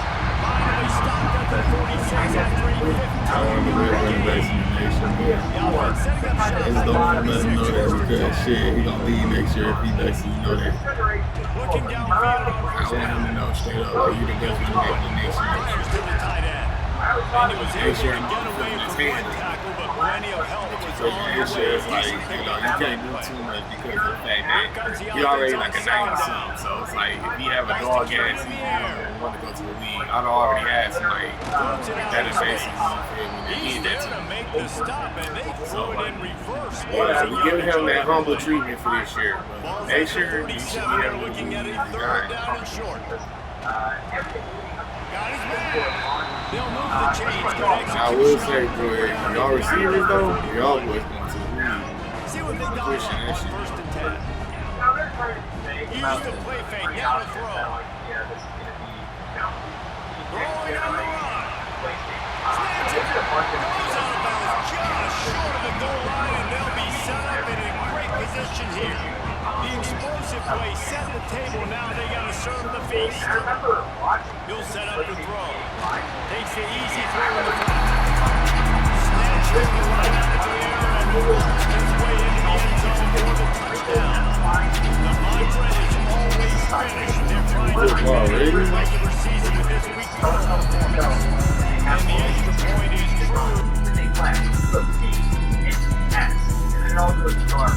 Not just like, son of a bitch. And they play this montage of all of these like iconic PlayStation moments throughout all of the console generations. It was really, really well done.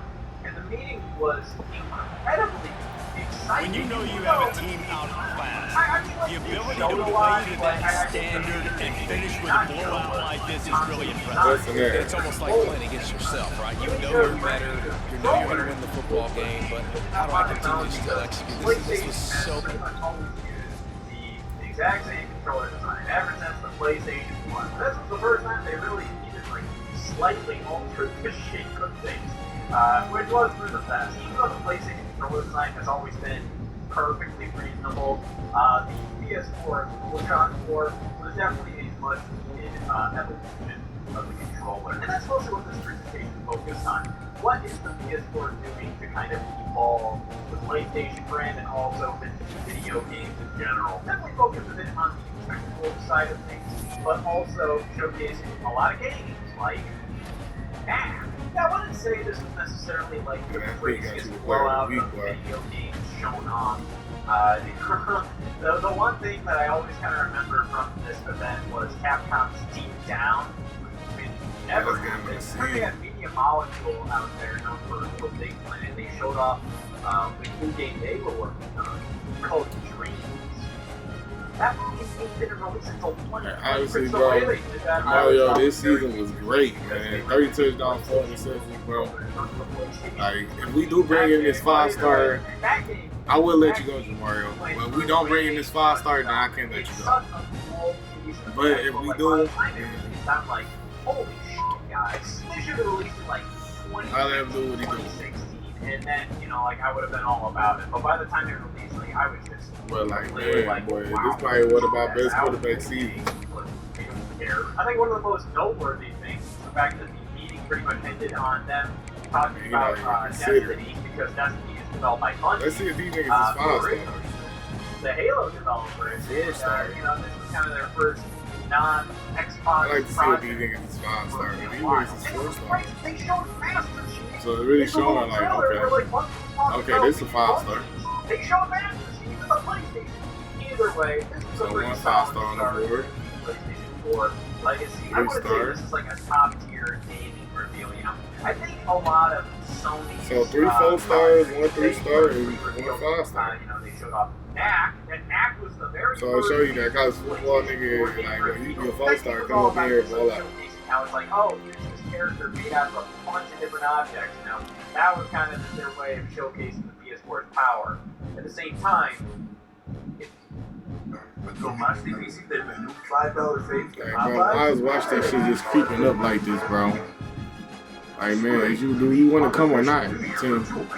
Because, bro, Tim, if you want to come, you can be the starter right now. If you don't, oh, man, bro. Niggas like Tim pissing me off, man. It's like my 5-star is starting to go down, man. This nigga's starting to fool Oklahoma and all the good schools, man. Damn. Up to 70%. Yeah, I hate it. Like, every week I just look at it and just like, man, the 5-stars is falling.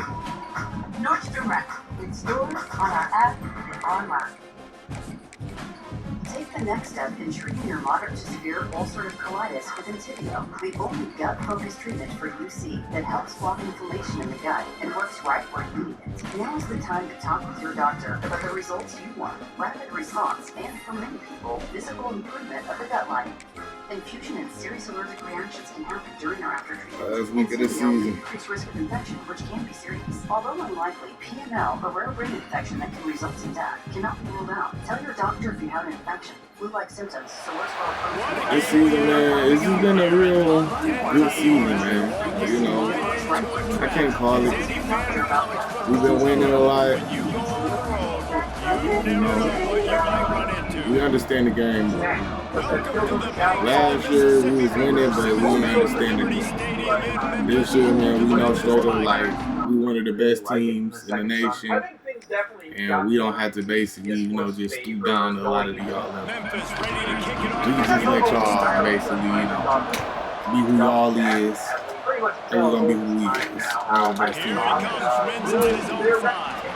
But the plan is just to go in the playoffs and actually win games. Like, you know, not just go in the playoffs and lose the first game. But shout out to Miami though for actually, you know, winning the championship that year. But yeah, we trying to go up in there and actually, you know, tear some shit. Those guys on your team. They're the leaders of the team, and they're the best players. And part of the reason why they're leaders is because these guys galvanize their teammates, right? We've seen time and time again, these dudes make plays, and it just sparks. Everybody know on this team straight up like that. It sparks the fans. They're special players. If you ain't trying to compete for a natty, get the fuck out of here. Because last year we was close. And last year we had all sophomores and juniors that was good. This year it's all juniors and seniors, but to the point, you know, I think straight up we got a good combination of players. Second down, he'll throw. Quickly to the tight end. And the defense had that one well. Just a short gain there. And this is not the way they envisioned opening drive with the And one thing about it, you gotta love. He stopped right at the 22, and now brings us to fourth down. Nowadays, this kind of critical statistics out there is how do you play on third down? How do you prevent your opponent from keeping drives alive? Right there, tackling the catch, give them the completion. You said before the ball, you're going to get the ball back, go get some water and settle. Sends his first one of the day on the way. We didn't see much of him in that victory last week, just called on one time. So Memphis offense will go to work for the first time. Hopefully we'll see a performance today like the one that this guy had last week, when basically he just ran wild through the defense. He made that defense look so out in the open field. He was making people miss, breaking tackles, scoring touchdown after touchdown. And this offense is vowed to find new ways to get him the football. So we're going to see something else that we haven't seen before because of this guy's unique talent. And the defense, all eyes on him. That will be the main focus. More guys in the box. I wonder if he opens up the play action game and the perimeter throws, maybe some big plays through the air, because they know he is the guy. He is the guy. He is the guy. Insomniac Games was announced there. Killer Instinct. that was a Looking huge for a man. It's request Kennedy. for them to bring back There's Twitter. the pressure. They were like, hey, Just had to you're on get rid Xbox of that One, one to it's gonna save be a the launch yardage title. on third Get down. ready for free. They announced Memphis the will be Halo forced to games, which punt. I thought was They'll boot it announced into in the a night funny sky way, for the first because, time. they Able to obviously get the put first together one of the day their, away. They did have to just send him out say 3 times in that Halo victory is last coming. week. People were like, Pretty solid coverage there, and they'll stop and that it never in happened in 20 Halo seconds. 5. And then they ended Here things off comes on the offense Titanfall, onto the which field was a again. massive Leaves it with the seller at back. the time. It was like, Picks wow, up the first down, still moving. incredible. It's being done They by bring like him down all to the the big play. developers. Will move the sticks. It's like really cool. Yeah, that's excellent blocking there on the left side of the line. They were able to get great push, get off the line, create a little bit of crease for that running back. They just created a wall. He had all kinds of room. Like, oh wow, I might go back to that one and call that and one they're all so going to like Now on second the end of down. the conference where they talk about the Xbox One's price of $4.99. The give to the back. It's like, yeah, that's And really look, high. this but guy I has don't some see where serious they're moves, and he doing tried all of them and still They didn't get loose. have They have to get one of them I don't on really third and remember short that from the 42. problem. And David, on 30 inches right there, that's often a decision the quarterback predetermines. Who's my best guard? That's the guy I'm going to try to get. And I know that defensively too, but I'm just trying to dive and create a pile, but it's so hard. Oh, what a spectacular layout and catch. One of the most Man, I love the catch radius on this guy. If you just put it somewhere near his body, he's going to be able to reel it in. That was a phenomenal job, showing you his athleticism, but also his concentration, making that outstanding grab. Use games. You can trade games with people. Back in the backfield, it's Johnson. He is going nowhere. Stop at the line of scrimmage. Plenty of work to do here on second and long. Off the play fake. And just seeing that video pop up. I Pressure don't have to coming. tell with that. I'm just saying, like, oh, I When he took a shot as he threw that one away. And then them Both just on the literally 24, like, a lot of confidence in their kicker from here, and they'd love to take it off of his foot and convert the first down. like $100. And it's incomplete despite some serious arm strength shown there. And on fourth down, they'll try to put 3 on the board. Just like, And he'll lean a I little know, to like we won against Illinois this year on the 1 yarder from the left hash. And he barely got enough of that one to somehow tuck it into the left corner just over the crossbar. you know. And with that, they bring That's the always seal good. on the score and get Even though started. Illinois is not that really that So good the this year. kickoff team is out there ready. It's like it's always been like After that. putting up a field goal, let's see what the defense can do. Returners going to try to see what they can And that's bold. They did the Newton nigga wrong. That Newton nigga was hard as fuck for y'all for 3 years straight. And his senior year, y'all give him that bullshit. Starting at their own 13. Like, bro, that nigga, the Newton nigga was so hard that if he would have been in the transfer portal, I would have got him. Time winding down in the quarter. That nigga literally was hard as fuck. And it's to the point they did him so well on his senior year. Illinois, y'all was so hard. Like his freshman and sophomore year, I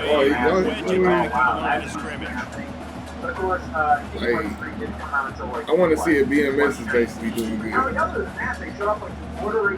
Because they had one of them quarterbacks too that basically started since his freshman year. So I want to see how they do him too. I think the games they showed off were fine, and they had some cool moments. The Kingdom Hearts 3, even though that game didn't come out for nearly a decade, that was pretty damn cool. And even seeing that Versus 13 turned into 15 was a neat thing. But that just goes to show it didn't even matter. The games only showed off were good enough, and everything about the PS4 was a million times more appealing than the Xbox One. Hell, the design was way more appealing. This is where they showed off the design, and I always loved the PS4 design. It always looked really damn nice to me. Just the fact that like they went for a rhombus.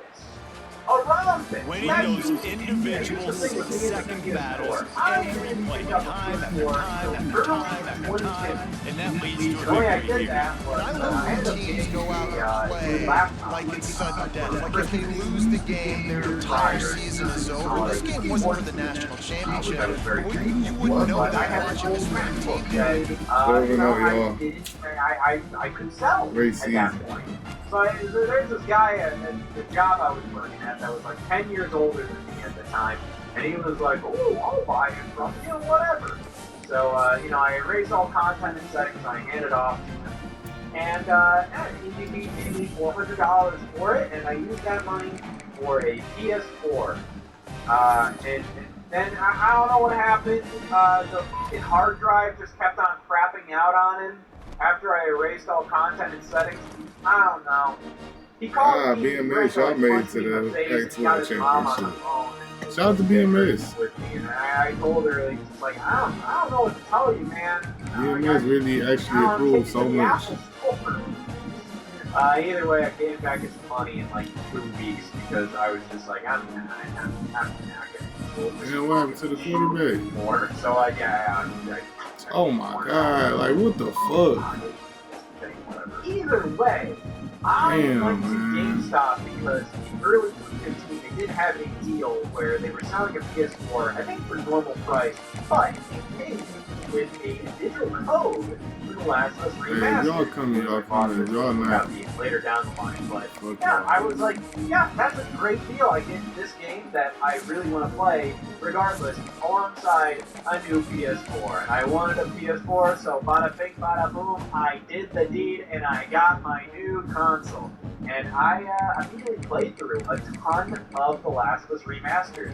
And, yeah, you know, this is one of the best games of all time. Even though this initially started on the PS3, this feels like a PS4 game to me. This always feels like it's been a PS4 game to me. Because this was the first that I played it, and this was the first PS4 game that I experienced. But, you know, it was such a wonderful time playing this game, even though it is such a fucking depressing game. I remember the shock that I felt, like, near, like, the latter third of the game, where Joel like falls down a great height onto an arrow, and then you start playing as Ellie, and I'm just like, well, if Joel's dead. When I beat this game, like, it got me on a bit of a kick. It got me on a high.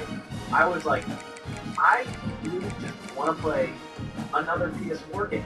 This feels incredible. So after my very next day, when I had $60, I'll start running the pipeline. I was like, I'm gonna these niggas, I see. And I am gonna get. I'm gonna start running this pipeline. With the only money I have in my wallet. I'm gonna get all what these did I guys. Get? A fucking game I already own. God, bad decision. I mean, it was, but it wasn't. So I already owned Grand Theft Auto 5 on the Xbox 360. At the time, I bought Grand Theft Auto 5 on the 360, like in late 2013. This wasn't a new game for me. But in early 2015, I was really like feeling like, man, the PS4 is awesome, and I guess I thought the PS4 version of Grand Theft Auto 5 would have been this revolutionary feeling experience. It was not. It was Grand Theft Auto 5. Resistance needs to get dial BBC to a most precious resources.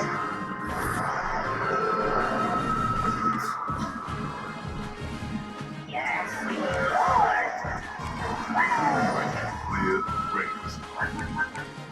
If you're someone that suffers from having sensitive teeth, but you want them whiter, let's talk about Cincinnati Clinical White. It's going to lift the stains off your teeth to make them 2 shades whiter. Also, it's going to give you sensitivity protection, and it's safe for your health. That is why I recommend it.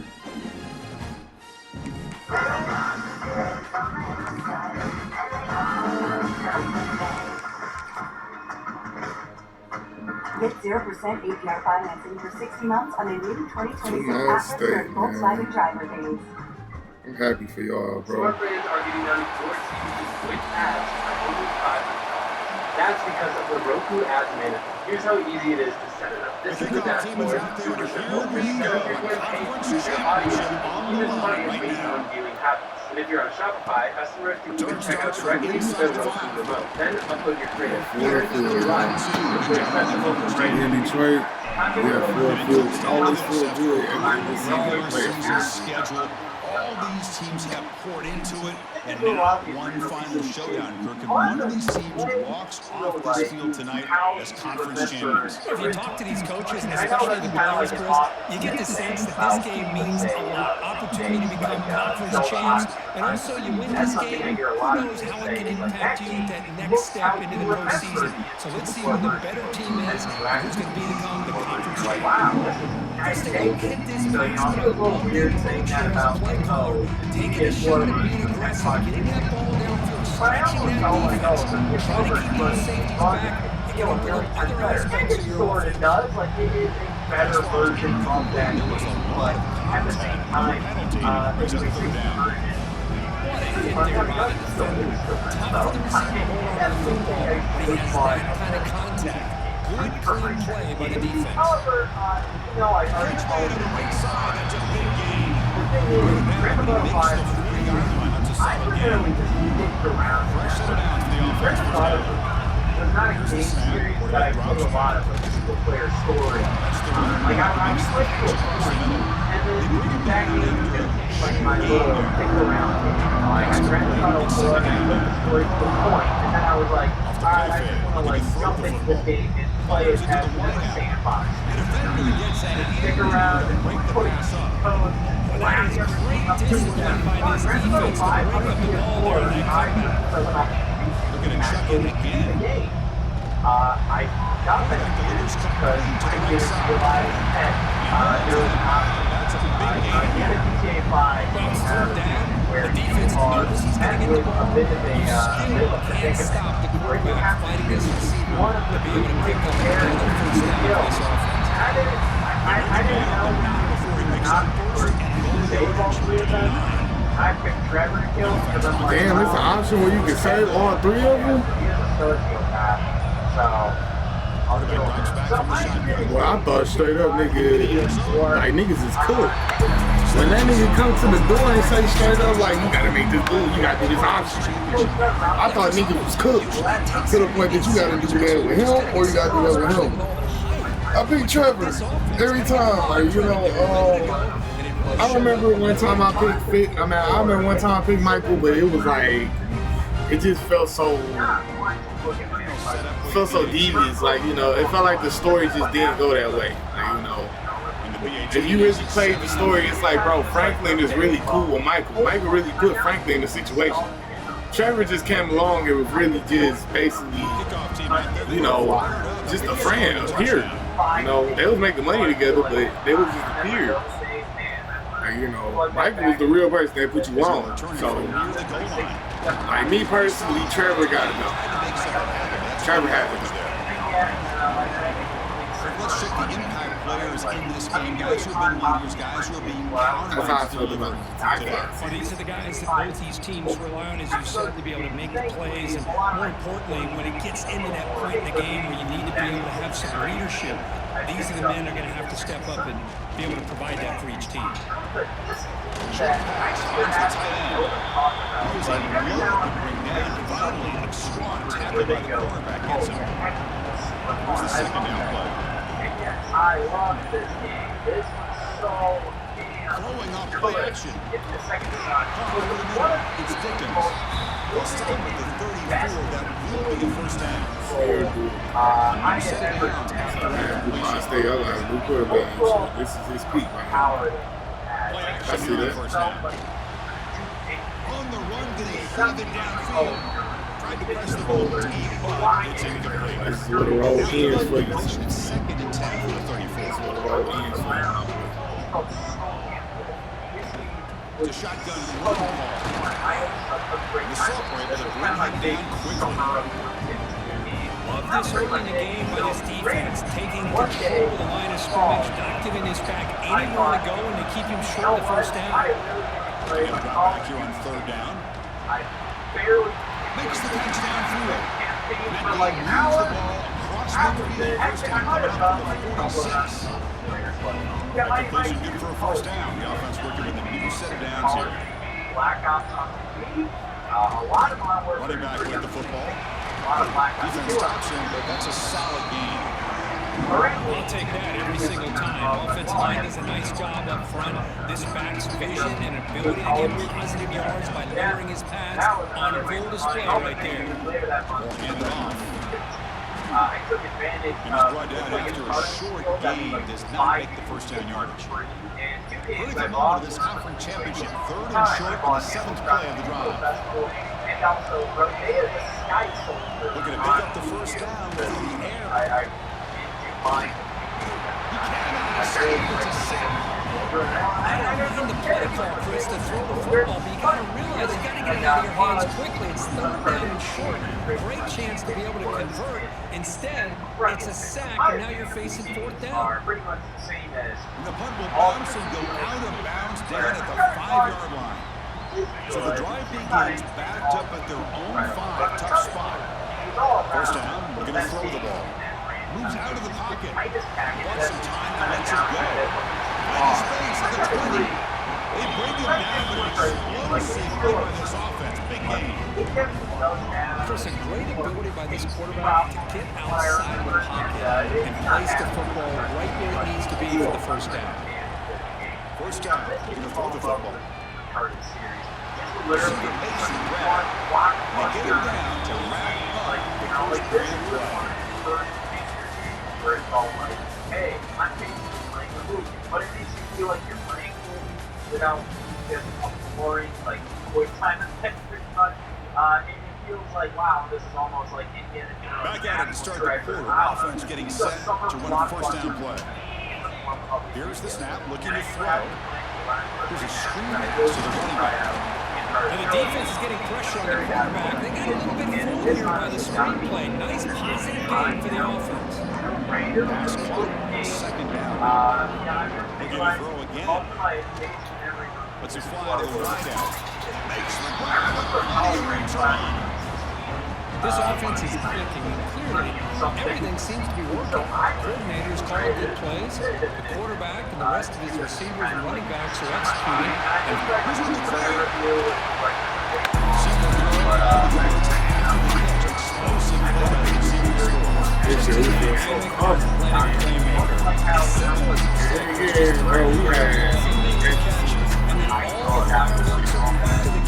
I really just feel like straight up, bro, when I bring in transfer juniors, bro, they niggas be really back to the wall, and you know, they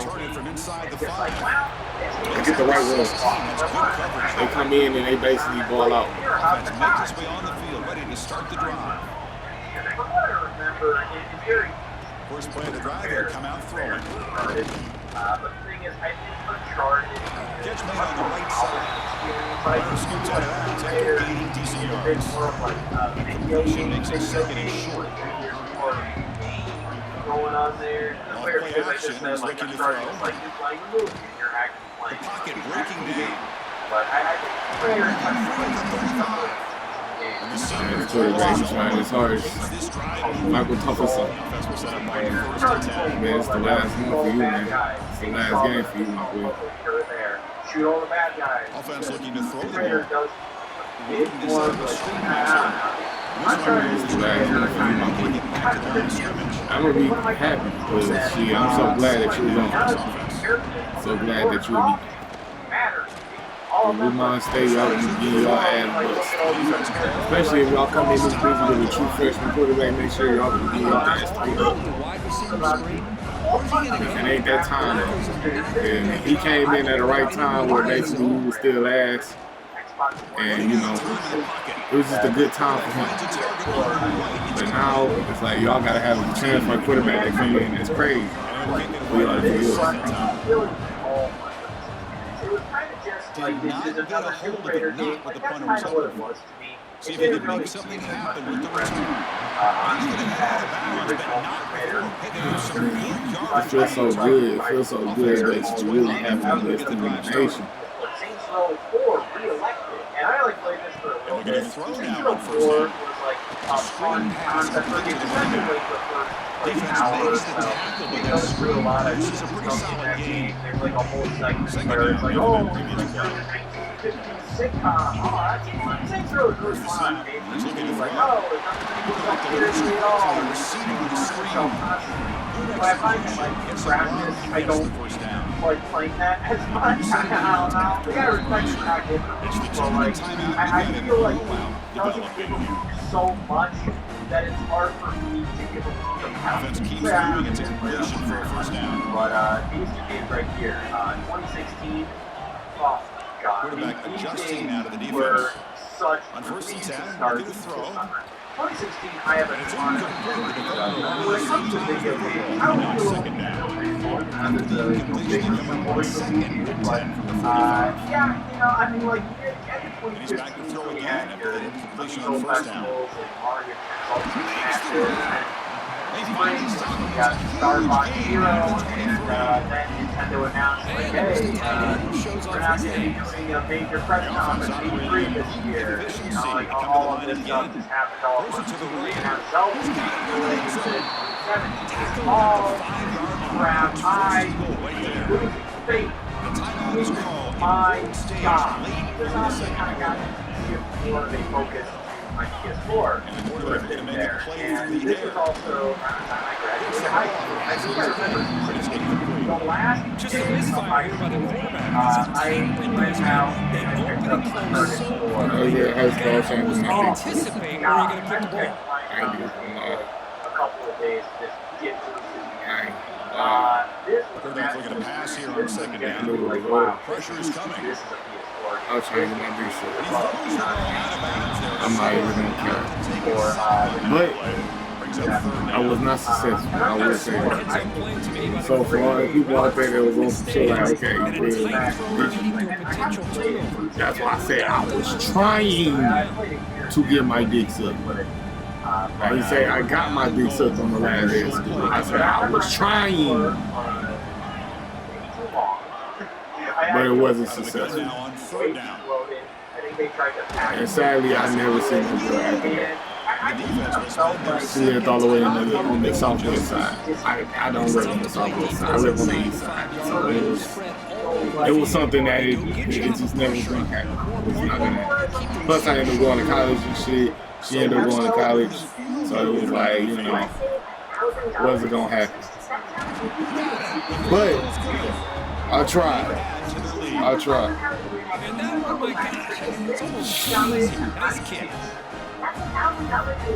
But for y'all information, I for sure got my dick sucked at school. Yes. So call this number now. Switch and save $1,000 on internet and mobile. You gotta understand, back in the day, boy, that's all I gave her. Not an ideal kickoff as it heads out of bounds. She gonna, like, bro, it was to the point, bro, if a bitch said she wasn't getting hit. Oh yeah, let me get a positive. Cause you feel me, like, I'm giving head, so bitch, you giving head too. Okay.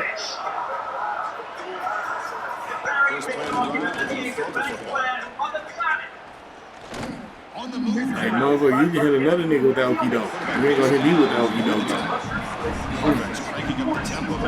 Come down there and suck that. Do that. Don't be on no bullshit. Tell me your best impression. But yeah, back in the day, that's all I did. So, some bitches, like, I'll say this, bro. If she got a fat ass, then for sure I want to fuck her. But, like, you feel me? If this look like she has a good, if she look like she can suck some good dick, oh yeah, come on. Come on.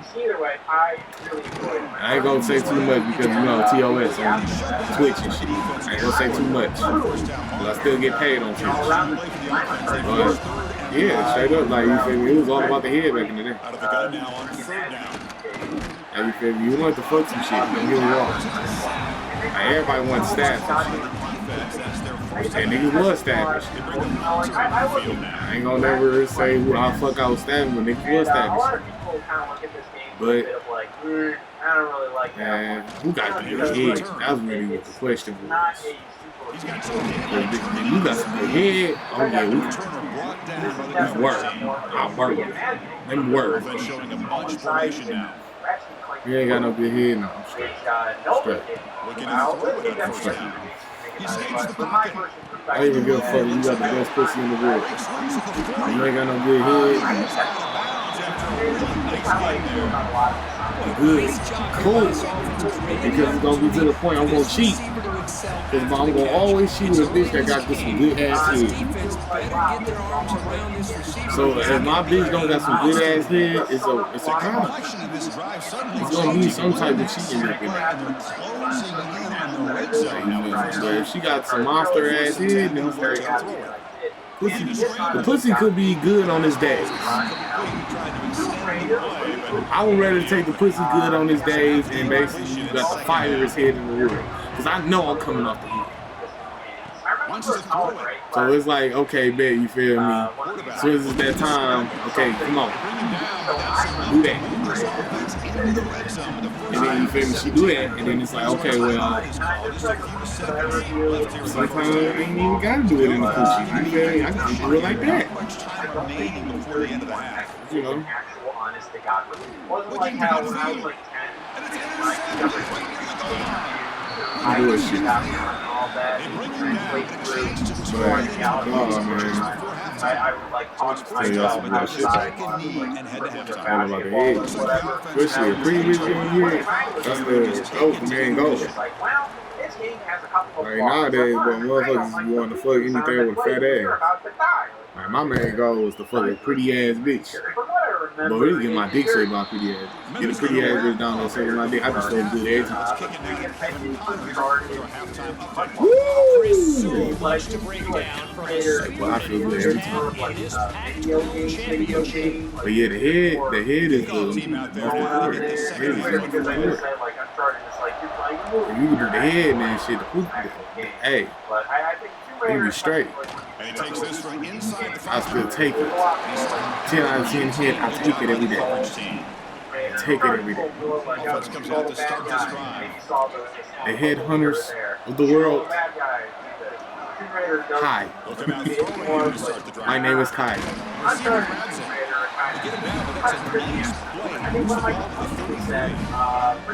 We'll see if the defense stays in the zone after that big play. I go by the name Kai. Change things up on this drive and get a little bit more And,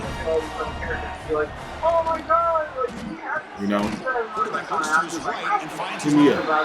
zero running room. Stop right at the line of scrimmage. Yeah, hit me up. Looks like a man is down on the field after the last play, so we'll take a timeout. Because I need you. Getting set up. Here's second down. I need you. Me, personally, I need you. They're going to run it. Back gets the carry. If I could make the all head hunters like it's a fucking infinity stone, like I'm Thanos and shit, I could let all them bitches have them all on my hand, I would do it. I would do it. Man, I wouldn't be selfish motherfuckers. I let motherfuckers do their thing. But when I need it, I need it. Teams can run the ball, pick up yards like this. It really affects the team's mental psyche. That's how I always train. When I need it, I need it. If it's so nigga all that shit, like fuck about that shit. As you coming through. One thing I would fuck with about Superhead back in the day, she said, even if I got a husband, if Lil Wayne say come through, I'm coming through. I always respected that woman after that. I'm like, okay, you feel me? This woman right here, she know what she good at. She know what she does. She knows. And you know, I just seen her craft. So I just seen some film on. I just seen some film. Great film too. Very highlight tapes. She should have been a real ball player, but you know how the game go. I think straight up, most of these ball players, they get cuffed up and then it's like they don't want to do it no more. Looks like he didn't get the Ain't nothing mad, ain't nothing wrong with it because the game gotta evolve. Gotta be more people that come in. But it just be to the point like, I blame it on the nigga. Cause it's like, nigga, you really came to the point like, man, bro, I don't give a fuck. What you mean you don't give a fuck? Like Cherokee, like bro, this is a nigga right now that's married to Cherokee. And that nigga talking about I don't give a fuck. It's like, nigga, what? You don't give a fuck. defense is coming after him. That nigga low dog say nigga, you done kissed that nigga in the hood. Brings up a 4th down. Looks like So, I don't he's care. injured at that last play. We're taking time out with the check down. Nigga, you The crazy. decision is to not go for it, but settle for 3. Here comes the field goal team. This is a PS4 game. Ain't even gonna lie, Chad. Nigga, you crazy. Showing off the big win. What you feel me? I don't judge. I don't discriminate. Everybody got a pass. Well, you got too much of a pass. Okay, it's enough luggage up in here. I can't basically take that much. Now, this is for me. It's a lot of niggas out here that will take a lot of luggage and be good with it and love it. Stick with it for the rest of their life. But me, no. You're fucking kids. But me, no. That's called making whatever Samuel L. Jackson said in Soul Brothers, whatever that shit was called with him and Bernie Mac. No, not me. Not me. Damn, boy, you guys good ass video. That must have been the one nigga that called him midsection last year. Right alongside long lost brother. But yeah, motherfuckers with too much baggage. And this is for women and men. Motherfuckers with too much baggage can't take it easy. They are fun people. This could be fun men or fun women. For my females, I'm talking to my females when I'm talking about the men. Because I'm not gay. So I'm talking to the females when I'm talking about the men. And real shit. Some men is just fun men. They just fun niggas. Some niggas is just niggas that you can bring around, you can smoke with them, drink with them, and fuck them, and send them on their way. And some niggas, they there to basically take out your trash, they there to wash your dishes, they there to give you money when you need nails, when you need hair. There's some niggas out here for that, and there's some niggas out here just to be the fun nigga that just come around and fuck you. PSA, I'm one of them fun niggas that come around and just fuck you. Don't put me in that category with them niggas that do all that other shit over there. How you feel me? Now, maybe if I got a little somebody that I do that with, okay, that's me. But you don't categorize me like that. You categorize me as the fun nigga that you bring around, you fuck, and then you leave. Basically do your own thing. That's me. But back to the point. It's niggas out here that's fun niggas. Now, for my guys out here, and it's females out here that is fun females. These are the females that comes to the parties. They basically twerk. They fuck with the niggas that got the little cake. They fuck. They do all the good shit that basically is down to do. These are the fun girls. The fun hoes. You're not supposed to cut these fun hoes. You're not supposed to nut in these fun hoes. You're supposed to basically fuck and let them basically do what they do with another set of niggas. So that's all they want to do. Then you get mad when you had a kid, then y'all get in an argument, now she with a whole nother set of niggas. Nigga, that's what she does. You don't know what the fuck she was doing before. You didn't know what the fuck she was doing before. Nigga, that's what she doing. See, life lesson, y'all, because everybody gonna fuck with a hoe one day. That's why I don't judge niggas that fuck with her. Everybody gonna fuck with a hoe one day. But do you learn from it? Do you learn from folks with that hoe? Because one hoe, like, bro, I'm telling you, some hoes make it sound so green. They make it look so green. Bitches will tell you straight up, they had 3 songs with you and all that shit. They make it sound so green. But one thing about it, 2 things for sure, Chad. You gotta understand. You got to understand, bro. Let a hoe be a hoe. You get you a serious woman. A serious woman is a woman that basically don't do all the shenanigans. She's not into all the shenanigans. She actually got a well-trained manner. She knows exactly what she should do and what she shouldn't do outside. Now, I'm not saying a bitch can't have fun. She can twerk, she can have fun outside. But it's basically the certain girls that's basically available to every nigga. That's the girls, that's the fun girls. See, the girl that's basically twerking on her friends when she's twerking on her nigga, that's not no bad female. They're not the fun females. The fun females is the one that's twerking on the niggas. They trying to find the next nigga to twerk on. They trying to do the next, they trying to drink with the next nigga. They trying to smoke with the next nigga. That's the fun girls. Serious girls, they the ones that's with their friends. They trying to basically make sure that their friends okay. They trying to basically just have a good time, vibe out, party out, you know, and they not trying to do too much. They're not trying to do too much. That's a serious woman right there. Now, to the serious man. Because you feel me, I ain't about to make this all about serious man. The serious man is the nigga that's getting to the bread. Like, you feel me? He not really going out like that. If he is going out, he really getting paid for appearances and all that good shit. But it's the nigga that's getting to the bag. All that shit that I just said about women, throw that shit out the window. Niggas, serious niggas, is the nigga that's getting to the bag. Now,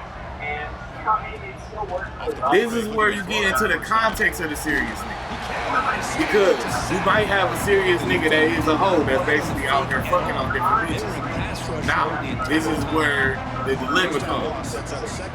A serious nigga can be a clown. The clowns is the niggas that basically take advantage of the situations that they get in. Because when you basically take advantage, that means you thinking that this person is lower than you and you basically trying to get something from this person. So, you know, you can basically benefit. And I feel like that's clown niggas right there, you know. Because everybody, you know, everybody's human, bro. There's nobody that's different from everybody, you know. Everybody is human out here. So, you know, I'm not about to be on no shit like, oh yeah, bro, you feel, you know, don't treat women like that, you know. But everybody is human. So treat somebody how the way you want to be treated. How the way you think that a human should be treated. That's all I feel. But man that treat women how the way they want to be treated, y'all niggas are clowns. Because that is the most simplest shit ever. Like, bro, you gonna lose every bitch that you ever get because you're trying to treat her exactly how the way she want to be treated. She want to be treated like that. She want to be treated like the way that you want to treat her. And if you don't know how the way to treat a woman, then straight up you shouldn't be with a woman. And every girl will understand that shit. Like, send this to a girl and see if she really understand that shit. Like, if you a nigga, real shit, you are a nigga. You're supposed to treat the woman exactly how you want to treat the woman. Now, if that's good or bad, that depends on the nigga. But you're supposed to treat the woman how you were supposed to treat her. You start treating a woman exactly how she wants to be treated, you're going to end up losing the woman. Sadly to say. Because you're going to be trying to play picky too much, you're going to be trying to do too much to it, then that's when you're going to lose. Like, you know, just let y'all niggas know. You got to be an alpha dog. These women's like, alpha dog. Real niggas. Got bark sometimes, nigga. Like, some of y'all niggas, y'all be sitting here basically being feminine and shit. Like, y'all let y'all girl be the master, like, no girl is an alpha dog. Like, nigga, stand up. Now, if you got an alpha dog woman, then I guess that's what the game is. I guess that's how the game goes. I can't respect it. I don't know. You gotta be an alpha dog. Real man. Be a real man. Be a real man. Hey, bro, if you in a marriage right now, you should be the fucking leader. You should be the leader as a man. Inside the 5-yard line. You should lead your woman. Now, do your woman lead the way sometimes? Yes. But the thing is, I think the times that you are lost, your woman should be there for navigation. She should be able to lead the way sometimes. But it should not be to the point that you should be dependent on your lady every single time. Nigga, your lady should be dependent on you. Now, you take that for how you take it. But, yeah, be an alpha dog. Be a man. You can't pay the bills and shit, get some money. Pay some bills. Now, I'm not into all the 50-50 shit. I feel like straight up that you pay for bills that you want to pay for. Like, you feel me? Let's say she want to watch Netflix or she want to watch Hulu, she want to watch Disney. All the subscription shit, all the other shit, extra shit, you pay for it because that's what you want to do.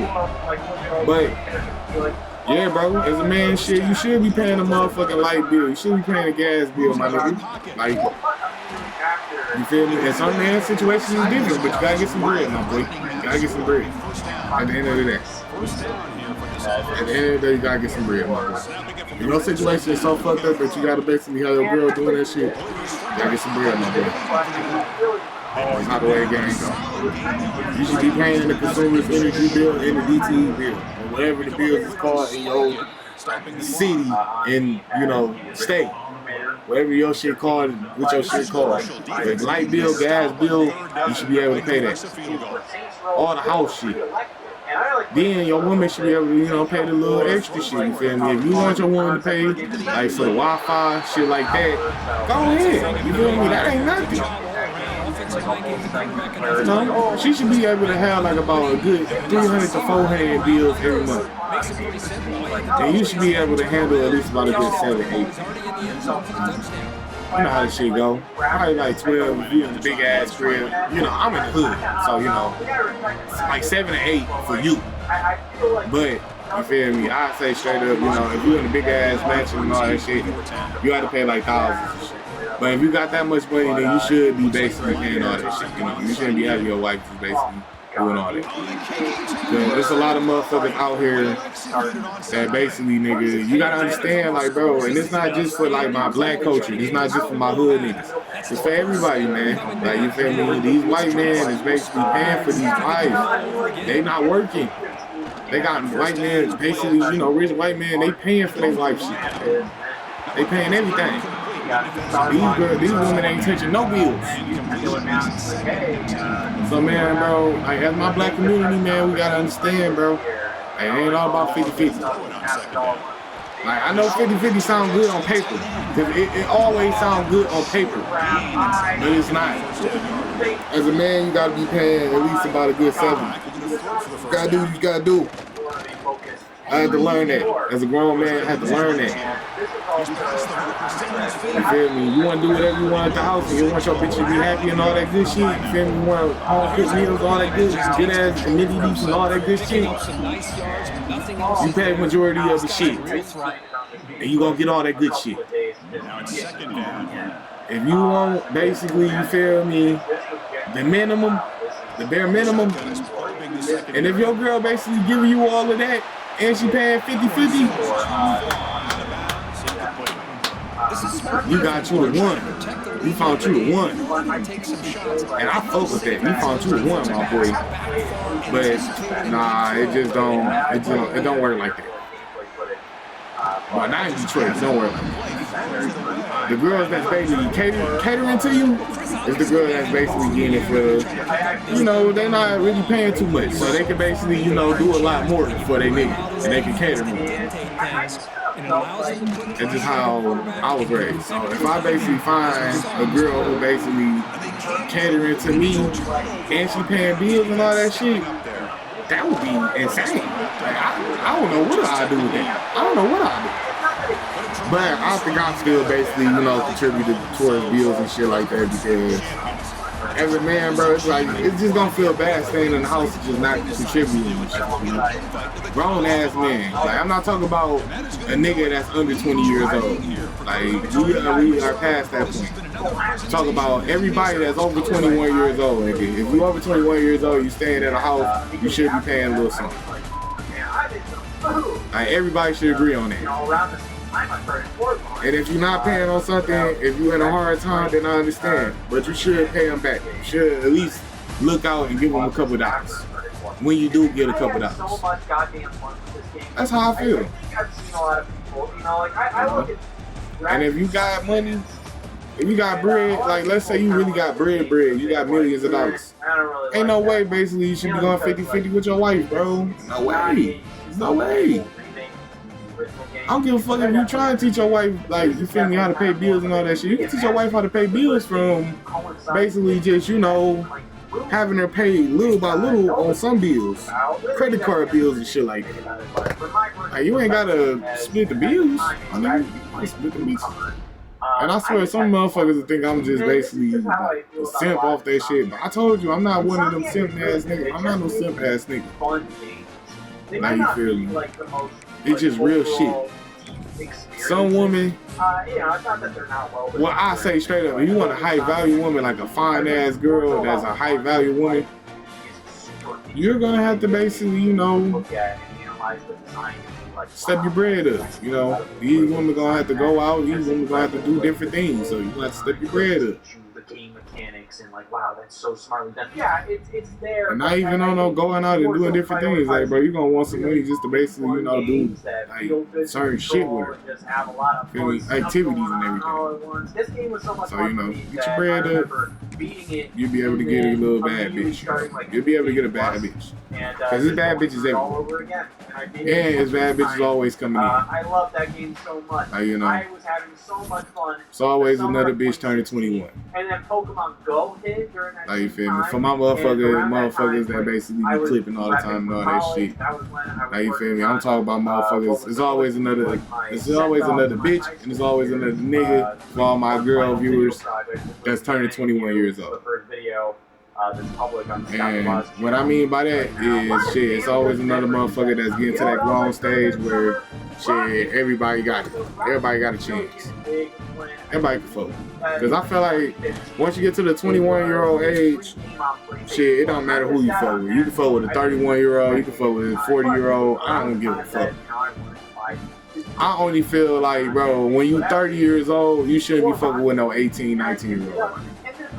Now, 20 years old, I make a little exception on an 18 and 19-year-old. But, you feel me, when you 30 years old, I really feel like that's the mark. I really do feel like that's the mark. You shouldn't be fucking with no 18-year-olds at 30, my nigga. Like, that could be your child. It couldn't be your child, but it could. Like, you feel me? Think about it like that. That could be your little sister, my nigga. Like, no cap. Just real shit, like, you know. But the 20-year-old, I went basically, you know, I really start looking at them side eyes when it start getting under 18, you feel me? Because, like, I feel like a kid is under 18. Young adult, 18 through 20, I say 18 through 20 is a young adult. And then you really turn into a grown-up at 21. You know, I really feel like that's the laws of the age. You know, you a kid until you 18. Then you are a young adult. You start seeing the real life a little bit. You don't see it too much, but you start seeing it a little bit. Then once you're 21, you see the real reality, and everything is just setting into you. And that's how the way the age goes, you know. Then after that, you just grown, you know. You can't never go back to the kid stage, man. You just grown at that. But young adults, man, for young adults, it's all about just partying and just seeing different experiences and shit like that, you know. That's why they got shit like spring break and all that shit for young adults. To basically, you know, go around and just see everything and just party and just, you know. That's what spring break and all that shit is, you know. Young adults. When you become grown, it's like, my baby, you can go to Miami in December, my baby. It don't matter. You grown. That's the best thing about being grown. You can schedule anything on your timing. You can go to Miami in December, y'all. And I said that because straight up, bro, spring break is usually like ending of February, beginning of March. I'm telling you right now, for my motherfucking grown motherfuckers that basically want to go to spring break and all that shit. Nigga, you can just basically go to Miami, nigga, every weekend in the summertime, and you'll just have fun like that. And I love that. Now, you gonna see bad bitches all the time. That shit is normal. It's all around. This is gonna be there. This is when I started to play more and more stuff. Spring break for young adults. And I say grown-ups who basically not really mature yet in age. Maybe like the 21 through 24. But once you like 25, I really think straight up like shouldn't really be a spring break. But then again, like, you know, spring break is something that is a worldwide thing. But I really do feel like straight up, bro, you can really go to Florida and shit like that. You know, in the summertime, like, it's slapping in the summertime. Like, my memory. Like, if you grown, you can do that shit anytime, bro. Yeah, I played this game and I enjoyed it, but I was also just Let's see. footage Ain't really no job for offers, a purpose. Some games I've been procrastinating, man. But we got Tennessee this week. Let's look at the college playoff board. We haven't looked at the bracket in a long time. Last year we had bad luck because we did look at the bracket. of Sonic Generations because, like I said, man, we gotta basically beat Tennessee. Then we're gonna go against either Georgia or Miami. And this was kind of the closest thing maybe Miami. Get to that. It was weird because Sonic we're gonna need that smoke with Miami though. I ain't gonna lie to you. We need that. Like you saying, Miami, we need that smoke. So we get this shit over with, man. Bro, to get anything Sonic related. I want that smoke. Which is pretty crazy. Like, I want that smoke. I don't give a fuck what nobody say. I want that smoke with Miami. I'm gonna tear Miami ass up. Second Son was one of the most fluid and best fuel games control I had ever experienced up to that point. Just the overall feeling of power. The kickoff team is out there bringing energies this college football playoff gets underway. Oh, you're invincible or you can fly anywhere or whatever. And here's the return from inside the 5. I like how the way it's a cloudy day, so it's not too much sun in the way. Even more intense. A playoff game on a college campus, Kurt. What an environment here. What a special moment for both these teams. First, we're all big fans of what we see in the playoffs, especially on these college campuses. Find out how good this team on the road can be. Can they navigate the waters of dealing with not just a great team, but dealing with a hostile environment? It's a lot, but let's see if they can get it done. Quick, great throw, first down for Tennessee, and they are best. This quarterback is playing well, and because they are being recruited in the nation when it comes to quarterback play, because of the history and tradition they have. I see y'all spamming that little Won the national title in '98, Hendon Hooker, what he did a few years ago, after Josh Dobbs, one of the great quarterbacks in the league. Took advantage of, looked like a part of the field that was like 5-2, get one free, and 2 games that lost were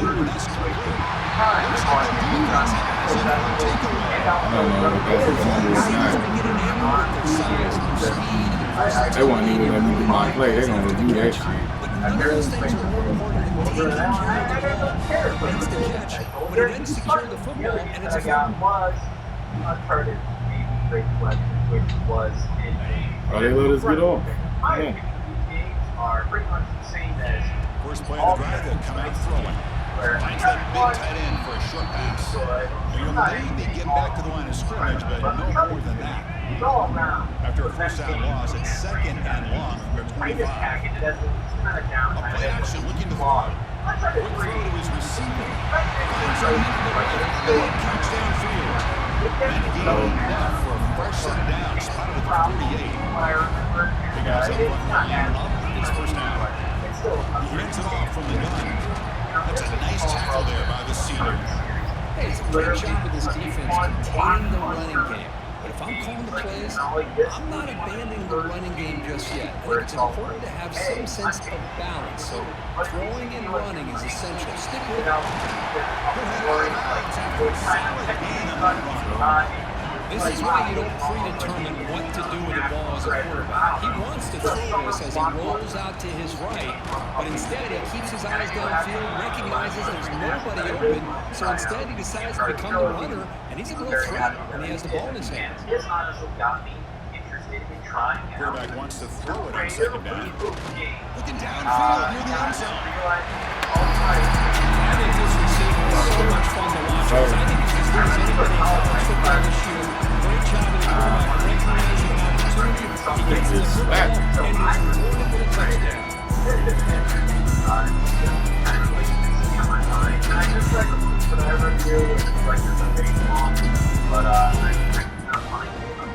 I don't think Picking team out the BAT drive. wasn't like how when I was like 10. And the BAT makes it 7-0 to score. So after putting up a touchdown, the kickoff team is out there and boot it away. I would like talk to myself outside when I was like looking for basketball or whatever. And I was just Turner looking to make a play here. Solid job by the coverage team to bring him down at the 16. And the Volunteers' powerful offense back out on the field. possession and fumbled it away and set up a touchdown drive. And they bounce back from that right away. Looks like a deep shot here. Oh, he's dropped it off his hands. A chance for a big play, but a little early nerves on the part of that receiver. Second down play coming up for this offense. It's a short completion to the tight end. Tackle made on the play at the 29-yard line. And now from the pistol formation.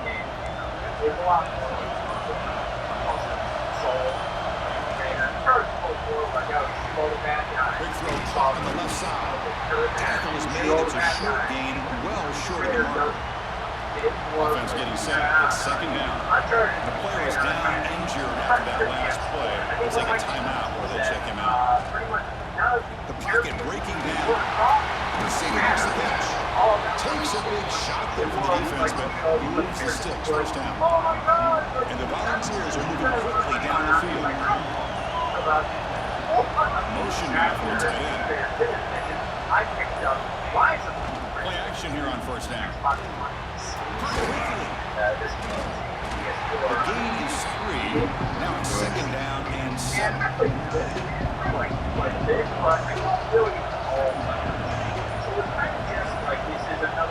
Scanning the field. It's Provo.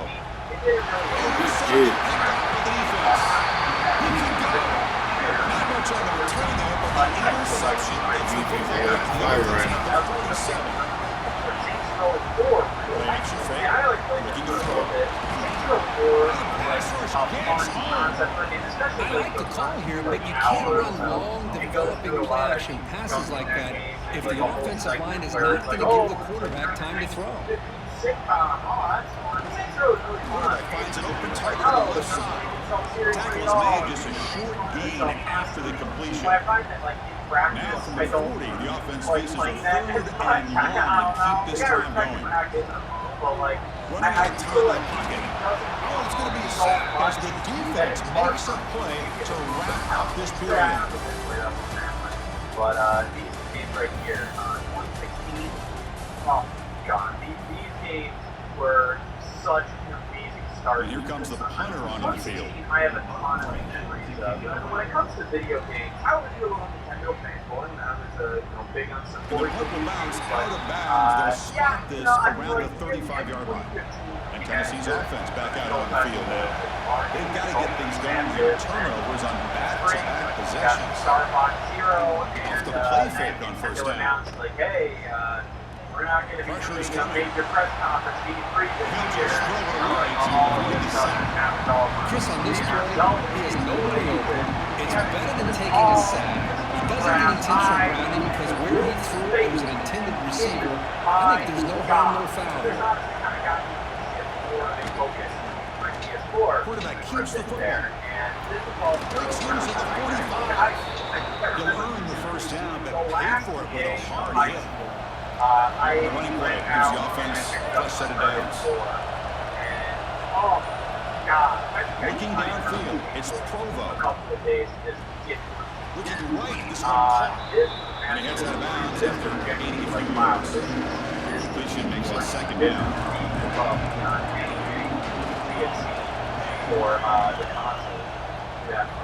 And he dumps it off to the tight end. Tackle made the 26-yard line. This offense getting closer to the red zone.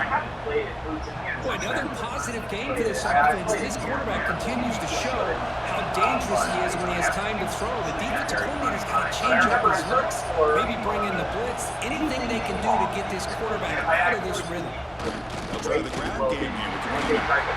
No corralling from no gain. Second down after that run in the previous play. Play action fake, looking to throw. That's going to be incomplete. A lot of contact, but a flag brings up third down. Chris, I thought he had his hands on that football. I thought he was going to come down with it. But give the defense all the credit when he hit to knock that ball loose.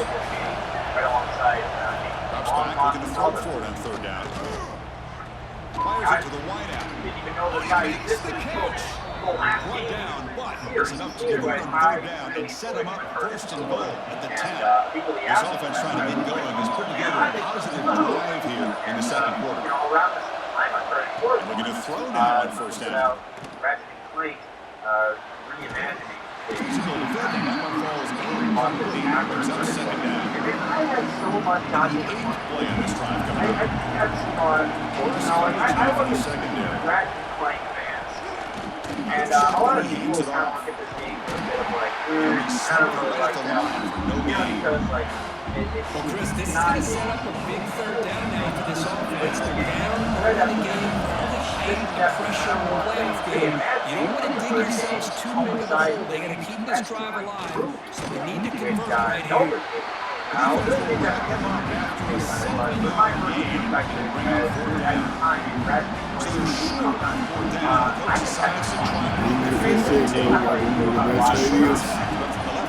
What's this? Oh. After the minute, still down by 7. So the first play of the drive coming up here. Under 3 minutes to play before half. More so about fun than like Hand it off. They'll tackle him at the 27. What a great job to be able to establish some rhythm to an offense. When you can run the football like this, it just opens up the playbook. You can continue to run, you can go to play action, you really keep the defense on their heels when you can run the ball like this. That's key. And he goes nowhere. Stop short behind the line of scrimmage. It's the 2-minute timeout. Nice to have a close game here as we approach the half. Crucial third down play right here. And I beat it a second time. I love that game so much. I had so much fun. Looking deep downfield to the left. And then Pokemon Go came and around that time, I was in college, I was working on This offense is sent off inside the opponent's 40. one final video. Damn, bro. Video that's public on This the defense reeling after giving up that big play. Responds immediately with a sack. Yeah, on the previous play, the offensive line did their job. They held up. Nice job in pass protection to give the quarterback time to make the throw. The very next play, Looking for a man deep down the left side.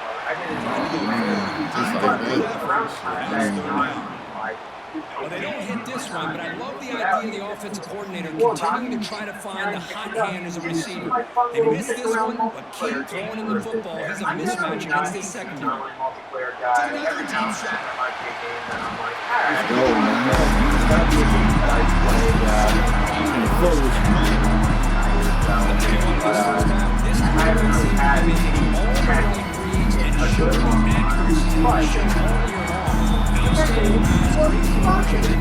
Another thing I picked up on a whim from Amazon was Rapid I don't necessarily know what stop. that other than I knew it was a PlayStation Fields in just outside the goal line. And the coverage team ends in the end and brings him down. Playing this game, So here we go, the first play of the drive. Less than a minute to play before halftime. in 2017, the first year I was really trying to Looking pass, it's I Provo. wasn't planning on making like a Receiver looks it in. It's I was complete. And so now he's calling top strategy for those staying here as we approach halftime. But I see more and more offenses in college football going with three receivers, and the slot receiver a lot of times can become the go-to guy. He gets mismatches against either. Oh.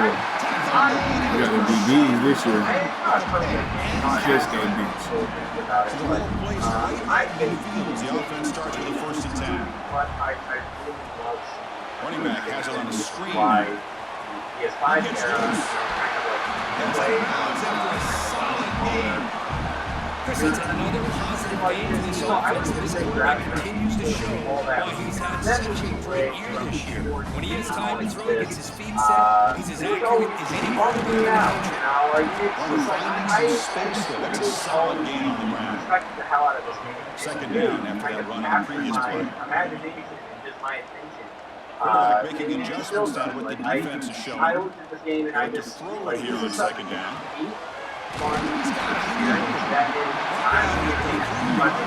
This offense needs a first down and goal right there. First and goal now, a chance to gain even more momentum before the half. But one of my favorite things about this game is how They'll try to run this one in. hooks. Like, there are some real that are going on in the other part of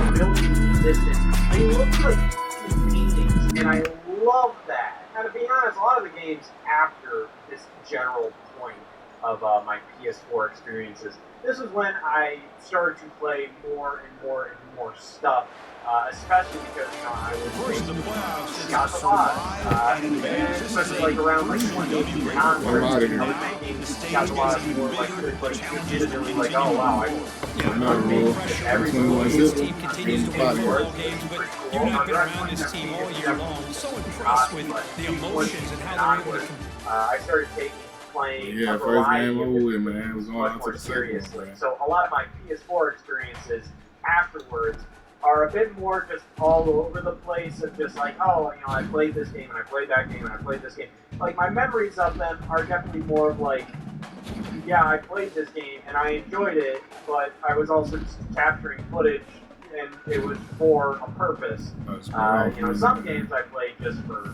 sheer pleasure.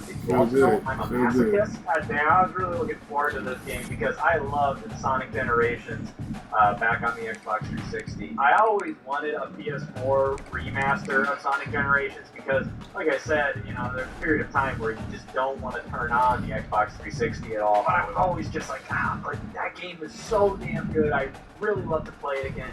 And this was kind of the closest thing I could really get to that. It was weird because Sonic had like an exclusivity agreement with Nintendo or the Wii U for a second there. So Sonic Lost World, Sonic Boom. Yeah, it took until 2017 to get anything Sonic related. Y'all better be like last year, or Xbox One for that matter, which is pretty crazy. But yeah, this game was marketed as from the creators of Sonic Generations, and I'm like, all right, I'll take it. It sucks. I believe what I did here was, after I finished my year of making Scandalons videos in 2017, hey, it's going to be a long way. But I do think if we can beat Miami, I played it for...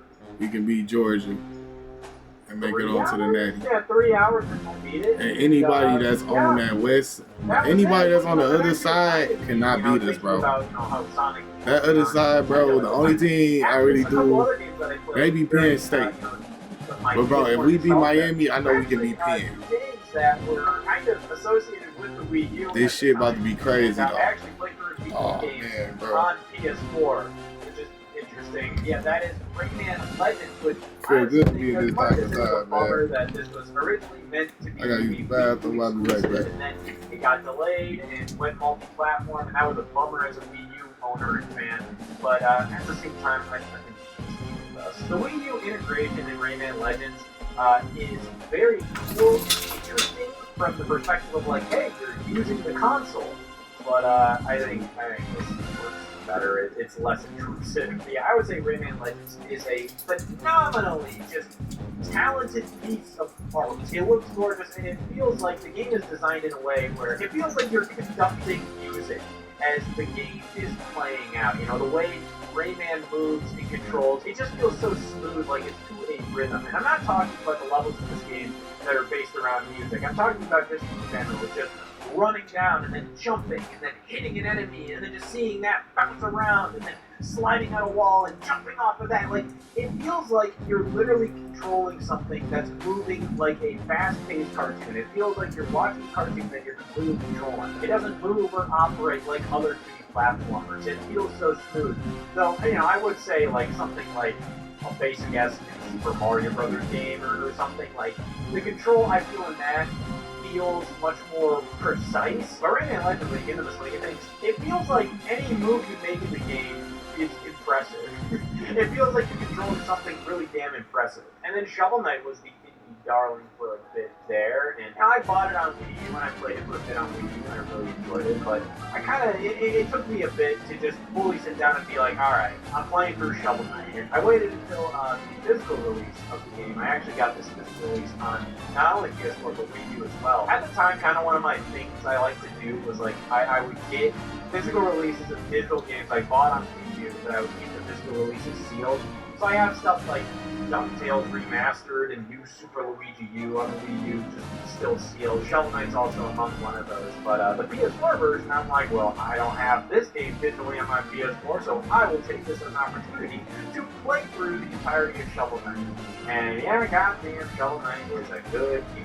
Who would have guessed? I think post-Scout the Lost becoming my major focus in 2018.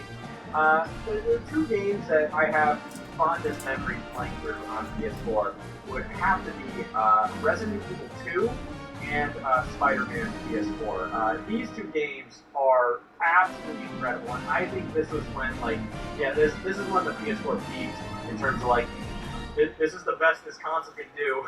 We might as well move on to the next one. Upon opening the book, something shifted. And as she read, Ruby, eager to stay relevant, did too. Explore your story. Changing how you shop, you'll feel like you're locked. You okay? It's different, but you'll love it. Look how it's smaller to cut overhead costs. You're gonna save some money. Differences that save you money. It's an oldie. Uncle Bruce, you're speaking my love language. The perfect Japanese cereal needs ice cold milk. It's present. It's a present. It turns my milk chocolatey. A lot of the time, just Lord. Girl, you pretended to be the white Italian man's fiance. She's married. Look, damn, it's hard to believe. And then you ended up catching feelings for the black Italian other brother.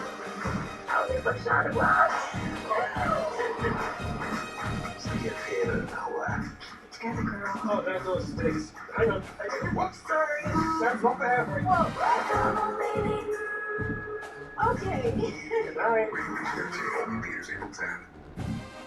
Evil 2 I played after playing Resident Evil 4, which, you know, it took me a while to fully, you know, try out Resident Evil 4. I believe I did that in, like, 2019, and that was kind of my first major Resident Evil game that I tried. I played that on the Wii, and I ended up falling in love with that game. I'm like, this game is one of the greatest games of all time. But, you know, of course, still, RE4, the original RE4, does have some quirks that you kind of have to get used to. You know, the way it controls well, and, you know, the game is designed around the way it controls, which is great. Like, that's why the game works so well, and that's why it ages so fine. But in the context of playing a modern game, Resident Evil 4 takes a moment to get used to. Resident Evil 2, on the other hand, is designed fully with, like, modern audiences in mind, but it doesn't really lose what makes Resident Evil so fucking good. This game at the time, I think, did a really perfect job of taking what really worked with Resident Evil 7, which they definitely pushed into the survival horror genre more than they ever did before with RE7. But they also made it first person, which kind of took a lot of the Resident Evilness out of Resident Evil 7, but, you know, this one brought things back to a third-person perspective, but they retained how scary that game could be, and it just created this perfect experience. I would still say, in many ways, Resident Evil 2 is the Resident Evil game I would recommend for most people if they want to try out the series. I think this one's just a perfect example of what Resident Evil is, at least in my opinion. And of course, like, there's a lot of old-school Resident Evil fans that might say, like, no, play this one, or play this one, or play this one. I'm a baby boy of this series. You guys know Resident Evil more than I do, but I would say, for a casual, modern audience, which game do you pick? I would pick Resident Evil 2 Remake. Even above Resident Evil 4 Remake. I love that remake. I think that game is phenomenal, but I think this one is the perfect one to start with. And then Spider-Man is like the exact same thing I said about, like, Ratchet & Clank with Insomniac games. Insomniac just makes fun-ass games, man. This was a game that, like, I think I played this during, like, the springtime of 2019, and I was still just, like, I was too busy working on videos and stuff, but I told myself, like, I need to just play a fucking game. And I picked Spider-Man to try out, and yeah, it just this game felt like the ultimate Spider-Man thing at the time. At the time, everybody was going to, like, Spider-Man 2, the video game from, like, PS2 games, the original Xbox, and like, that's the perfect Spider-Man game, and I think this game took that and took a look at all Scary the feeling, man. Scary feeling when you know straight up like, man, you gotta go up in this took all the game. elements and kind of You gotta mashed them all win. together. But honestly, still feels like this is like the ultimate Spider-Man game. Spider-Man 2 was great on PS5, but I think the way this one hit at the time is just incredible. Like, Spider-Man 2 is good, but it's also like, it just feels like more of the same. And that's just the thing, man. Like, a lot of the stuff on the PS4 successor does kind of feel like it's a lot more of the same. A lot of it is kind of like a sequel to what we already got on PS4. Like God of War Ragnarok. I played God of War 2018 on PS4. Y'all don't want to leave. But of course, like I said, this is kind of in the territory of like, I was playing a lot of different games. The Capital One Orange Bowl, man. They set it up every year for these things. You gotta come with hair and ball. For this stuff. But looking back at the first half of the PS4 play, man, those first couple of years, 4 teams they were definitely really slow. You can definitely tell because a lot of these I talked about are as we go to the quarterfinals, moving away from home sites and onto neutral fields. What's the bigger factor, the battle-tested team or the better-rested team? Welcome to Hard Rock Stadium, Miami, Florida. This is the Capital One Orange Bowl, part of the college football playoff. As we'll see a playoff team from last year, I come out here, ball out, man. We're a better team than last year. I know we are. The Miami Hurricanes. Premier Sports College Football Firm Street. Time to find out who's going to be moving on to the college football playoff. Look at that same mindset, bro. Now, I'm not really sure if this was Kickoff team out there ready to rumble for this college football playoff game. It's hard to look back at it like that because the Return begins inside the 10. The PS4 so He's got an opening. He's got great speed. Heads out of bounds, but not before reaching the 45. That's an excellent return. It's a group coming off an impressive win last week. Now they go on the road. They face a strong defense that gets stirred up by this crowd energy. Let's see what they can do today, Kirk. And Chris, I think the fact that they were able to win the game last week, like you mentioned, gives them the confidence that they need to come into this environment and deal with this defense and try to get out of here with a win. They stop them after a 6-yard gain, so 2nd and 4. Today, look at these online storefronts. They're bloody crap. Wide receiver coming in motion now. And the ball is handed off out of the shotgun. But also, able to bring him down quickly. In an era that we're living in right now, everybody wants to step into the full range, try to create space, try to create one-on-one matchups, and the defense is countered over the years by trying to play out wide. But here's a great example of the defense has the ability to play wide, but still be solid at the line of scrimmage and not give up big run plays. And moves the football to 27 in the first down. First down and 10. Here's the snap. Quarterback looking to throw. With the catch, it's Johnson. Solid 8-yard gain brings up a 2nd and 2. Offense now operating in the red zone. Now moving the receiver now before the snap. When I went there, Great call here by the defensive coordinator, sending that linebacker on the blitz, and it works out for the sack. Miami linebacker play over the years, I would put up there with anybody in the country. Fires into the wideout. Makes the catch again. Well, there's nothing better for an offensive coordinator than having a quarterback kind of get into a rhythm early in this game. Another great completion. This guy's off to a great start in this big playoff game. Going absolutely nowhere.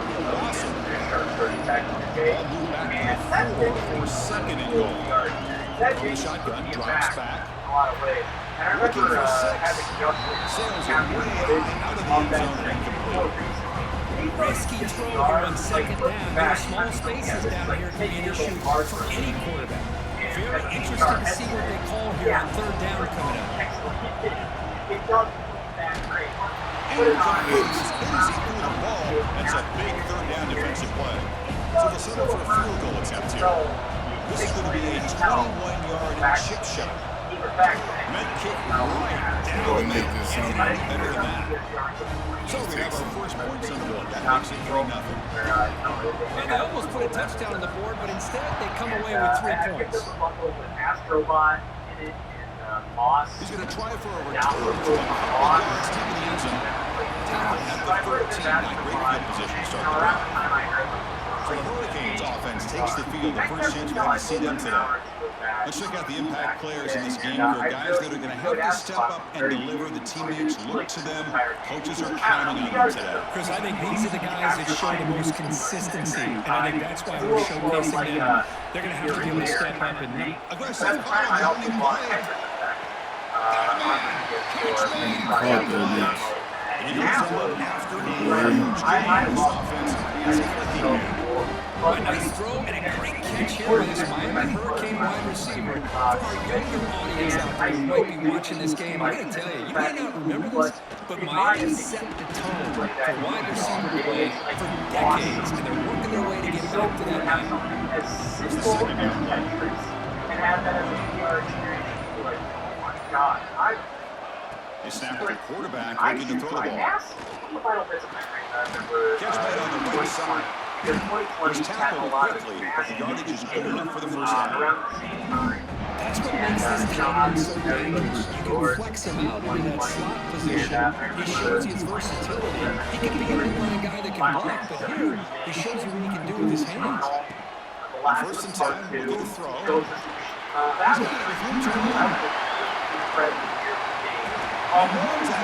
This is crazy. What a pitch and catch by the quarterback and receiver for a big game for this offense. Happened during that time. But at least video game wise, there were some good ass video games. There's some fun video game memories. But ever since I got a PS5, I really haven't used it. Don't work on PS5. I kind of want to do one of these all games, maybe throw like a video here on Scott's Stat to see like which don't work out PS5. Let's look it up right now. I can't play after defense here, getting close to the goal line now, where they come up with a big stop, but they send them backwards in the process. So I had to crack out the original PS4 and PS4 Pro to capture footage. They'll look to throw it on third and goal. Yeah, just turning on the console and seeing that thing. To end a long drive on a goal-to-go situation, just settle for a field goal has to feel like a win if you're this defense. You get the third down sack and limit the damage. Big-time play by the D. It was a special time, and I mean, that time is still going on. The PS5, like, Yeah, first quarter in the league, man. So it's a good I sign. want to say the PS4 is the best PlayStation console.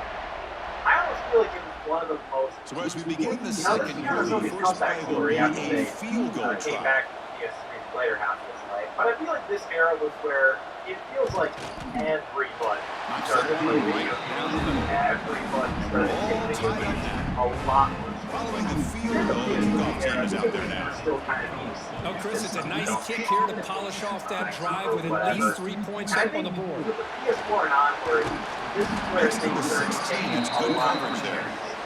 And maybe Offense on the field, so considering all that, like looking back at the PS4, man, I have First some play of great the memories. drive, looking to throw the And this is football. where I kind of discovered a lot of like who I was Another receiver.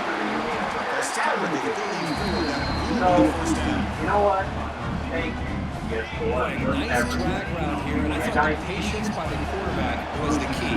Puts it in front of his receiver, gives him a chance to make the catch, and picks up a little bonus. Nice yards after the catch.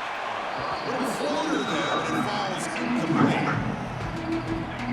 Well, I'm a big fan of the RPO, but it is a dangerous play for the quarterback. You gotta make the right decision. On this play, it just seemed like he was a little hesitant, unsure, and it cost him here with an incompletion.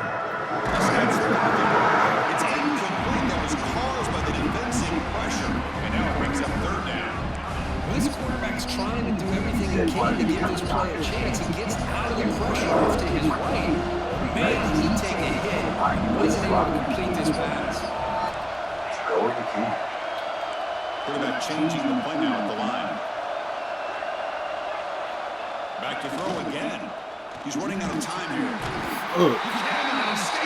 Here it is, everybody. the GameCube Looks like a man versus... is down on the field after the last play. Just So a we'll take a game timeout. Yes, Team on the fellas, field. I think this Defense is a pretty stalls the interesting drive with that matchup sack. because, well, the Wii is the GameCube's successor. sets up a The return. Wii and GameCube are very similar hardware. They gain a That's one of the that's a biggest solid things a lot of game people return. say about the Wii. You know, infamously, it's been referred to as two GameCubes taped together. Oh, this is just two graphical capabilities aren't all too much better than what the GameCube did. You know, the GameCube was a pretty performing console for Nintendo. Now, as much as we all love nearly as well as the competition. Now, the Nintendo 64 was already Nintendo's time to make a powerful console compared to game cartridges that really limited how many games you could actually make those things. These cartridges were expensive, they barely store much. N64 by itself was a pretty powerful console. The GameCube was pretty much just, let's do the N64 again, but better. It didn't really have a massive music involved in it. It was just, this is the next Nintendo console. And, you know, when you look at the sales, you know, N64 is about 32 million, the GameCube sold about 21 million. It's obviously Nintendo had to do something different. They couldn't just make, oh, a powerful console, basically the GameCube again, but better. No, for better or worse, they went over to the Wii. And I would say it's for the better. But doing this did have some drawbacks. I would say the Wii has some of the highest highs and lowest lows of any of Nintendo's consoles. Some of the greatest games Nintendo's games are on this thing. Some of the most unique That's crazy. some of the most creative games ever. But then, on the exact opposite side of things, it has some of the absolute worst games of all time. Of course, every console has the worst games of all time, but some of the crap on this thing is absurd. I think it's a success. Really, Nintendo blind to like what the That's how it does it. You know, but of course, the thing is the Wii U, Nintendo Switch, Nintendo Switch 2. So overall, he decides to keep it here with Nintendo. I don't really as much as that happened now, you know, in some areas, it also went uphill because Nintendo Switch is one of the best selling consoles of all time, but we would have gotten this without it. So, my personal experience, both consoles, and I own both of them. Unfortunately for the GameCube was my first home console that I owned, brand new, not a hand-me-down, not nothing. This was just mine. I loved it. I really didn't get the most out of it. The first thing I got for this was the Game Boy Player again. Game Boy games on the Wii. That was cute. So I actually got some standalone actionable games. Kickoff team out there. And pretty much the most part of the touchdown on GameCube were all licensed kits. Also, y'all SpongeBob ones, man. SpongeBob starts from actually inside the brought us a legendary game for fun. Gets to the 25-yard line. That's where they A start lot the of drive. people act like it is literally one of the greatest games of all time. Well, So they begin the drive it's a here good in the kids final game. 3 It's a minutes very of the half. well-made licensed game from 2003. Off the Let's play not fake, go looking to much throw in further. the first half. This is all Let's see him go quickly. You know, I'm make a collection, call it hit and run after the party. I was playing a ton of Mario Kart Double Dash at a friend's house. And that same friend actually watched his copy of Mario Sunshine on. And then at GameStop, I was able to pick up Pac-Man World 2 for $5 after playing this at my cousin's house. Yeah, so I always heard a lot of people say the GameCube didn't have great third-party support, and I was always like, what are you talking about? This was always my checkmate atheists. But I understand looking back at the GameCube library, which is very full. Like, the GameCube library is needing enough. Comparing to the PS2 and Xbox, you just see a lot of holes in the GameCube line.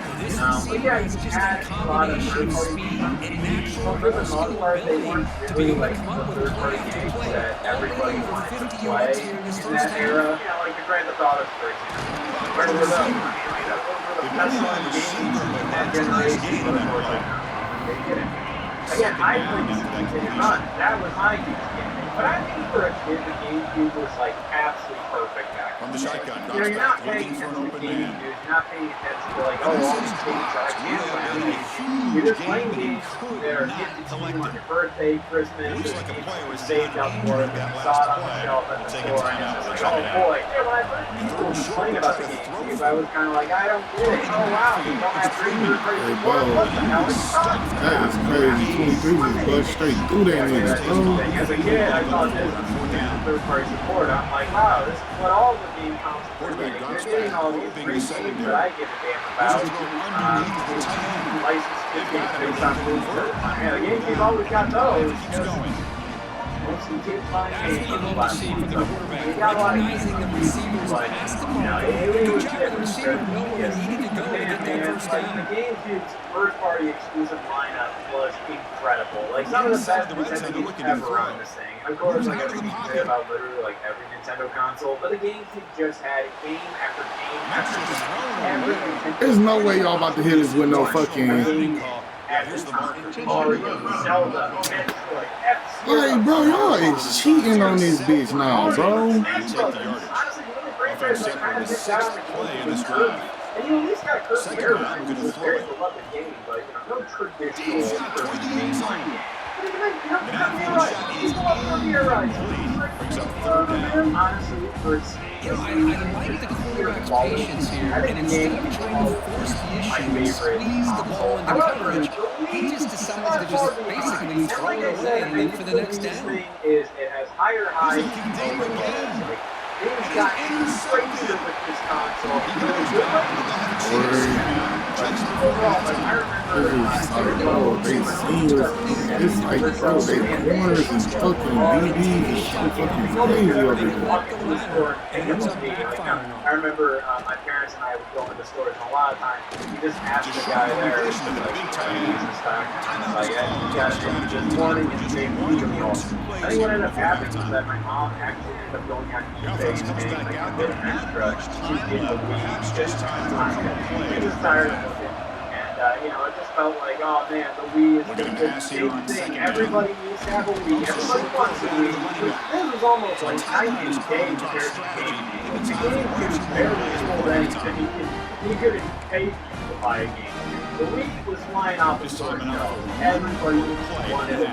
I think a big element was the fact that Nintendo really marketed this thing for everybody. It wasn't just for kids or gamers or anything like that. They marketed for people who weren't traditionally playing video games. And I think we can all look at this Wii thing into the fact that like nowadays, All right, let's get the second half going now. The a kickoff lot of team is that out there. mobile devices and everything. Hey, I think without the Wii showing casual people that video games are fun, we wouldn't be Solid job by the coverage team. They bring him down at the 16. I want to tell you, like, people were terrified of holding a controller. They were like, I have no idea what to do with this thing. With the Passing game moves for the stop of the first half. Let's see if they can begin to feature the one game here.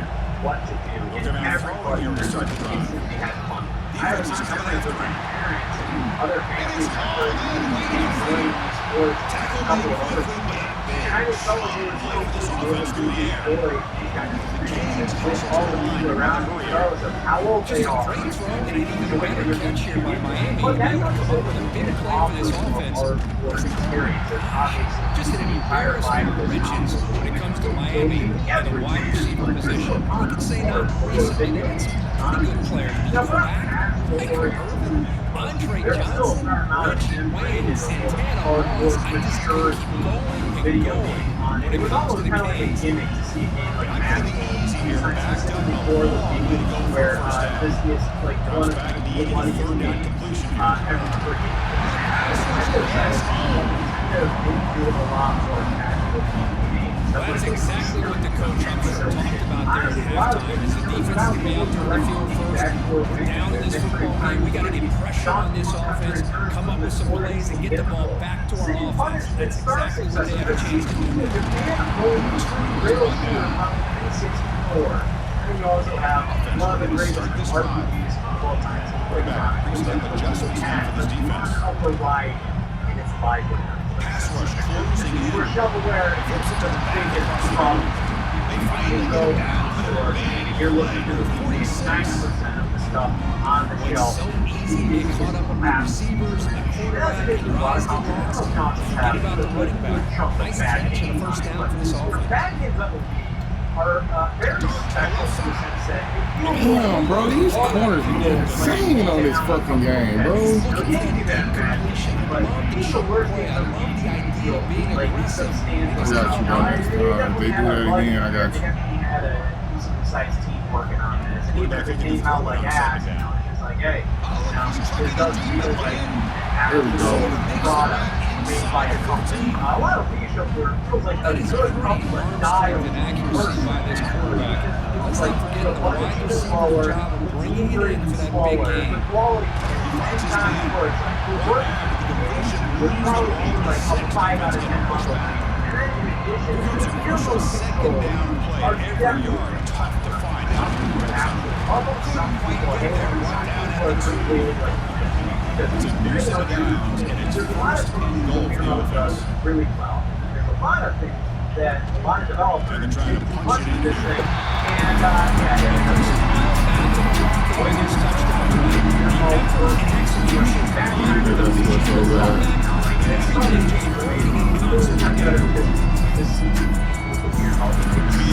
but then so many games that's all the emotion. And I think it really because a lot of times waggling is used to replace like a button press or something. But a lot of games use it in like incredibly annoying ways. I'm just thinking like, gosh, why can't I get a button? And then it is actually waiting for it because you know we're getting the waggling. They came up empty in the last possession, forced to punt it away. They begin to cut down. But many games just didn't use your capabilities properly. So yeah, it seems like these two guys Handoff here from the shotgun. matchup. I mean, they give both super hard for help. That's a solid game. Moves the ball to the play games on the week itself. Setting the tone early with good runs like this can really wear the defense down and keep the defense guessing. That's why some of the best coaches of all time have primarily done it with great run games. Makes the first down, but pays in price a big hit. Categories. Whoever wins, You set it down after that completion. Talking about the sign of the console and the controllers. On first and 10, they'll look to throw All it. of that. Round 2 is capability. Looking for his big tight end. Here's space. Look out. Tackle made after a big gain by the way to 36. Okay, here they go. Big first down, good pickup, and they're off and running. Straight up, which one has a better team library? And round 5 is legacy. Which one left the biggest Throw, that's an RPO caught on the left side. Beginning down quickly, not much of a gain in that completion. Round 1, design. What's the play call here on second down for this offense? Design. Consoles and control. Which one has the better one? Fakes the Now, I handoff would here, say looking to throw it. Quick completion to the tight end. Defense surrounds him. Just a short gain to that completion. Like a ton of other consoles. So it's throwing short with the opponent's 28. Let's see what the play caller is here. We're already in field goal range, but thinking about the end zone. Trying to muscle for the first down. And the stop and moves the football to the 16. It'll be first down. Cage on the line to start a fresh set of downs. Again, we're going to the RPO when it's complete. Defense reacts quickly, a very short gain on the play. Second down after that previous play. It pretty much fits all of them in even smaller packages. One more quarter, y'all. We reach the end of play in this playoff game. Deadline, a classic on our hands as we stop to check We the stopped game them from summary. scoring. We scored the ball, man. I promise you we wouldn't lose much. It's not like that according to all these other game companies. Headed to the What's final the main quarter of this thing playoff people game. have about, Who's going to like, step up the and Xbox make a One, difference the here Xbox in this Series pursuit of a X, national championship? whatever, any other Here we go. generic First game play out of the console. quarter. It's Offense just setting a up for a black second box. down play. And again, the black model is quite literally a black From the box. shotgun to hand It off. is so Stop right there I at the think line. it's so No fun gain. about it. And of course, That back just had nowhere to go. Gotta give credit to the defense and the offense on that. on the back, and it's so weird. You know, I mean, Quarterback in the shotgun here on 3rd down. Launching one to the end zone. Oh, let's go, man. Let's go. Oh, we need that pick so bad. 5-star legs. That chopper dump. My money gon' fuck. I can hear the show. Yeah, that thing needs a damn handle. The game does really get out of the shotgun. He's passed the marker and still going. It's a solid gain. Moves the ball up to the 28. You know, offensive linemen are just a certain breed. They're always going to do their job. No matter who's back there carrying the ball. I'll tell you what, they have a little bit more confidence when the person that's carrying the ball can break off some big-time runs. That makes their block just a little bit harder, knowing what he's potentially capable of doing. Offense getting set up here, 2nd down. Get rid of the stand, you put the on inside, and like, And the quarterback drops back, looking for an open man. Third the size. Pass ball is incomplete. There's a lot of contact on the penalty. Brings up 3rd down. Has better design for the overall concept. And you also have 2 other variants of the league if you really want to mix things up.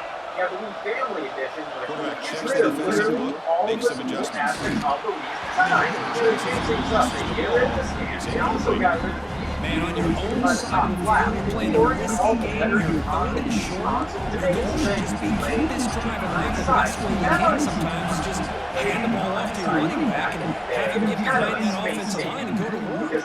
Curious to see what they do now in this 3rd and short. They bring him down, but not when you with get rid of that and the put 1st down them on a yardage. side, it's just a small What a decrease. job by this Not that quarterback here on interesting. I don't 3rd think the down. fancy Having just surveyed the defense, eventually just goes to the check down for the running back, moves the chains, and keeps this drive going. That they Breaks off a defender. everything And is just the middle and gets outside of that is just not an open for There's business today. no internet access, no game. Chris, textbook job by the defense surrounding the runner and preventing that play from being bounced to the outside. It's definitely Offense getting set. 2nd down play here. But even though it is comparable to the GameCube, I would say the GameCube. Offense appeared to be confused about the snap However, count there. overall, I gotta give I didn't even. the console side of things Come on. to the initial model. And to be honest, Easy the call model for the head was coach. had, He will not many accept people that had the penalty, Wii of course. Edition or the Wii Mini. Those hit after like 2011, like how many people were 6th buying play of the the drive that coming time? up. It was all about that initial model. However, this also includes the controllers as well. And this is tricky. Quarterback wants to Really throw it have on 2nd down. controller, not only big controller, third version of the game. Here comes 3rd and long. Pulling out that Wireless. sack has made this a I real like the challenge for the Nintendo offense. during this generation be a little weird for some of their accessories. Third and very long. You know, the fact that the wireless game controller is Detroit called makes it Rebirth. first. Honestly, I remember back in the day, Oh, that's a great it was pitch. like a third-party, non-official game. Chris, that's Oh, just for perfect legs. execution here by the offense. Quarterback does a nice job getting back, putting the ball out where the receiver can make a play on it. Nothing you can do as a defender. Like, I never thought that was Boy, this offense operating in peak efficiency. It just sounded like some random thing some other company made. But the game controller has always been one of my favorite controllers. I think it's recently. Hey, bro, how the fuck did this nigga just break straight through that bitch, bro? After that last play. That's the shit that I'm talking about, man.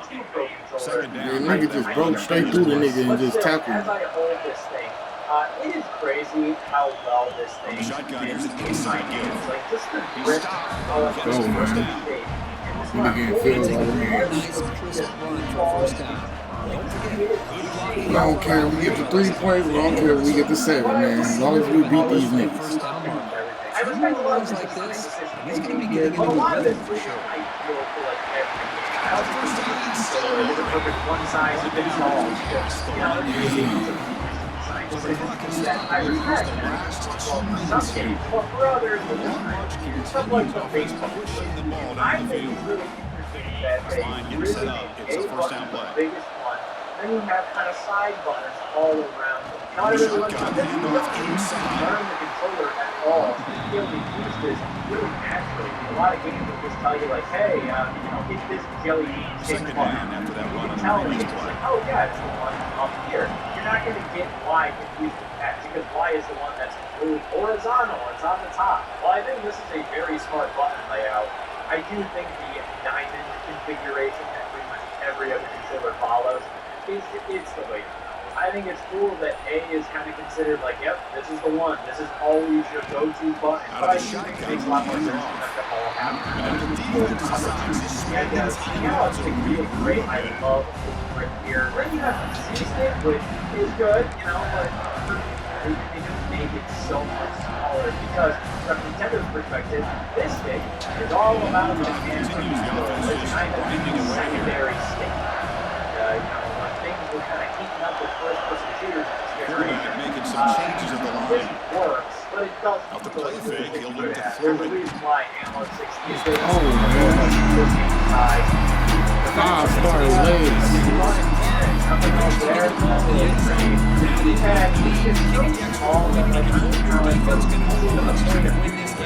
Oh man, Miami came full with it.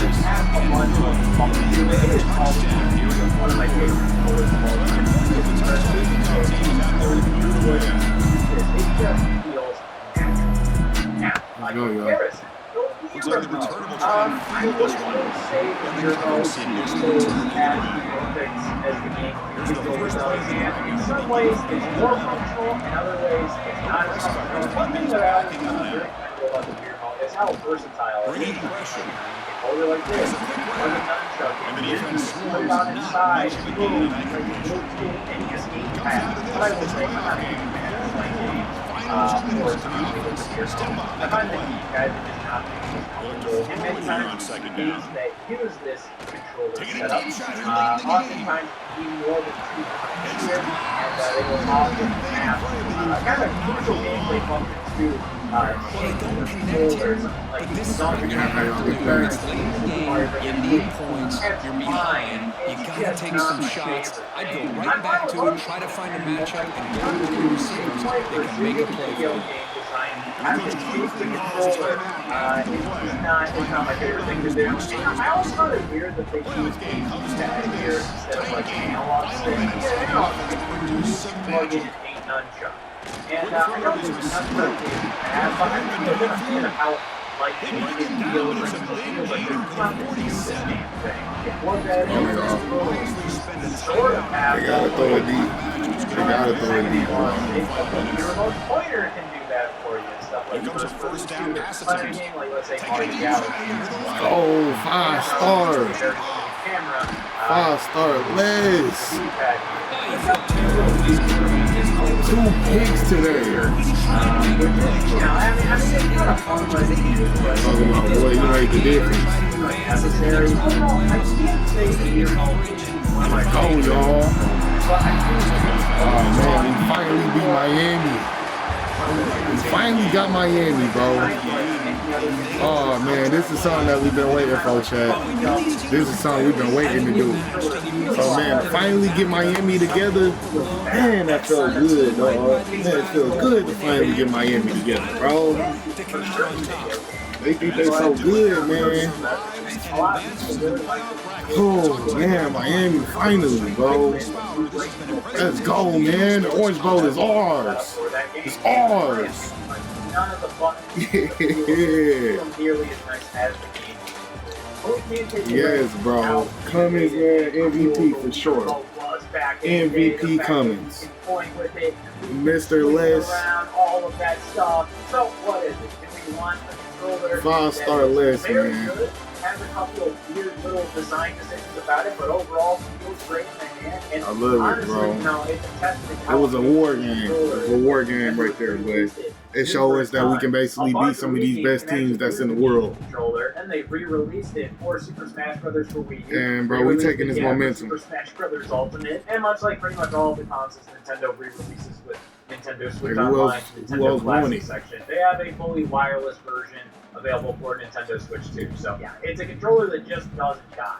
The Wii Remote, by comparison, I mean, like, it sorta hasn't died. The Wii U kept using the Wii Remote and Nunchuck, and the Nintendo Switch 1 and 2 Joy-Con controllers you can see as like a successor to the Wii Remote and Nunchuck. Like the way they both work, holding both separately and doing motion control, that still lives on with the Joy-Con. But I'm telling you, it says a lot that the game's controller design is used to die. Good to actually win a ball game, I think the Wii Remote and Nunchuck did a lot more for the gaming industry for better or for worse. Whereas the GameCube, I mean, the Wavebird wireless controller was a giant leap for wireless controllers. Like, wireless controllers existed before this, but they weren't very good. A lot of times they use like infrared, almost like a TV remote, so you have to keep it pointed at the exact spot where the signal will be reached.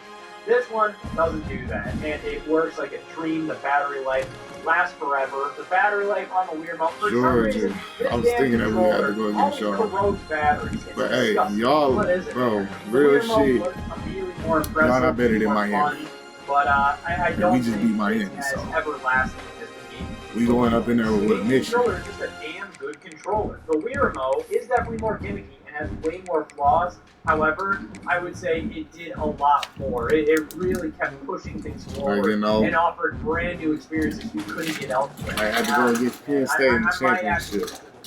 Just because the GameCube, while the controller is great, Hey, how I feel, man. haven't seen before. And a lot of the Don't go to design war. elements I think are cute. There's a reason Every why team modern won this. controllers don't do I can this. get So it. considering all of that, round one, I think the Wii takes the point.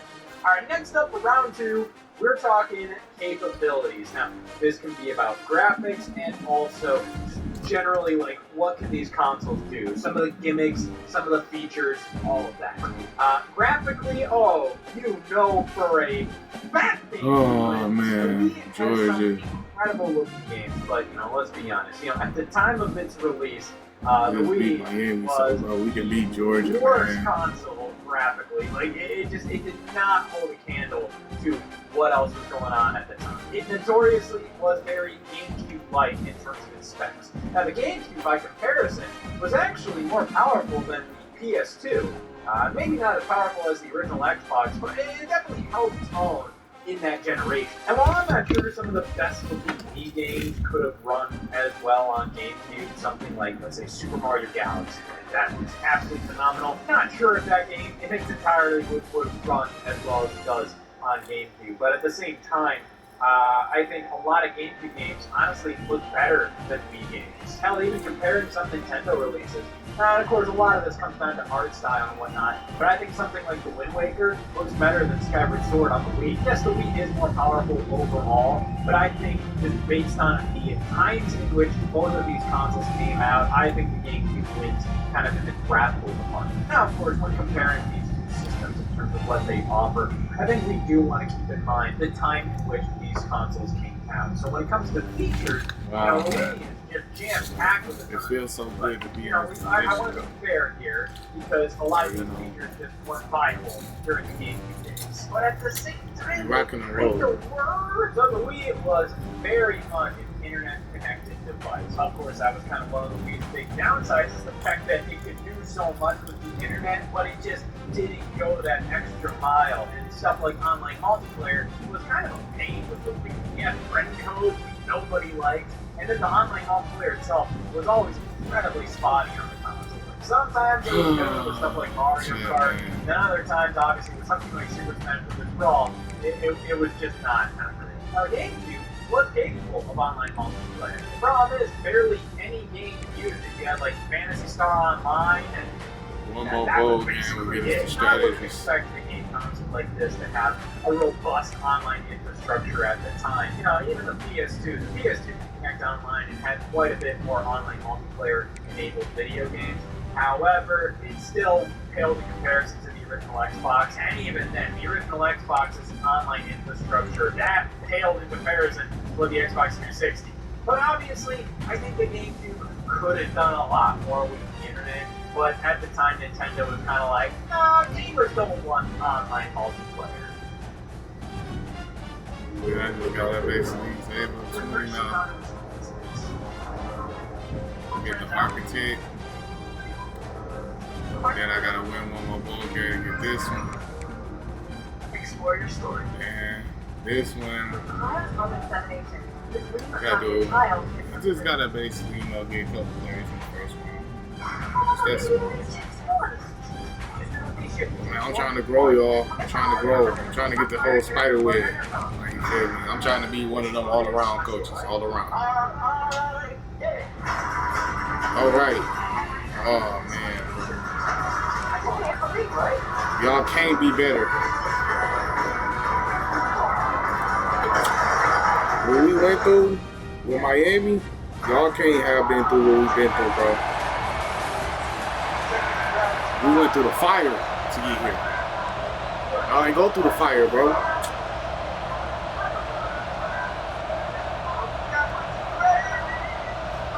Kickoff team out there. We are about to get cranked up for the semi-final collision. They'll return it from inside the 5. Be tackled at the 17. Strong job by the coverage team.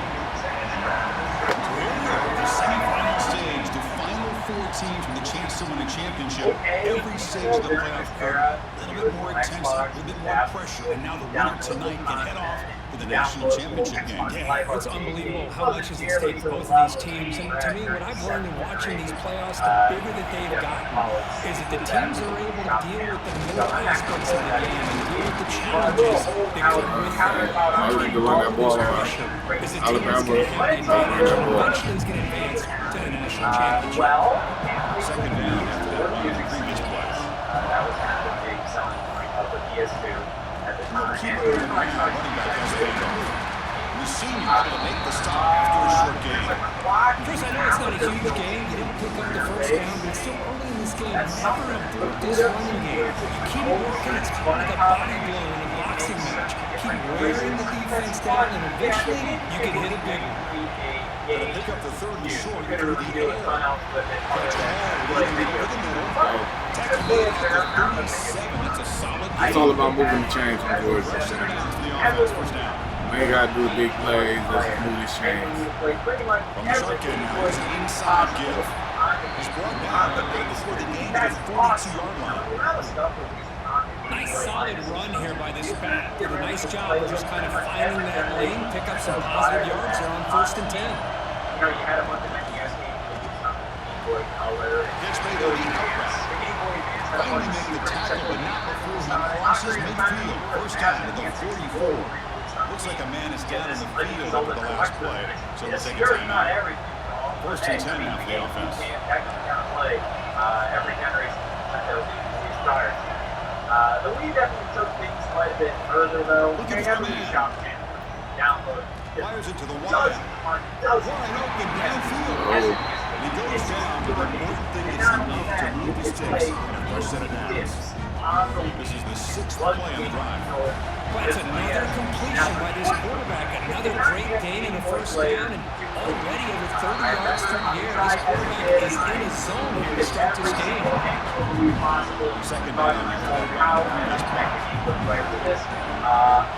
There's some decent movement in the backfield. He's a throw underneath the back. And the defense smothers him for no gain. This is exactly what you want to see from the defense. Yeah, you give up the catch, but you're right there to be able to stop this receiver from making any yards after the catch. Looking to the end zone.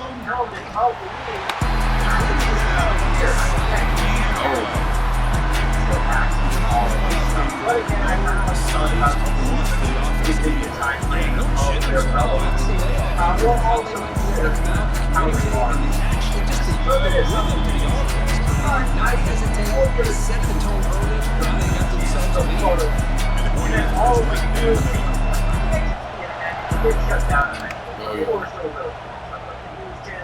And he takes this from inside the 40. So the Georgia Bulldogs offense takes the field our first chance to see that today. Very much like the impact players in this game, guys who have been leaders, guys who have been counted on to deliver today. Well, these are the guys that both these teams are on, as you said, to be able to make the plays. More importantly, when it gets into that point in the game where you need to be able to have some leadership, these are the men that are going to have to step up and be able to provide that for each team. Back to throw. It's short. Grab down the middle. It's tackle briefly after the catch. He'll be short of the mark. The completion makes it 2nd and short. Quarterback sets up, looking for an open man. Looking for 5, doesn't get it. Brings up 3rd down. Receivers are bunched together. But Looking to pick up the first down through the air. And what's annoying about it is the fact that you pretty much have to keep players jumping together.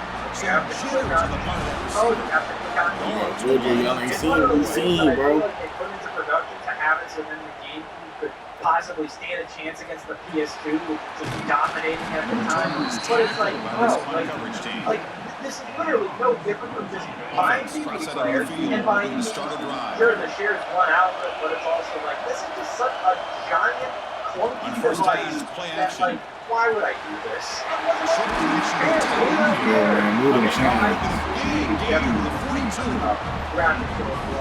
This is why running the football is so important. Run the ball and hold play action. It affects the eyes of the safeties and linebackers. I thought the strong safety did a really good job of disguising the blitz, waiting to the last possible moment, and then to snap the ball, catching the offensive line off guard. Nobody saw him. He gets on his feet and comes up with a sack. They bring him down. There's not much help on the screen there for the first down. Offense will line up just for a couple more plays before the end of the quarter. We're going to throw it on third and very long. Fires it to the right. With these so I kind of gave like big baseline there. And it did all of the download get from the shot fans and everything. You had a lot to play on the right. Yeah, if they play on that hip, we got wide receivers that can really get back there and still catch that bitch. That's the best part about that this. wasn't there. The Game Boy Player was introduced in like 2003. But let's keep in mind, what was the competition like at the time? The PS2 and original Xbox both retailed for $2.99 at launch. So here we go, the first GameCube play of automatically the $100 offense has a first down. less expensive. Now the Wii was quite a bit less expensive than the PS3, which was like $4.99, $5.99. Xbox 360, the Xbox 360 is probably one in around the gigabyte model, which is $3.99. But they also have the Xbox 360 4. Nobody's left for the pitch man. Good job by this offense picking up some But it all had like it's all but it's also like that. This one just started Ready. When I do find it a little crazy, the Xbox 360, even as basic as the Xbox 360 core was at the time, it was only $50 for a Wii.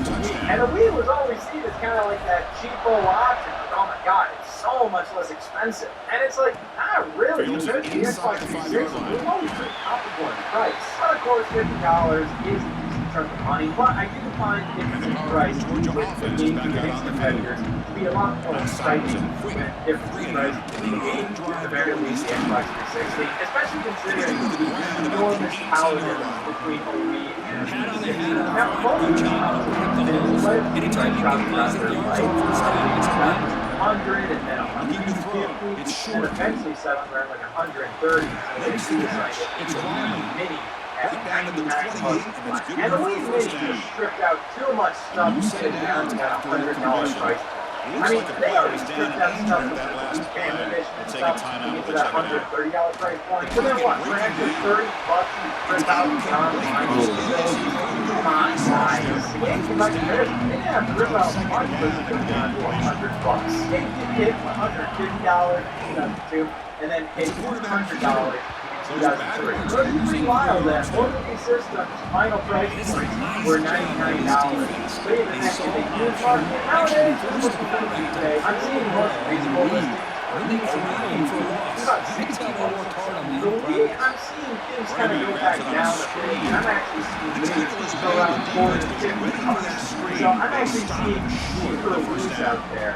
And you know what's kind of good about the Wii is the fact that it's really easy to hack, and you can do all kinds of stuff with it. In addition to the fact you can still play GameCube games on it. Now, here's the annoying thing about GameCube on the fact that you always have the select disc channel with the weird garbage. I hate it. It's annoying because you gotta get this controller ready. Also then swap immediately over to this one. But let's be honest, that's kind of worth the discount. You get $2 million. Now, if there's time, I think this is game at $100 was a bit of a better deal than what the Wii ended up being at $100. The Wii Mini which was no internet functionality for the Wii, and you didn't even have games to support anymore. So they stripped that out. So yeah, I do think the GameCube at $100 is a better deal than a Wii Mini at $100. We agree that Wii Mini did come with a copy of Mario Kart Wii. Their best online multiplayer game, and you could not play it online on overall, yeah, I think value-wise, the Wii made the most sense. And even nowadays, like, it is generally cheaper to get a Wii just because there were more out there. And pretty much most games out there, you can still play games. I think this defense keeps thinking about them throwing the football. And by doing that, they're opening up running lanes. Generally always some yards there by the running back. Even 2 games sometimes. Oh my God, Ada. For the most part, $99. That's what I'm talking about, man. What you can't fuck with this, bro? Defense had their back turned. Couldn't see where he was. By the time they Boy, this round of the season came in the playoffs. Nigga really took that game forward. Alright, now this might be one of the hardest decisions I've ever had to make. Both of these consoles have wonderful lineups. I genuinely think the GameCube lineup is the most consistent Nintendo console lineup. However, I think the Wii has a higher vibe. Like, not every franchise get a Star Fox at 0.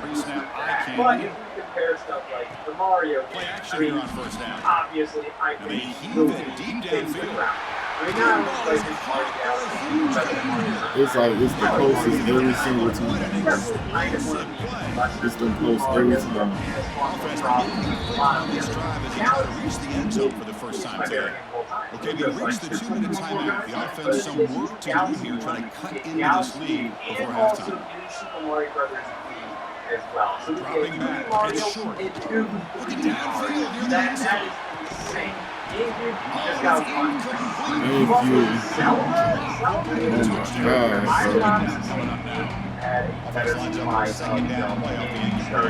Wind Waker, then we got Four Swords Adventures, which was, also looking to throw. Multiplayer, top-down wide out. There we go. There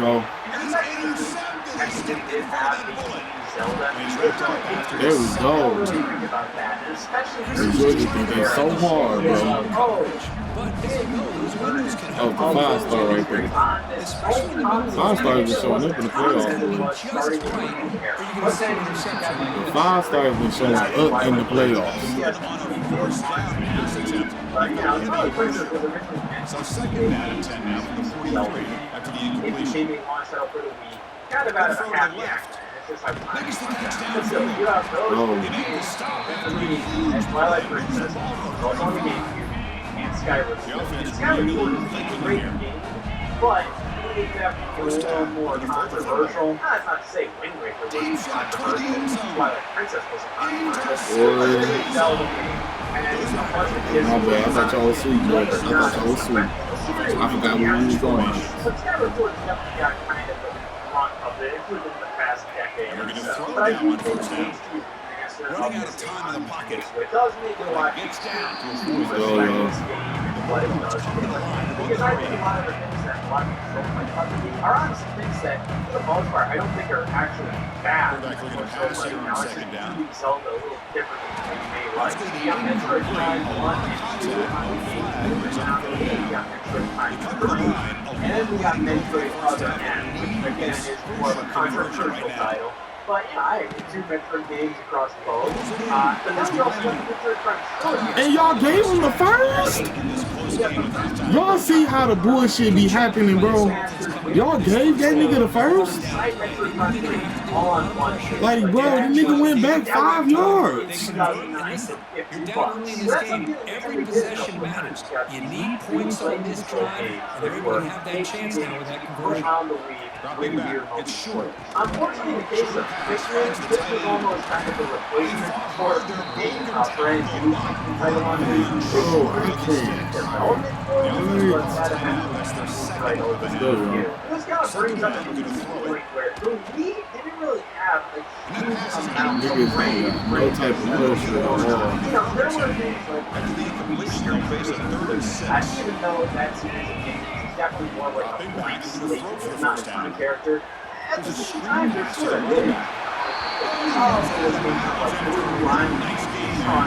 I love the blue character. It's kind of a funny, silly little thing you do in all of these games. Yeah, Endless Ocean as well. It's a really interesting game. Just the fact that you have scuba diving games. We've had stuff like that before, but Endless Ocean was definitely the type of game that you only really imagine Nintendo publishing. A lot of other companies would shy away from like outside the box kind of games like that, but I think that's what makes Nintendo so interesting. Oh man, we playing some fucking defense, bro. This is how you fucking play defense right here, bro. That nigga is not throwing that bitch because he knows straight up, bro. That shit is picked off. Out of the gun now, 3rd down. Let's go! Let's go, man. Five-star rider, man. They went 4-3. The pass rush came off the edge and made a big play. Which that was honestly a really interesting game.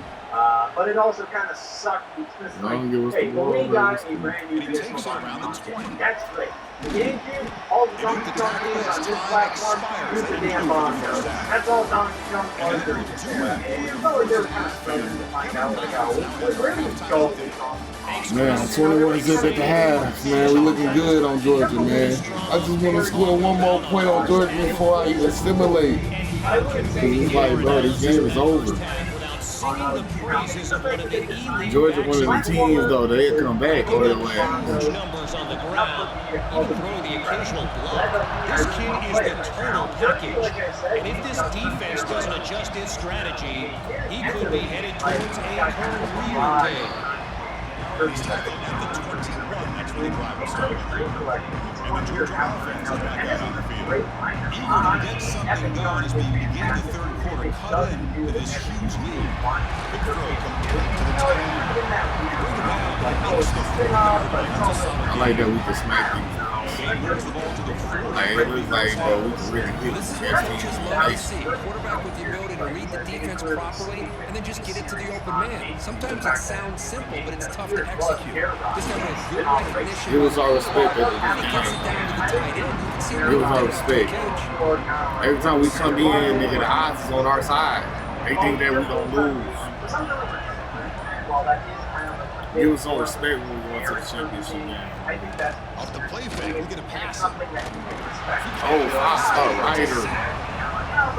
Well, you got to do a better job with your fake as a quarterback. The defense did not bite at all on the play action, allowing them to continue to come after the quarterback and come up with that sack. Now, wasn't alert enough, didn't get the play off. That'll cost him 5 yards. But I do think the character is unmatched. Just the fact that you have the 2-person third-party mechanic, like, that just makes that game so fun. And the delay of game penalty will push the offense Mario back Kart 5. is still fun to this It's day. 3rd down for the Mario offense. Kart Double Dash we want to revisit way more than even if I think he holds up a To the bit air, better. it's short. Just like, hey, the core driving mechanics, the core drifting mechanics, it just feels better than Double Tries Dash. to But I right think with a Double quick Dash throw. Boy, it's they found the way. That's one thing about these niggas, they gonna find a way. But I know straight up that y'all can't score 3 touchdowns in a row. Off the play fake on 1st down. All the shovelware was all about. He's running out of time here. Go, man. Strong tackle there. Hey, if nothing else is there, good decision by this quarterback to be able to pick up some Hey, y'all, that scrambler shit is I'd over. like to see him do that and force the Put you ball in into the box with coverage. the scrambler. Good heads-up play. It definitely felt like they were kind of running out of steam a little bit. And then you have Mario Kart 9 after years later, finally years like, and Mario Kart 9 sucks. And here's a tight end shows off his hands for a nice game. I would say Love to see the Mario big Kart man is get way his better touches. as a game. Every single Mario Kart on this console is fantastic. My favorite Mario Kart is because they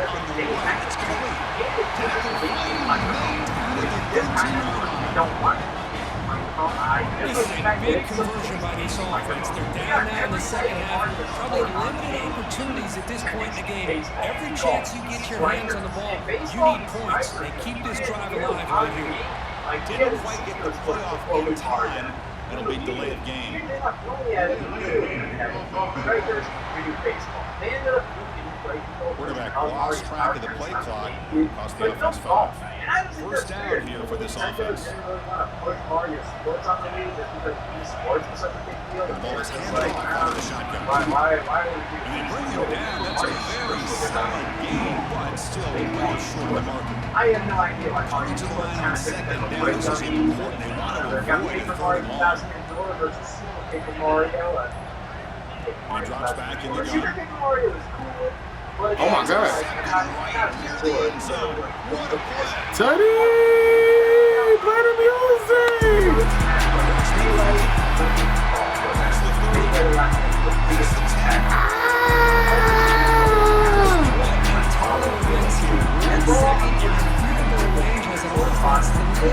This defense is fucking unbelievable, y'all.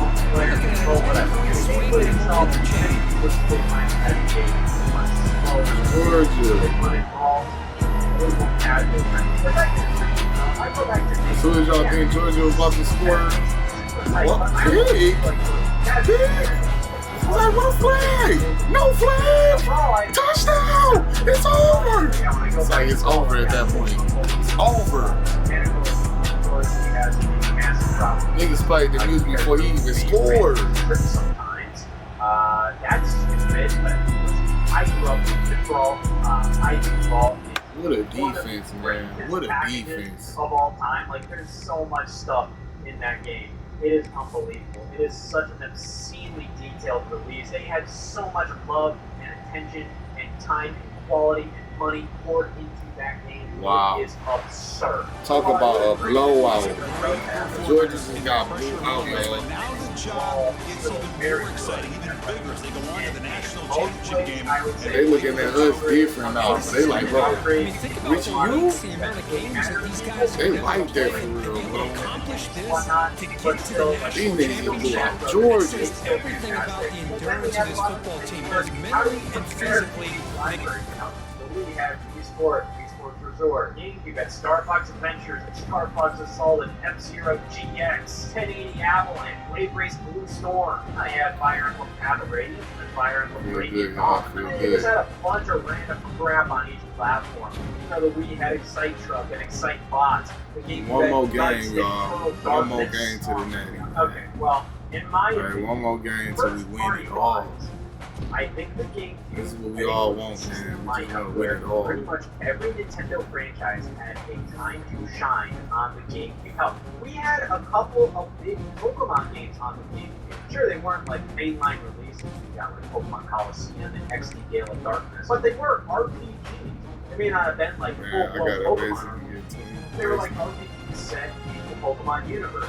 And that was pretty cool. You know, I've always said this, but I think Pokemon XD Gale of Darkness, that box art, it feels like they were really trying to make this look like an actual mainline Pokemon game. Like, this looks like a lot of the mainline Pokemon games. Sure, you had Pokemon Battle Revolution on the Wii, but I never hear anybody talking about that game. You had Pokepark and Pokepark 2.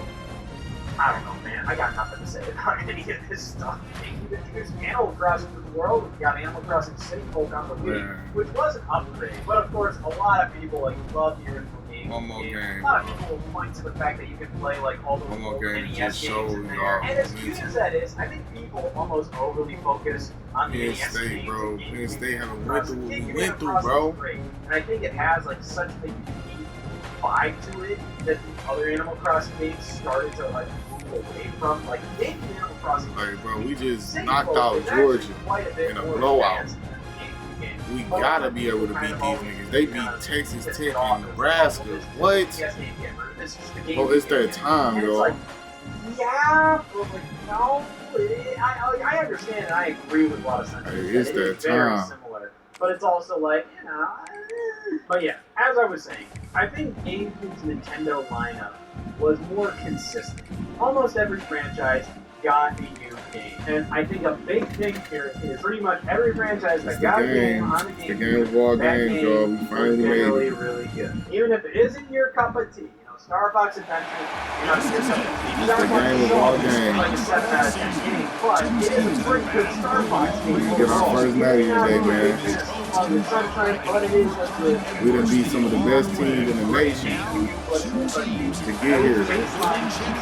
Penn State, they ain't do the same thing that we did to get here. They ain't fighting the same way that we fight. They don't eat the same way that we eat. They don't breathe the same that we breathe, man. Let's go out here and bust their ass, bro. Same thing that we did to Georgia. Let's do the same thing to Penn State, man. Let's do this, y'all.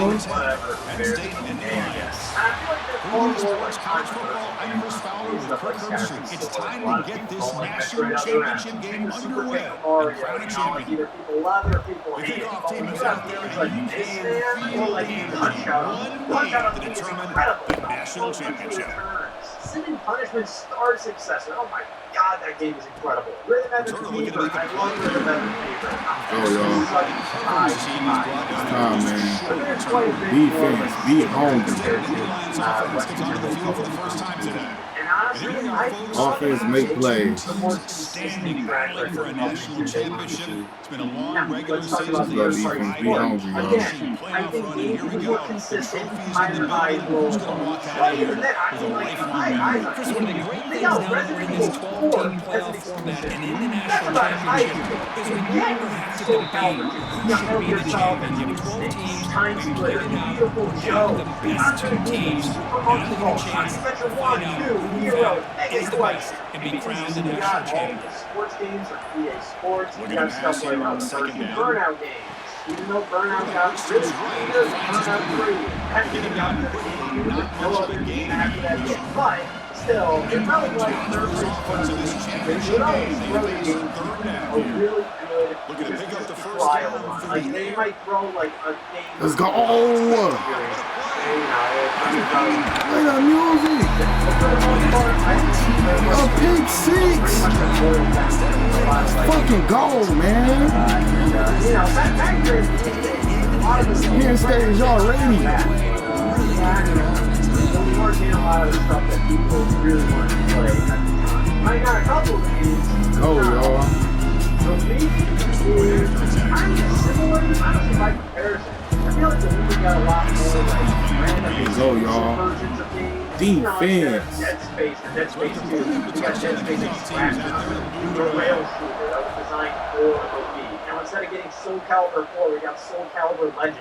Like the Wii ended up getting like a lot of actual like exclusives, like Castlevania Judgment, that weird ass Castlevania fighting game. We got some weird ass sports games like Dead Rising, a lot of color in this game are really cool. But I think the big problem is a lot of these games were severely downgraded graphics. Oh, y'all.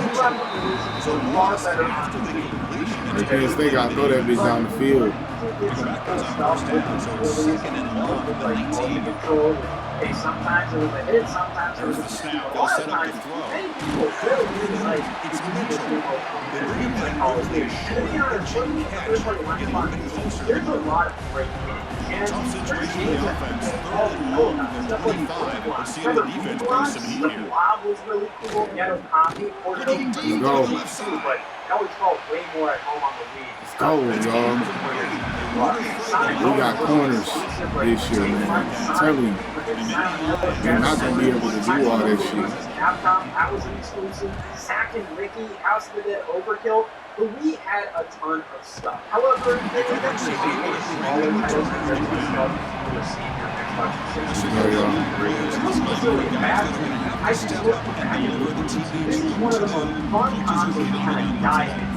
As much crap as there is, and they finally get that because a lot of companies really did put their all into it. Like as much as they always had crap third-party support, like honestly, we had a lot of third-party support. This might not have been the third-party support that Xbox 360 and PS3 was getting. So for the most part, honestly, you were getting a lot of really unique exclusive experiences on the Wii. However, I think all things considered, I think the Wii has a better library. I think the Wii library is phenomenal. There's so much fun to be had. There's so many hidden gems. So many great third-party exclusives. Nintendo games. Even like the bad games are just kind of fun to mess around. However, I think the game has a far more consistent quality, velocity, fast library it has. So I can honestly go either way. Oh, man, boy. As high or high. And the final round here, Legacy. Which one of these systems left you greater Legacy? This one is genuinely really hard. I don't know if I can figure it out right now. I was initially thinking because to me, especially in like, there's a lot of times people are ready to get this you know, but let's think about it. Like, how often do you hear music from the B channel or B shop channel pop up? Like, everywhere I look, I'm watching videos on like social media or whatever, like, it always pops up. People are so nostalgic. And that's definitely one of the time we live in. It's just like, yeah, it's 20 years old. Hey, boy. Y'all niggas be saying that niggas get that niggas. A little bit older, people have more time to be nostalgic over it. And overall, that nostalgia is somewhat dying up. Like, people don't have as much nostalgia over, so it's a weed that's taken over. But it's really hard. Nostalgia is definitely not exciting. You know, all the movies kind of behind the nostalgia over right now. 10 years, nobody's going to give a fuck about it anymore. Now, from my perspective, a lot of the Wii generation felt like things are definitely kind of getting Just love watching this background. Gets behind that like, as offensive much line, as people are moves his pads, nostalgic and it's a nice solid game. that game doesn't really do a ton that's it's, you know, Donkey Kong Country Returns is one of the greatest 3D platforms of all time, but it is kind of generic. And you compare that to other games like Mario Sunshine, Donkey Kong Jungle Beat, and it's just like, wow, this has all kinds of flavor and all that crap. But to be fair, you can point to other games on the Wii where it's just like, I think Galaxy is far more fondly remembered and left a far bigger impact on the Mario franchise and Nintendo as a whole than Sunshine ever did. And it's just like, yeah, of course Donkey Kong Country Returns is a little more generic because it's the return of the Donkey Kong Country All right, let's get back to the action. things to be a little more classic. Okay, honestly, I think Legacy might have to go. This is not where you want to be I against don't this work defense. for that these days, and you can see, like, they are bringing back so much crap from the Wii. They're bringing back stuff from the Wii too, but I definitely feel It's great effort here by this defense to keep it really with the kind of first down. Now they've got a tough where a lot of decision to them make here on this and fourth the down fact that on and Nintendo Music they have a playlist for all the Wii channels. I think the Wii feels the most like modern Nintendo. Those have kind of an advantage.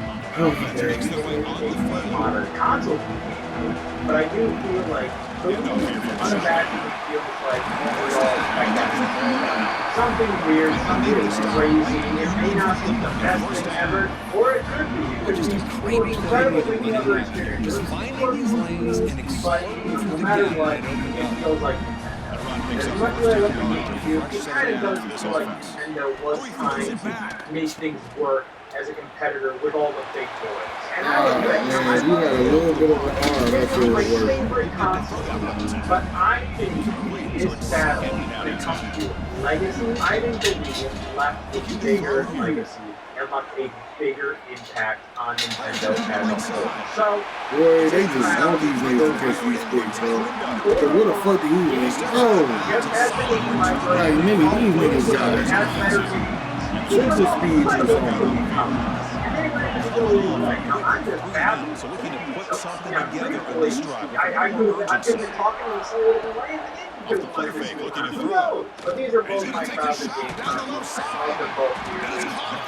And then he can go down and do shit like that. That's crazy, man. Nittany Lions looking to crank up the tempo a bit. The defense is spread all over the field, creating some one-on-one matchups, and the quarterback makes them pay for it. Not backing down. And Mr. Tough. This is the receiver complete. I'm not sure the quarterback makes the right decision on this one. I think if he do it over again, he would have found a different target downfield, but he made his decision. That one's incomplete. Go,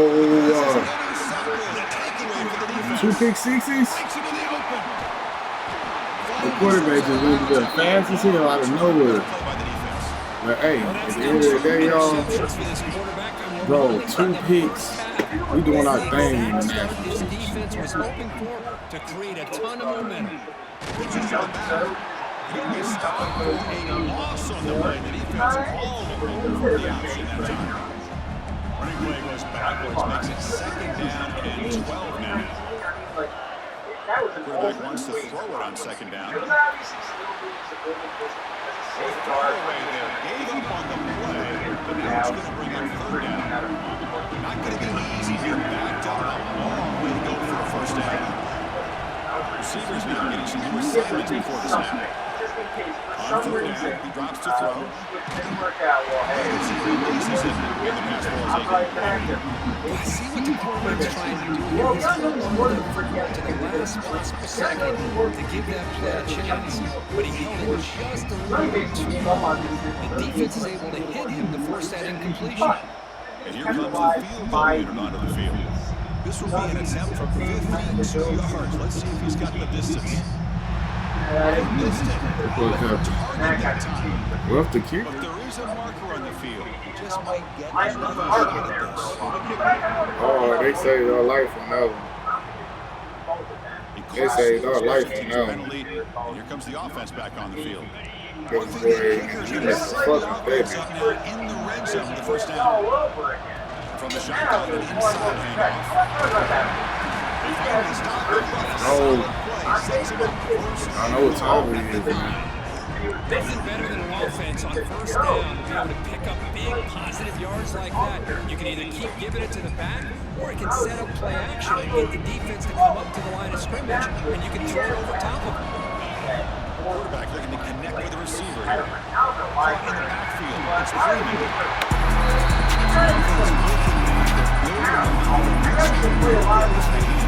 It's just a complete domination. Our offense not really playing that good, so we really need this. Because our defense is really holding us up right now. 14-0 lead.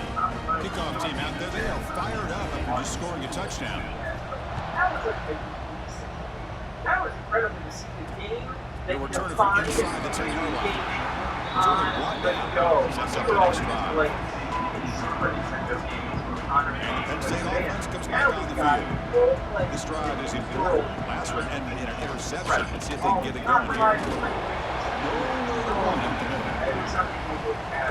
Things just Joy, 5-star Joy.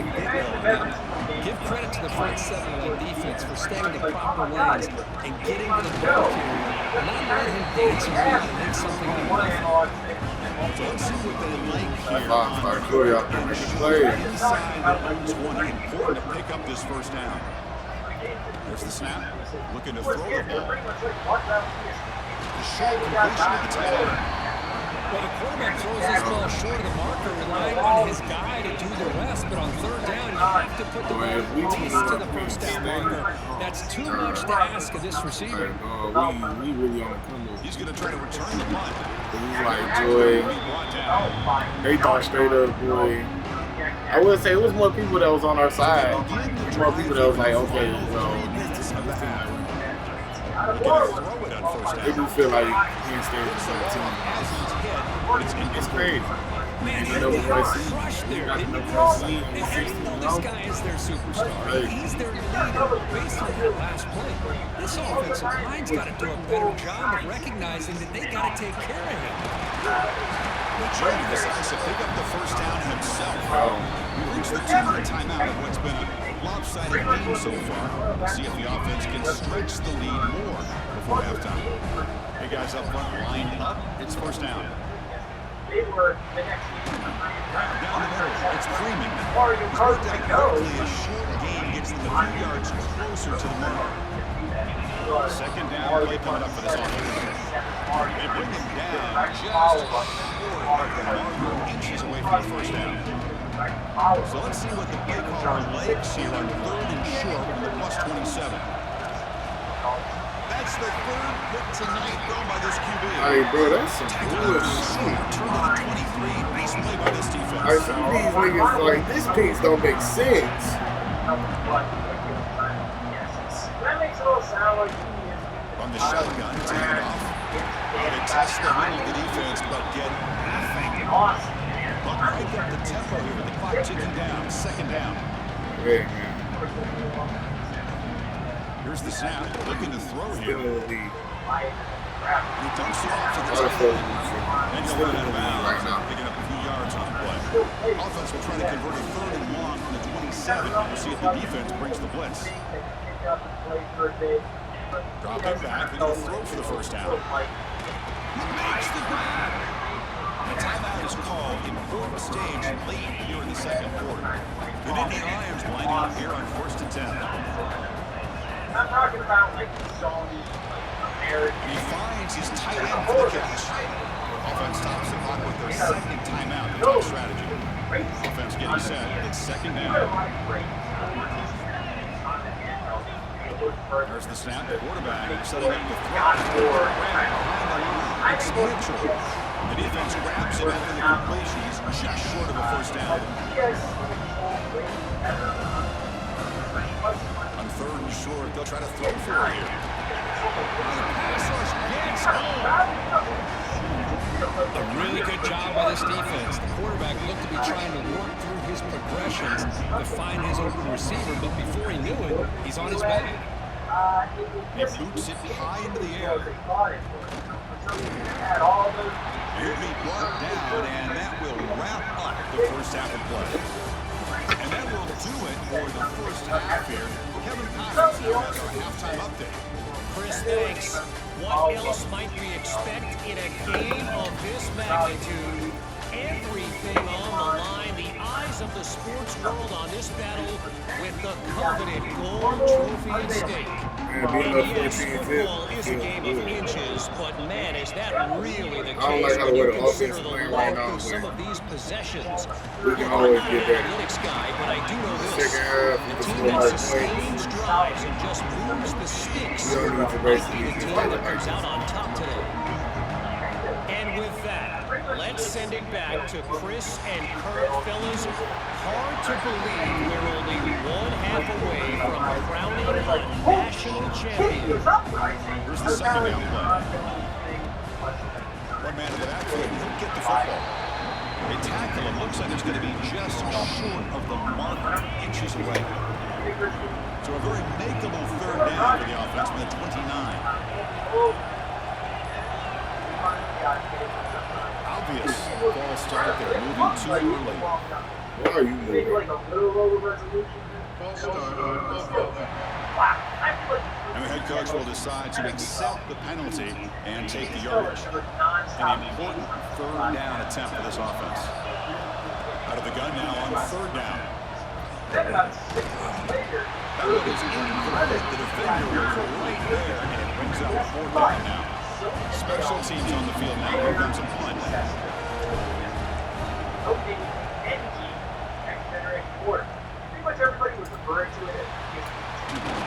The coverage team makes the stop on this return.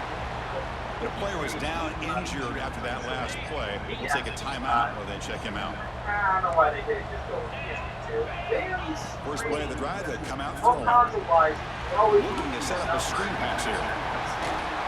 They tackle him, but the game moves the ball to the 36. And the Nittany Lions looking to run some tempo here. Well, these big pass plays can jumpstart this offense a bit, and here they go with the tempo, looking to get this defense confused and out of position. They'll stop him behind the line for a loss of 1. You get to the national championship, Chris, you'd love to see more balance. They've not been able to run the football the entire game, putting everything on this quarterback in their passing game. Receiver makes the grab. Defense surrounds him. It's just short gain on that completion. Urgency now for the offense. They have to come up empty on this drive, down multiple scores. Ending off on the draw play. Spins away from defenders. He's not going to get the first down. It's a 4th down. The Nittany Lions will come to the line looking to convert on 4th down. Needs a completion here on 4th down. Completion. And he picks up the first down before they get him to the ground. The Nittany Lions are going to keep this drive rolling. Well, the defense is in the right coverage here. It looked like they had exactly what they wanted to be able to come up with a stop here on 4th down. But there's the timing between a quarterback and a receiver. They knew exactly what they needed to do. Great timing and a first down. So down here in the red zone, every yard tough to find. Here is a short play coming up. It's a run. Running back's got it. They test the middle there and get nothing. Offense right to the line, cranking up the tempo. Drops back, looking to throw for a third down. Looking for his big tight end. Oh, that's a pick right there. He was really lucky to avoid the pick there. The coach chooses to go for a field goal attempt here. It's obvious that the launch is way too early because a lot of pictures was And it sails right through the middle of the uprights. Solid you kick. didn't have the digital score. You didn't have The hole, the kick, everything there perfect to put 3 points up here for the offense. the retail bids, nothing. So all it was a solid handheld that Bring it out. It's Johnson. Tackling at the 13. Not great field position to start the drive. Here comes the offense looking to start the drive. They were held to a quick 3-and-out last time, looking to put together a positive drive here. Off the play fake, looking to throw on first down. Lets it go quickly. Makes the grab and plenty of room to run. Oh, Make the tackle, but the defense gashed by that big game. One massive play, and suddenly they're at the plus 45-yard line here. Hand off to the back. Has the first down and more. They make the stop, but not before a solid game time. Line gets set up. It's a first down goal. Play fake, looking to throw. Here's a throw underneath the tight end. They make the tackle, but not before a solid gain on offense. That completion sets up a second down play. Here's the snap. Offense looking to throw the ball. Fires it to the wide out. Coach made on the right side. That's a big gain. And he's down after the catch at the 12 for a red zone opportunity. First set of downs. It's 1st and 10. Off the play fake, looking to throw. He escapes the pocket. He steps out of bounds. The defense, I think, that's not bad at all. Like AT&T is a good cellular service provider. What the fuck are you talking about? in a tough spot now on 2nd down. AT&T won't do it. You can talk about no. Like, what you mean no? It's not early. It's just a release game. You're paying way more to play on an actual release game. So the Vita has the first edition bundle on like 2 weeks early. I'm like, that's just the goddamn release game. That's just when the system works. Why are you acting like? Pretty good chance it's going to come down to the final possession. Which guy can step up and make plays as we head to the 4th quarter? That was a cool bundle. I bought that bundle. Offense getting set for a 2nd down here to begin the quarter. Nope. With all the seconds. They'll change the pre-snap You got look. this really nice hard shell. They look to throw it here on 2nd down. Looking to the end zone.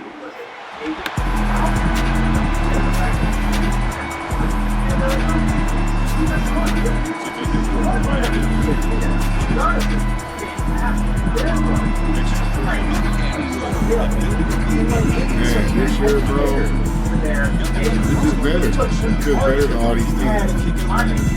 You know, a combination though. Like, you know, it's just a combination of players.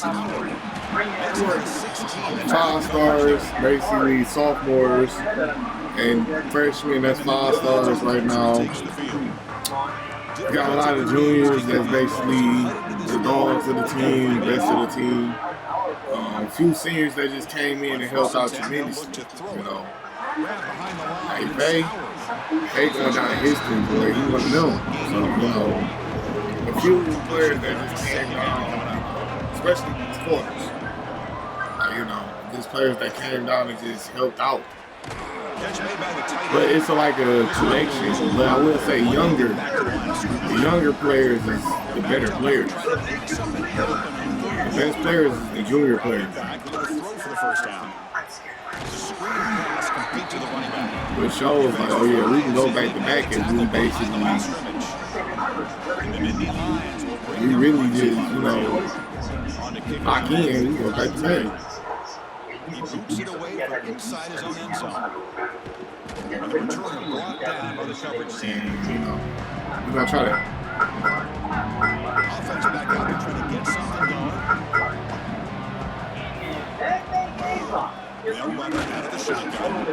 try to run it up the middle, but get nothing. These obvious running situations are very tough when you're working with the lead late in the game because you know the defense is going to stack the line of scrimmage, make it as difficult as possible for you to run the football. So nice job there by the defense. They're trying to punch that ball out, do anything they can at all to get the ball back. It's incomplete. It was hit as he threw that time. And now the third down coming up. They stop him for a 2-yard gain, which will bring him 4th down. And the one team now on to kick it away. He's on to move away now. It's a great point. The punt will bounce and It's head a out. great point. It's right near the goal line. Perfect execution. And the Penn State offense is back out on the field. Coming off with 3 and out. Getting some positive drive here. Hand off to the single back. Defense is pinned back. They tackle him With right defense and national TV, What's the play here on 2nd down for this offense? offense not too good, but he did score. And there's the handoff. Tackled behind the line. It's a When you long do first. score, it's like, okay. And Indians looking to use the up-tempo offense here. Now in 3rd and very long, looking to throw. That one falls out. Trying to press it deep, but now brings up 4th down. The Nittany Lions will line up to kick it away. Here comes punt number 16. Leg has got to be getting sore. And it's fielded at the 40. And the returner is tackled by this punt coverage team. Looks like the man is down in the field after the last play, so we'll take a timeout. And the offense trots back onto the field here. Here comes a 1st down pass attempt. Using his legs on the scramble. He'll avoid the big hit. Yeah, man, y'all should have knew we was winning the national championship after we beat the national champions for back-to-back years. We stopped Miami. The second option aren't there, by the third option, he's got to pull it down. Damn, Miami was a powerhouse. They won 2 in a row. I don't blame the offense for trying to take a shot here on second. Could be just being the team that just basically beat Miami. It's a much That gave us the morale boost right there. Like, okay, we can really do this. Throwing up action. Just once you seen that we had to go against Penn State, we like, oh, because I really felt the quarterback we can really do this. Like, we can really do this. defense didn't bite at all. But no, like, you know, Georgia was a good team. I feel like if us versus Georgia probably would have been the best seats in the national championship game. But us in Georgia, I do feel like, bro, Georgia is not on our level. I mean, not Georgia. I'm sorry. Penn State is not really on our level. Punt goes out of bounds. Looks like they'll spot it near the 15. But Miami, Ohio State, oh my God. These niggas always, they on my level. They are on my level. Miami, you are on the list now. Looking to throw the ball. Running back has it on the screen. They shut one out with the defense short. Penn State, I usually never have a problem with Penn State. Penn State, y'all remind me of Nebraska. Always a good team, but y'all just basically never be something in the real game. Like, y'all got the right players that on paper, y'all gonna damn near beat every team on paper. And once y'all step out here in the real game, y'all niggas really not be, y'all don't be doing what y'all be doing on paper. Cause bro, if y'all doing checkdowns on paper all day and just doing these games on checkdowns, then hey, I feel that. But y'all not about to win against us on some checkdown shit. They're actually going to pass here on 2nd down. Caught in the back. Like, you can do that shit all day and we don't use it. The game is over. But if you ain't throwing that bitch down the field, like if number 13 or number 28 or 83, whatever y'all gonna do, oh my God, you gotta catch that pig.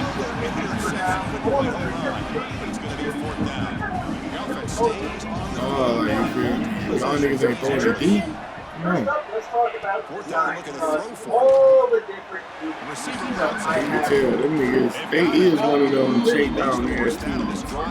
Which check down teams never win against us. That's their 2nd of the half. Cause bro, like as soon as that check down shit go out the window, y'all gotta throw it deep. And then as soon as y'all throw it deep, y'all fuck up every time. It's a short Cause completion. y'all not used to it. Cause you've been checking down the whole year. It's a bunch formation. Number 17.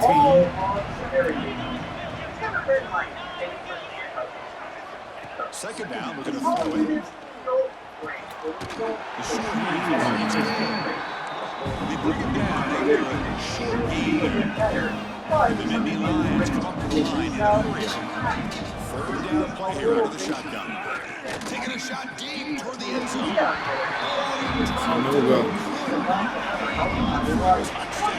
My goodness. Once again, the offense on the field going for it.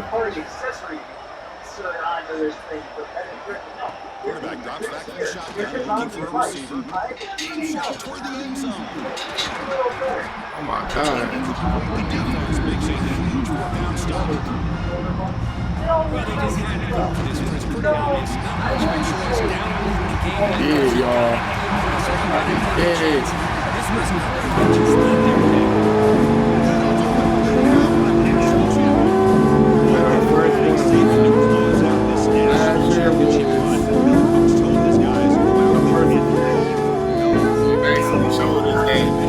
This year come up, you can basically come through and just tear up everything, you know. Last year, everything was just on the line. We ain't winning. And they showed us, like, we just need to come out here next year, you know, basically. Just show everybody. Show the whole world that we do. So give me my respect. Get a team that respect.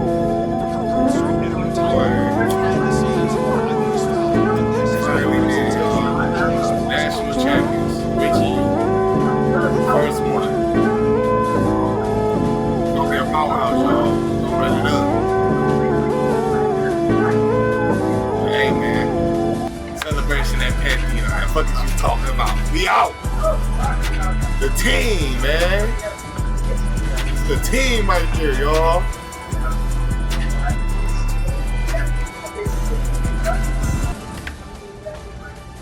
Very, very similar. But you know what's nice about this one? Bigger grips on the back. I think it's a little better in a whole than the original. It's a bit thinner with bigger grips, so it kind of makes for a slightly more comfortable. However, we did it, y'all. We won that, man. That's not that much. It's like an LCD. We won a championship, y'all. OLED screen on the Vita. Now, what's the main difference? Well, this one just has far better colors. That's what I'm talking about right there. Who gives a damn?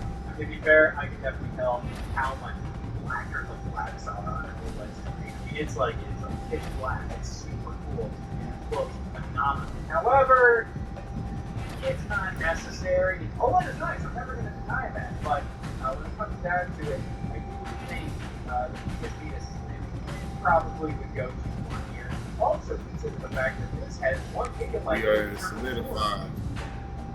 What? Holy. Talk about now we beat Miami. The niggas, they literally won a natty. They won in 3 years. They literally won it 3 out of 4 years. Started making a powerhouse. We took that shit all the way down, man. Time for us. Download anything on here. I don't know why with the Vita and internal memory, but hey, we got a gigabyte TV. You can do stuff with the very stuff is possible on the PS Vita. I say you're wrong. I'll give it that. The 3DS definitely had far more redesign, so I do want to let you go, man, because you around one. And bro, I need them round ones. I really do need them round ones for my coaching shit. It's definitely really grand. It doesn't feel the greatest. However, it does have. I ain't even gonna lie. I don't think it looks that great because they do like this beautiful building design, like this weird like layered looking ass thing. But at the very least, hey, you can go, bro. Hey, this is but y'all too. Whatever. Y'all go ahead, get up out of here, man.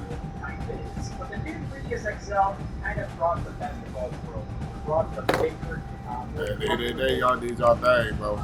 layout fun. A couple of more of y'all players, we gonna get a couple more of y'all players up in the draft.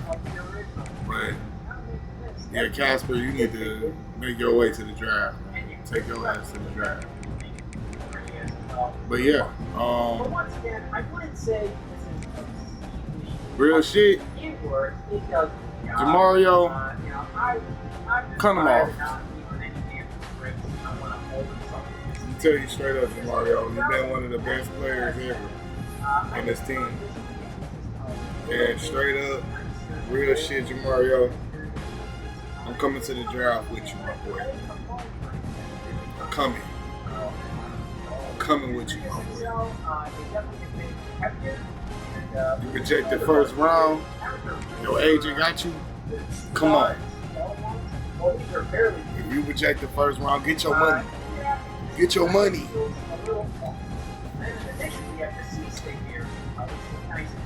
I'm going with that boy, man. It's a little weird, man. It's touch sensitive. It doesn't move. And it does work, but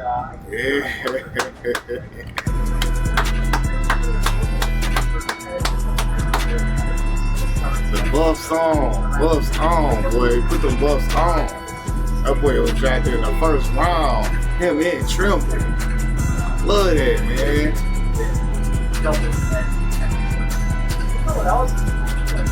Boy, Kane did a good job here, man. The real shit, Kane. You gonna ball out, man. He had his own table. You know, I was saying that Joe tape. I was saying that Jamario tape. I ain't gonna lie to you. That was my first ever first round pick right there. Like that right there, he was like, yeah.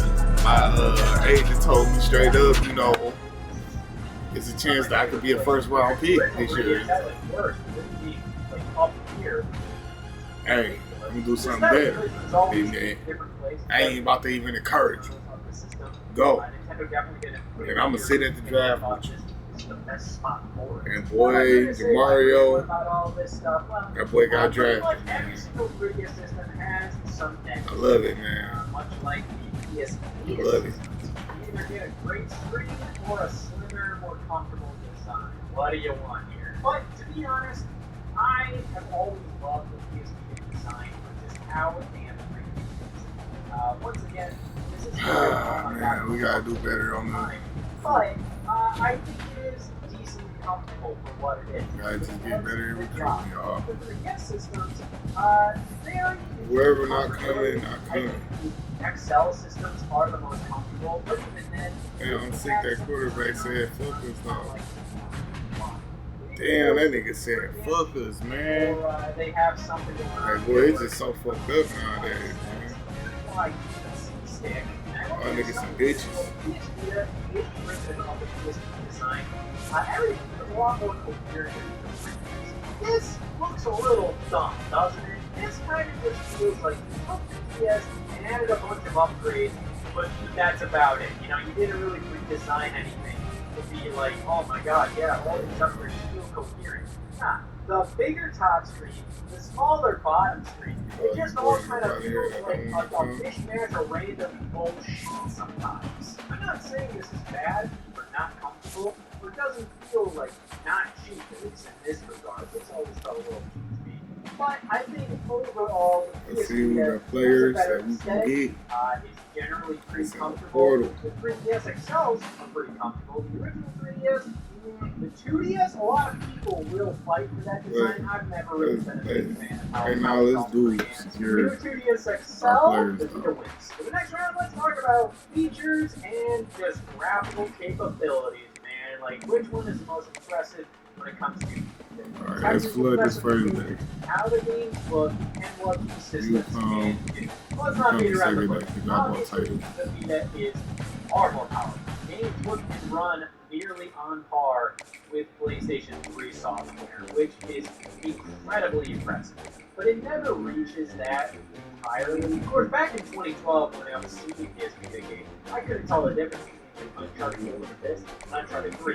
Nowadays, yeah, it's very obvious. That doesn't take away from how impressive a game like Uncharted 4 and this is on the PS Vita. But nonetheless, you can see just how pixelated it can look and how, like, whatever, some backgrounds that are obviously JPEGs, but they do it all in smart ways. This is a handheld from 2012. Obviously, they're going to try and trick your eyes a couple times here and there. Overall, this looks fantastic. most Vita games still hold up very well today. Back then, they looked incredible. However, I would say the PSP always impressed me just a bit more. By the time the Vita came out, this style of game on a handheld wasn't nearly as impressive as that style of game on the PSP when the PSP came out. I mean, on mobile phones, I remember when they were putting out games like Infinity Blade. That's a series of games by like Epic Games that was meant to just showcase what you can do on mobile platforms, how far you can push mobile platforms. And yeah, I mean, those look like damn near console games. I haven't seen those games in a long time, and they've been delisted for a while, so who the hell knows how they hold up looking these days. But back then, at the very least, they looked like stuff you could see on console and on PSP. 3DS, you ain't got no shit, then get the fuck about it. It's definitely more in line with the original PSP. Even then, I would say the PSP games on that platform, they definitely age a bit better than the 3DS. At the very least, 3DS does have kind of its own vibe going with it. That's what I really like about, game consoles that have limited capabilities when it comes to the graphics. However, when you look at stuff like Resident Evil Revelations on the 3DS, I mean, like, outside of the resolution, it looks like it belongs on the Vita. So it always depended on the game, who developed it, how much money was spent. But for the most part, obviously, the Vita does. Fast demons. Let's talk about features, alright? Backwards compatibility. A big selling point feature, one that a lot of people don't use, but it's nice. And the 3DS thankfully pretty much has full backwards compatibility with the 3DS. Games utilize the 2 gig slot, and you can pop them into the 3DS, but like, you're not going to be able to control them. The DS games always look a little check y'all out. Let's go try this to see how they all is. DS games. These don't work as crisp as I want them to. You can do kind of a thing where you hold down a button combination to get the original resolution of the DS games on the 3DS. But they're tiny. When you do that on the 3DS, like, the DS games take up, like, 20% of the screen. They just don't look amazing on the screens. However, they still play perfectly fine, and it's incredibly convenient to play both DS and 3DS on this console. Vita backwards compatibility is a funky little feature. Wayne State quarterback. It does. It's one of those weird things where I looked up and Vita had backwards compatibility. Like, pretty much, like, anybody will say, oh, yeah, kind of. Like, no, it doesn't. I mean, like, just games are available on the Vita store. You download Vita games on here. Also, you get one games on the PlayStation Store, but for the most part, I mean, like, yeah, like, you gotta buy it.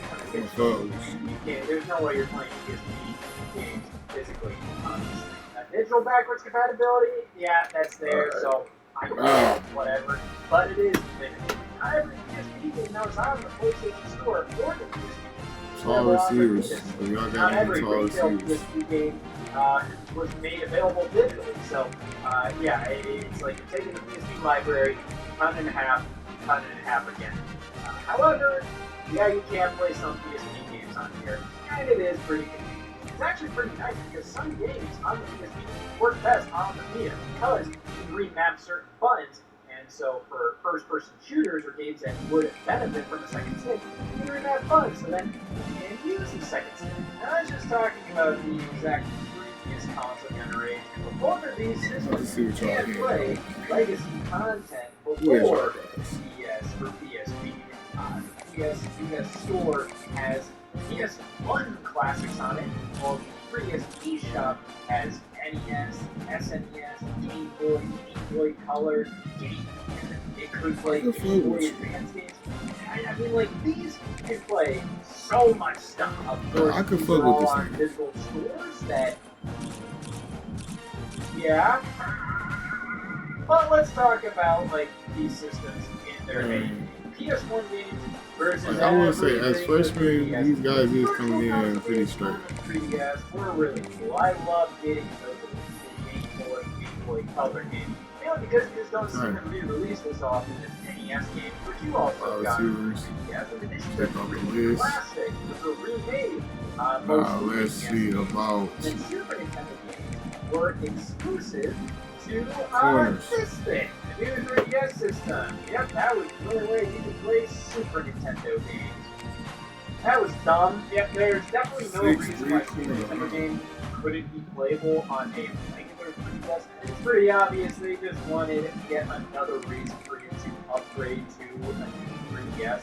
Kind of add another bullet point to the list of benefits, but it's just kind of dumb. I mean, that's just kind of making it feel like us as consumers couldn't fathom SNES games working on original 3DS hardware. That's ridiculous. Oh my god, now they can finally work. It's just like, as you just made these new 3DS exclusives just to give the new 3DS more of a purpose. But still, they're there if you want them. In addition, I mean, you got Game Gear, you have Game Boy Advance to those who bought the 3DS before it got a price cut. There's seriously a ton of stuff you can play on the 3DS. It's That's not bad corners at all. like the original eShop games. But what's more impressive, all the old-ass 8-bit systems the 3DS can play, or PS1 games? This one is tricky, man. I mean, the 3DS definitely has the quantity, and it also has the quality. Some of the games on the 3DS virtual console were some of the best games ever made. But at the same time, you're gonna get some a bit higher quality and more playtime out of most of the PS1 games available on the PlayStation Vita store. So it's really tricky. I feel like it kind of depends on what kind of consumer you are. If you guys towards PlayStation 1 games or the old school Nintendo stuff. Me personally, I've always been a Nintendo guy, so wow, really out of myself there. So I would normally pick the 3DS for that, but at the same time, I'm so used to all the games that were re-released on the 3DS virtual console. It's not that exciting. The PS1 games on the PS Vita, now that's a hell of a lot more exciting, honestly. However, I'd probably give it to the 3DS overall. But in addition to all of that, the PS Vita has cross-compatibility with the PS3 and PS4, so numerous games that you buy on PS4 and PS3, you automatically that was like one of the worst aspects of being a Nintendo fan in this area. That wasn't happening. And it really sucked because the Wii U and 3DS, half of the games that were releasing on either or were coming out on the other platform. Oh my god, Super Mario World was coming out on the new 3DS. Gives a damn. I already bought that on the Wii U and you're asking me to buy it again? The PlayStation Vita, you got like all the PS1 games that you buy on PS3. Yeah, you just download those on your PS Vita free of charge. And now some retail games, some actual big boy titles had cross-buy, where let's say you buy Sly Cooper Thieves in Time on PS3, you get a code for the PS Vita version right in that box. It's awesome. It totally makes up for me not using damn near any of the other features of the PS Vita. It's weird. It feels like Sony kind of crammed a lot of junk into the Vita just as a response to the fact that the 3DS had a lot of similar things. So 3DS has Street Pass, Vita has Nier. I don't know what the hell Nier is. I never owned a Vita back in the day, but I watched a hell of a lot of reviews talking about it on YouTube. And back in like 2012, 2013, I would watch a lot of Vita reviews. Whenever somebody would like take out a Vita and review the hardware, they never talked about Nier. They would like scroll past it on the menu screen. They're like, yeah, this is Nier. In comparison, 3DS has Street Pass. Everybody knows what the hell Street Pass is. I mean, like, it's something that people are begging for in the Nintendo Switch. But yeah, it was all 3DS. And there was a really cool feature that I barely used. 3DS was stuck in the sock drawer for me most of the time. Kind of pop it out whenever I was playing it before like bedtime or something, you know. But I still really think Street Pass is a phenomenal idea, and obviously a lot of people really loved it. Just like the AR games in the 3DS, which there's a similar thing in the PS Vita.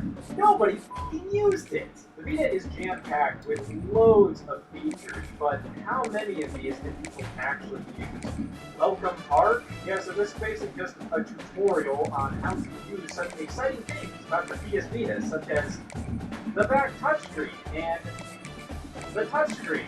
We have a web browser, we can access messages, and we can link to the PS4, which enables a big thing that Sony was pushing is how they're still pushing remote play, being able to play what's on your PS4 on your Vita through Wi-Fi, which is a cool little bonus feature, but I don't think it works well enough and is really used enough to really push it. Such a massive damn feature. But I think what's super impressive about the Vita is how fully featured it is as a traditional PlayStation system. You have trophy support, your friends, messaging, party chat, it's all here. And in addition, you can watch videos, play music, go through photos, use the new cameras on the device. There's a lot packed in this to make sure the Vita feels like a full console experience on the go. Feeling sensitivity near your gums? That may be tooth sensitivity. And for that I recommend Sensodyne Clinical Repair. The new Sensodyne Clinical Repair creates a protective shield over those exposed areas that can help repair sensitive areas of teeth after 60 seconds. I recommend it to all my patients. TaxAct knows early birds get the worm, so you can quickly file the moment tax season opens. TaxAct can help late birds file too. That's right, everyone gets worms. TaxAct, let's get them over with. Bro, remember our Road Surfer road trip? Looks like adventurers calling again. Book now with Road Surfer. Check his rally spot, what prices you might really combo with questions that find the flavor you're crazy. Or get a bacon burger combo for $1 more. Only at Checkers and Rallies.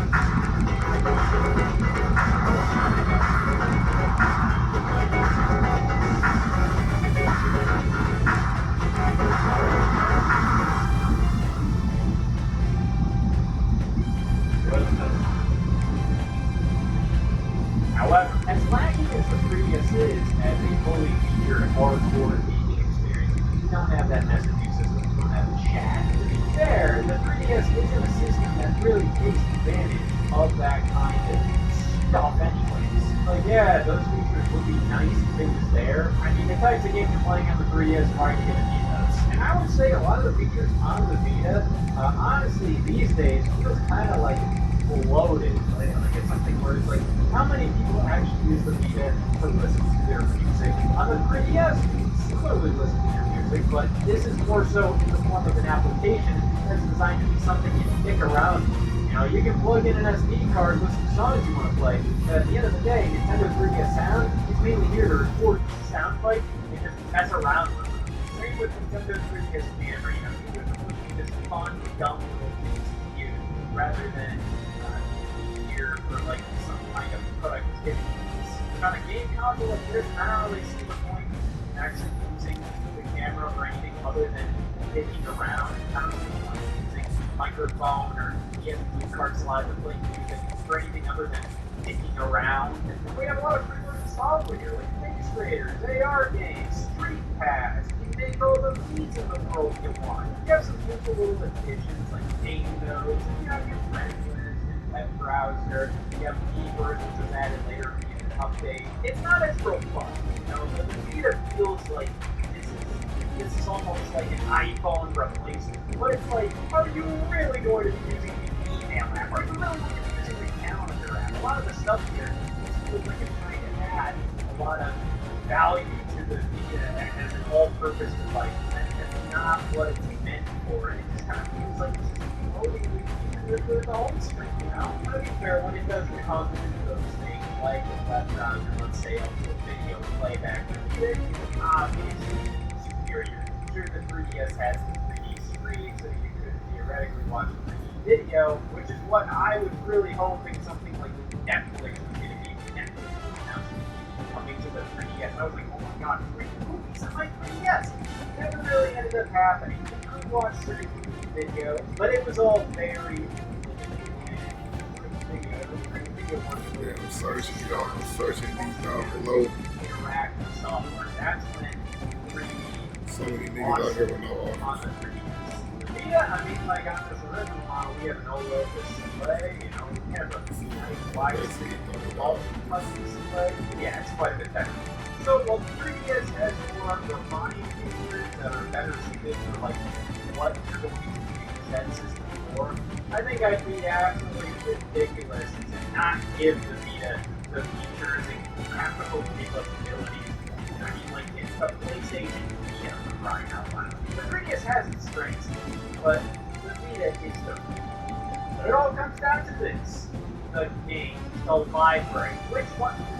Yeah, this one really is no contest. Even though the Vita won the first two rounds, I think the 3DS is the one kind of the most important thing. It's pretty similar to how it worked with the PSP. If you compare the PSP, it's probably going to win if you put them up against each other. But again, like, the 3DS has some of the best software out there. And that's not to say that Vita has a bad library, but I feel like what Sony was trying to do with it was a bit misguided. Let's take a look at the one title that they really pushed the most with the system, Uncharted Golden Abyss. It's a good game, it does the job. I mean, it's Uncharted on the go. That's it. That's all it is. It's Uncharted on the go. It's once again one of these pretty cool side stories done by not the actual developer of that series. So who the hell cares? You're not missing out on anything by not playing Uncharted Golden Abyss. Originally, you know, like, they were doing the Uncharted Nation 3 one, PS4 remastering the first three games. You know, I was kind of like, what the hell? Why don't they just do Golden Abyss? And Naughty Dog was kind of like, hey, you know, like that. You just want to play the Naughty Dog game. And after playing Golden Abyss, I can see why that game is just nothing standing in there. For what it is, it's good, and it's an impressive game to see, like, this pretty full-fledged Uncharted game on the Vita. But at the same time, like, there's just nothing to it. It's such a generic Uncharted game that means nothing to the overall story. It hits the notes of what an Uncharted game is to be into, but at the same time, you know, like, why are you playing Uncharted? I'm not playing Uncharted to do that. Whatever, man. Action movie, summer blockbuster, kind of fun adventure experience. If you want that on a big TV, it's this beautiful, gorgeous game, and you feel like you're a part of a movie. You're not getting that on a tiny ass display like this. So it just feels very confused. It doesn't feel noteworthy. It doesn't feel like you need to play it. Once again, it's a fun game. I'm still very impressed with Golden Abyss. I think it's a fine game. But it's completely superfluous. And that's what most of the Vita's AAA lineup feels like. You don't need any of these games. Look at stuff like Killzone Mercenary. That was labeled as like, oh my god, this is the Vita game. When it came out, people were like, oh my god, play this game. It's so well done, it's so beautiful, it's so great. And I played it, and it's basically just like a Killzone's greatest hits game. The campaign is like 4 hours long, and it's just kind of like whatever. It's just a first-person shooter, man. That's all it is. There's nothing special about it. There's nothing special about Killzone Mercenaries. It's a good looking first-person shooter on the Vita. To some extent, a lot of like something like that feels the same as like those like iPhone games like Modern Combat or something, where it's kind of like a Call of Duty ripoff. The only reason why you're playing it is to get that first-person shooter experience on your phone. The only reason why you're playing Killzone Mercenary is to get a first-person shooter experience on the Vita. And it's weird because, like, this system should have so many more first-person shooters. I mean, this was during the big era of first-person shooters. When it's all like, nothing, people were like, oh, we gotta make an FPS. And, yeah, because you have the dual sticks now. And pretty much every FPS that came out for this system outside of Killzone Mercenary, which is, you know, it's a good game, and it's fine, but, like, back when it came out, people were, like, lauding it as, like, oh my god, this is incredible. And I'm like, it's fine. Yeah, I mean, you have Resistance Burning Skies, which is just hard, and then Call of Duty Black Ops Classified, which is done by the same people as Resistance Burning Skies, which is generally labeled as the worst Call of Duty. I beat that game. I went through a lot of Vita games a while back, and I plowed through Black Ops Classified. It's pretty much like a 2-hour-long story mode. It's just like a couple of missions, and that's about it. There's really no cutscenes, just kind of like a bunch of missions strung together. And it's pretty laughably bad. It's not great. You have like PS3 ports like Time and PlayStation All-Stars Battle Royale. Now those are cool to have on here. I wish they would do that more with PS3 games. But obviously the Vita actually isn't as powerful as the PS3, so I think they had to be selective about which PS3 games to bring over. But I do feel like the Vita was at its strongest with its fully original new license. I'm talking Gravity Rush and I'm talking Tearaway, baby. Gravity Rush, I'm such a crazy of. I primarily played. Everybody else can go to no vids. But I also Locked in now. Which is still quite excellent. It's a greatly done for device. But the PS4 version is so good. It does kind of show like game is necessary to be on the Vita. I believe Gravity Rush started as a PS3 game. So I can tell you, it's just like, yeah, it's a really great Vita game, but it's not like Tearaway, which is fully made from the ground up for the Vita. That came out for PS4 as well, so what does that tell you? But to be fair, Tearaway on the PS Vita is designed to take advantage of literally every single stupid little bit of gimmick on this device. And it does a great job. It's such a cool little 3D platformer. And on the PS4, they had to, it is the same game, but they pretty much had to tweak it one step. Take advantage more so of PS4 DualShock controller rather than all the PS Vita features. And it doesn't feel as coherent, but it's still a great game. But when it came down to it, the Vita's library is really made 10 times better by the JRPGs on it and also the indie games. Alright, there is just a ton of stuff to play on here if you're more into some feature experiences. Besides that, there's some like crazy great indie games on here. Hotline Miami, Fez, Undertale, Shovel Knight, pretty much like any of the major indie games from this era is on the Vita. And this is like the coolest platform to play on. We got quarterback right now. None of them guys signed, that's great.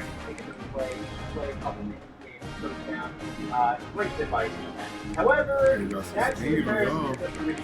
It also had a ton of great games going on here.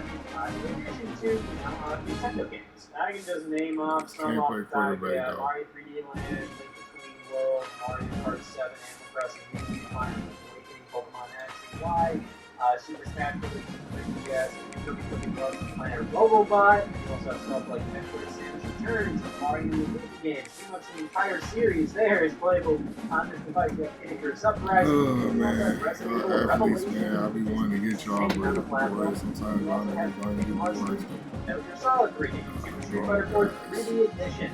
Then you also have Star Fox 64 3D, Ocarina of Time 3D, Majora's Mask 3D, Xenoblade Chronicles 3D, Luigi's Mansion, Dark Moon, the original Luigi's Mansion, WarioWare Gold, Rhythm Heaven Mega Mix. Yeah, the 3DS definitely succeeded. Yeah, you actually gonna get a chance to play this shit.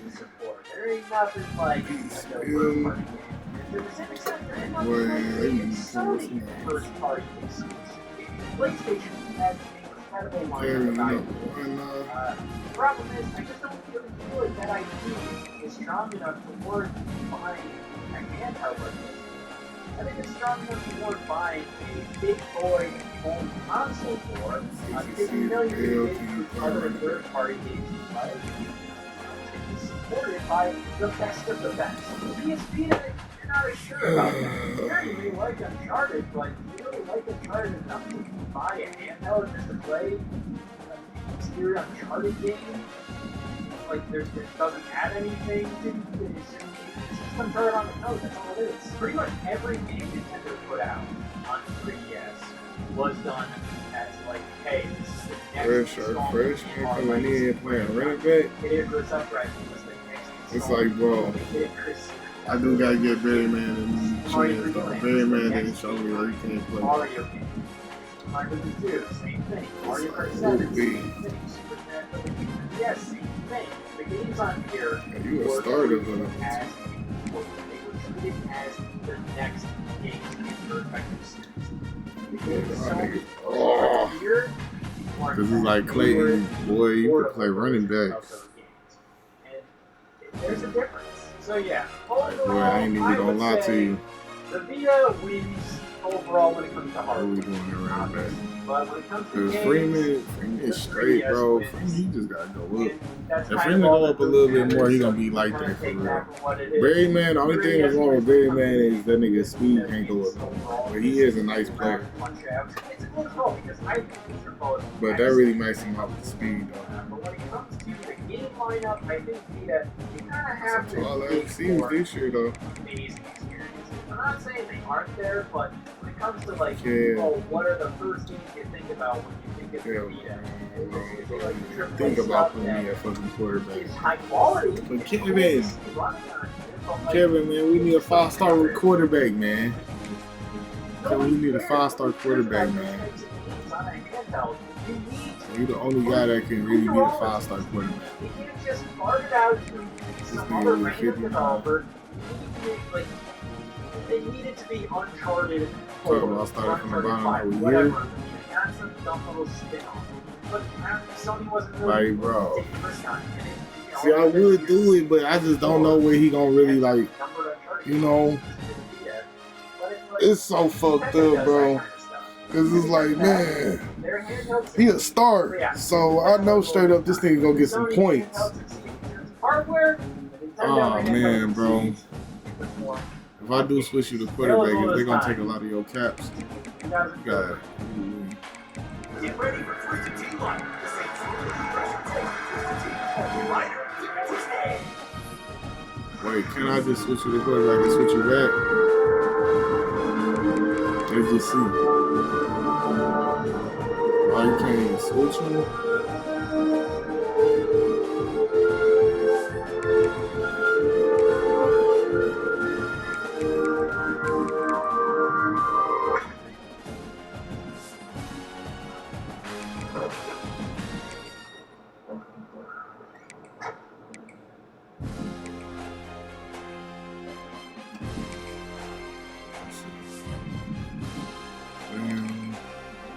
Because we need somebody brave enough to say that E-Reader Game Boy Advance bundle isn't worth it. Damn it. This might be one of my most pointless ones yet. Today, I'm going to rank the validity of numerous Nintendo console bundles throughout the years. I picked a random assortment, so if you can find any that are sillier than this, or cooler than this, or whatever, please let me know, because then we could do more of these. Because there's an infinite supply of console bundles. But something that I've noticed throughout the years is that Nintendo console bundles have gone all over the place. Like, certain games are included in these bundles that I would never assume. And of course, like, more recently, you know, it's a little more designated. Like, every single Black Friday, there was a Nintendo Switch Mario Kart 8 bundle. Of course. And unfortunately, I don't really remember the price points of a lot of these bundles, so it kind of just comes down to, like, do I think this makes sense as a bundle? How much value do I think this bundle has? Like, if you were just getting into this console for the first time, like, how good of a bundle is this? And also, like, how much stuff actually makes sense with this bundle? Is the console a special color or special edition? That's probably some extra brownie points. It's not necessarily necessary, but I think it's kind of cool, and sometimes some colors make sense, some colors don't make sense. Let's start off with the stupidest one, the Black Wii redesign. This one does not include GameCube ports, but it includes a copy of New Super Mario Bros. Wii, which is great. You know, I think New Super Mario Bros. Wii is a great game to include with the Wii. I wouldn't necessarily say it's like the best representation of what the Wii can do. I think the Wii kind of peaked with like Wii Sports and Wii Sports Resort, Wii, the packing game. But New Super Mario Bros. Wii, I think, is a solid pick for a packing game for the Wii. One weird thing, it includes the Super Mario Galaxy soundtrack CD. Why? So not only is this a soundtrack of a game that's not included in this bundle, but also the Wii can't play audio CDs. I appreciate the generosity throwing that in there. You didn't need to do that. This nigga be a straight ass running back, The Super Mario Galaxy soundtrack is out of one of the this shit is just weird. It's weird as However, yeah. I mean, do I need to explain this any further? It's just strange. Now, this model is not the best model of the Wii, but I believe this is retailing for around $150. And this hit around like 2011 or so. So this was kind of around the time where it's like, I don't really think this was like the most lucrative bundle. It was kind of just like, this is a Wii bundle on store shelves at the time. There wasn't really much else to it. And it randomly included an extra CD for some reason. So where I rank this is definitely going to be very telling for how the rest of this is going to go. Because, you know, how am I ranking console bundles? So I don't think this is a bad deal at all. You know, $150 for a Wii, Super Mario Brothers Wii. However, I do think there's been better Wii bundles.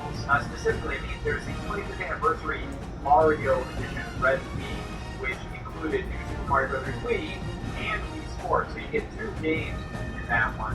I believe around that time that was $200. So I mean, this is less expensive, but you know, it's a Wii without Wii Sports, and you throw in a CD, and I'm just like, okay. Well, I also have the 25th anniversary Mario Brothers here to rank as well, and I've always wanted this thing, and I have it now, and I'm very happy about it. But I will say, other regions of the world kind of got cooler options. So Japan's 25th anniversary Mario Wii actually included the original Super Mario Brothers as a virtual console game pre-installed on the Wii, except there's a funky little thing where all the question mark blocks had 25 on them instead. That's it. I mean, it's cool. So it's not enough wide receivers for North them. America didn't include that, but the Australian version of the bundle had everything that we got in North America, plus 25th anniversary Super Mario Brothers. But for some reason in Europe, they got Red Wii, New Super Mario Brothers Wii, Wii Sports, and instead of 25th anniversary Super Mario Brothers, they got Donkey Kong Original Edition, which is yet another funky little like ROM hack NES virtual console game. This one was Donkey Kong on the NES, but there was a level that was only in the arcade version and wasn't in the NES version, but they actually put back in the NES version. So that's kind of cool. Yeah, I'd honestly say Japan had the worst bundle there because it just included NES Super Mario Brothers with a 25 on all the collection blocks. Well, I mean, it's cool, but it's also like, that's all they're getting. That's all like North America. North America, we kind of got a...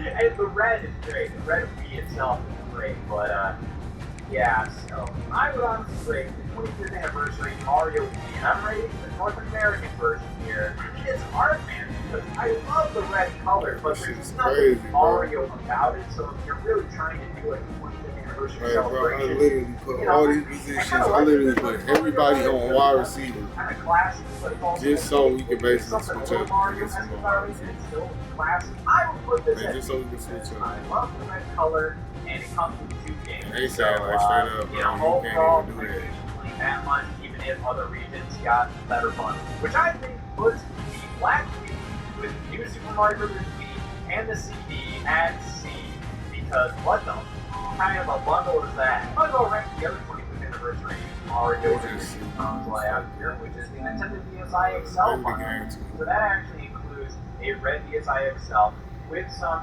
Mario insignia on it, you know, like some very subtle ones next to the camera there.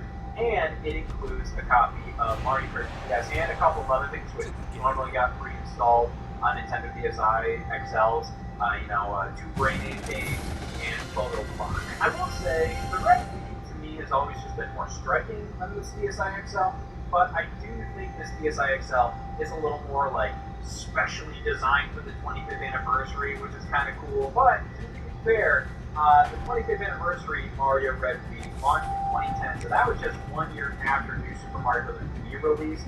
And then this DSi XL includes Mario Kart DS, which at this point is a 5-year-old game. It's just like I could complain about, but it's also like Mario Kart DS is like the best game you could possibly include with the DS. You know, it's just like, it's so good. I think it's strange that they did do Mario Kart DS instead of like New Super Mario Brothers. Like that just almost feels like would have made a lot more sense, especially brings in parity with the Wii. You know, you got New Super Mario Wii on there, and then you get New Super Mario DS on the DSi XL. No Mario Kart DS. I mean, Mario Kart DS is incredible. So I don't know. I feel like some extra stuff with the DSi XL. I mean, just the fact that the Wii includes 2 games, even if Wii Sports was kind of just like a given as a bundle with the Wii at that point. Like, you were always getting Wii Sports at that point with the Wii.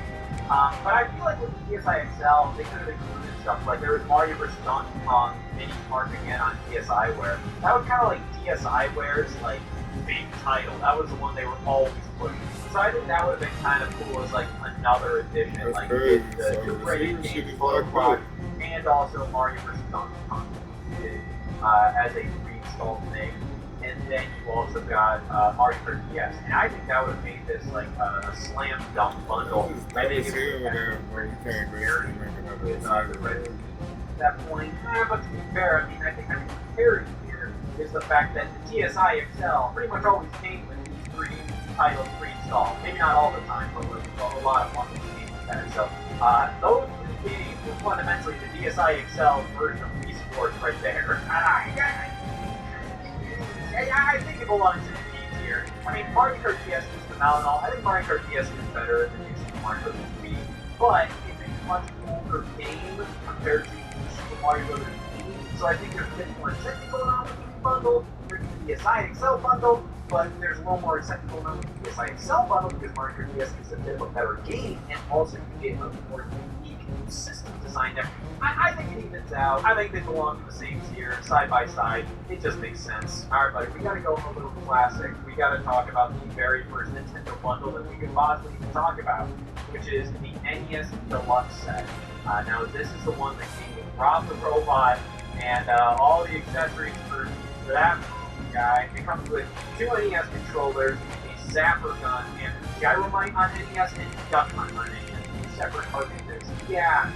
So, I don't think I'm going to rank this very highly, because to be honest, Rob has always kind of been like a sacrificial lamb for Nintendo. You know, the whole idea is that Rob helped market the NES more so as a toy, so that retailers would be more willing to stock the system since they were spooked after too many low-quality video games and video game consoles were flooding their store shelves with Atari and Intellivision and all this crap. You can kind of tell, I don't think Nintendo ever really intended to support Rob past the two games that support Rob. That being said, you get a lot of junk with this bundle.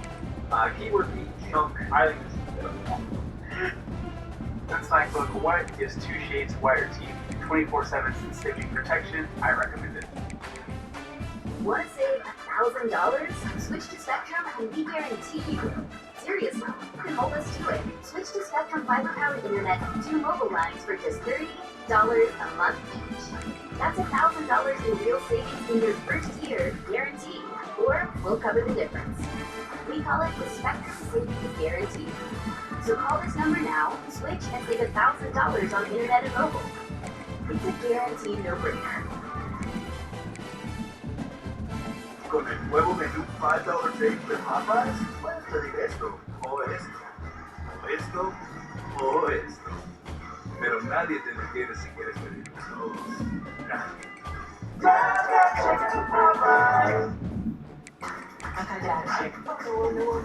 Oh! Buongiorno.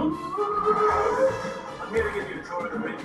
You pretended to be the white Italian man's fiance? She's swearing like hell. Yes!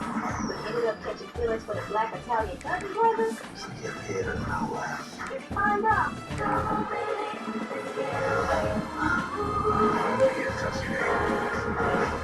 You're telling my family we're engaged. Are you good with chapters? Son, we reach 15. The fact that Gyromite is like your only like traditional game that uses the NES gamepad, and then Duck Hunt's great. You know, Duck Hunt's a great time, but I feel like you need like an actual, honest-to-God video game with this thing to make it make sense. But no, you get Gyromite, and Gyromite is cute. I love like Gyromite's music, and honestly, Gyromite's gameplay is kind of cute and fun. I could imagine it being like a genuinely fun game if you weren't playing it with a goddamn robot. Now, because Rob just doesn't work very well. Rob is very slow and loud, whole concept here is that you have these spinning gyros, which Rob slowly picks up and then moves over to hit the A or B button. And a lot of the time he drops them accidentally or it doesn't work very well. But Gyromite's whole gameplay concept is, you move the professor around and then Rob opens up the pillars and stuff with A or B. So you have to kind of command Rob, like, hey, can you open up this pillar? And he's so slow, you have to wait for him to do it. It gets to a point that, like, Gyromite would work a million times better as just a cooperative game with you and another human being. And doing it that way, I don't think Gyromite is half bad. With Rob, it's unplayable. I feel like there is kind of some idea that, like, I should rank this a little higher because it's just like, well, this is the bundle that saved the video game industry. I gotta be honest, guys. Looking at this bundle, I think the only saving grace is Duck Hunt, and even then, like, Duck Hunt is a lot of fun and cute and cool. To be honest, I think that's the only thing that's saving this bundle from an F. My God, you need something else here. Like, I know adding a third game would be absurd, but if you weren't going to do Super Mario Brothers, which I don't think Super Mario Brothers technically actually launched with the NES, did you? I don't know, Excite Bike, Ice Climber, Kung Fu. I think Kung Fu would have been a good pick. God damn, I would even take Pinball on NES. Fucking Pinball! Now, the only two games that you have is one game that's genuinely unplayable in Duck Hunt. And I always found that Duck Hunt works best in that Super Mario Brothers combo pack. It's kind of like, after you're done with Super Mario Brothers, Duck Hunt's kind of like a fun little palate cleanser after that. Of course, I didn't grow up with the 80s, so, who am I to say Gyromite sucks ass, but Gyromite sucks ass. I'm going in D's here. Like, I think Duck Hunt and having two controllers in the package is genuinely what's saving that. And also, I know I just said Gyromite sucks ass, but I do feel like if you're playing with a second player, Gyromite ain't half bad. Rob is the big problem here. So, that's going in D. Let's move up to Super Nintendo. There's the Super Nintendo Mario set. This hit a little later in the system's life. And it's interesting, you get Super Mario World, which was the initial pack-in for the Super Nintendo. But you also get Super Mario All-Stars. And it's actually like the only way that you can get like this unique all-in-one cartridge. This right here may be one of the greatest video game packages of all time. The fact that you get all of the NES Super Mario platformers plus Super Mario World all on one cartridge. That is insane. I love the naming scheme of Super Mario All-Stars plus Super Mario World, mainly because that gives massive modern Nintendo energy with that title. They truly haven't changed. We get the key I think this is genuinely like one of the best possible bundles that you could have gotten at the time, like literally just having like every Mario platformer plus like the one that was specifically designed for the Super Nintendo. I just think it's insane. Super Mario World was always just the Super Nintendo bundle, and then you just get the compilation remake of the other 4 2D Mario platforms.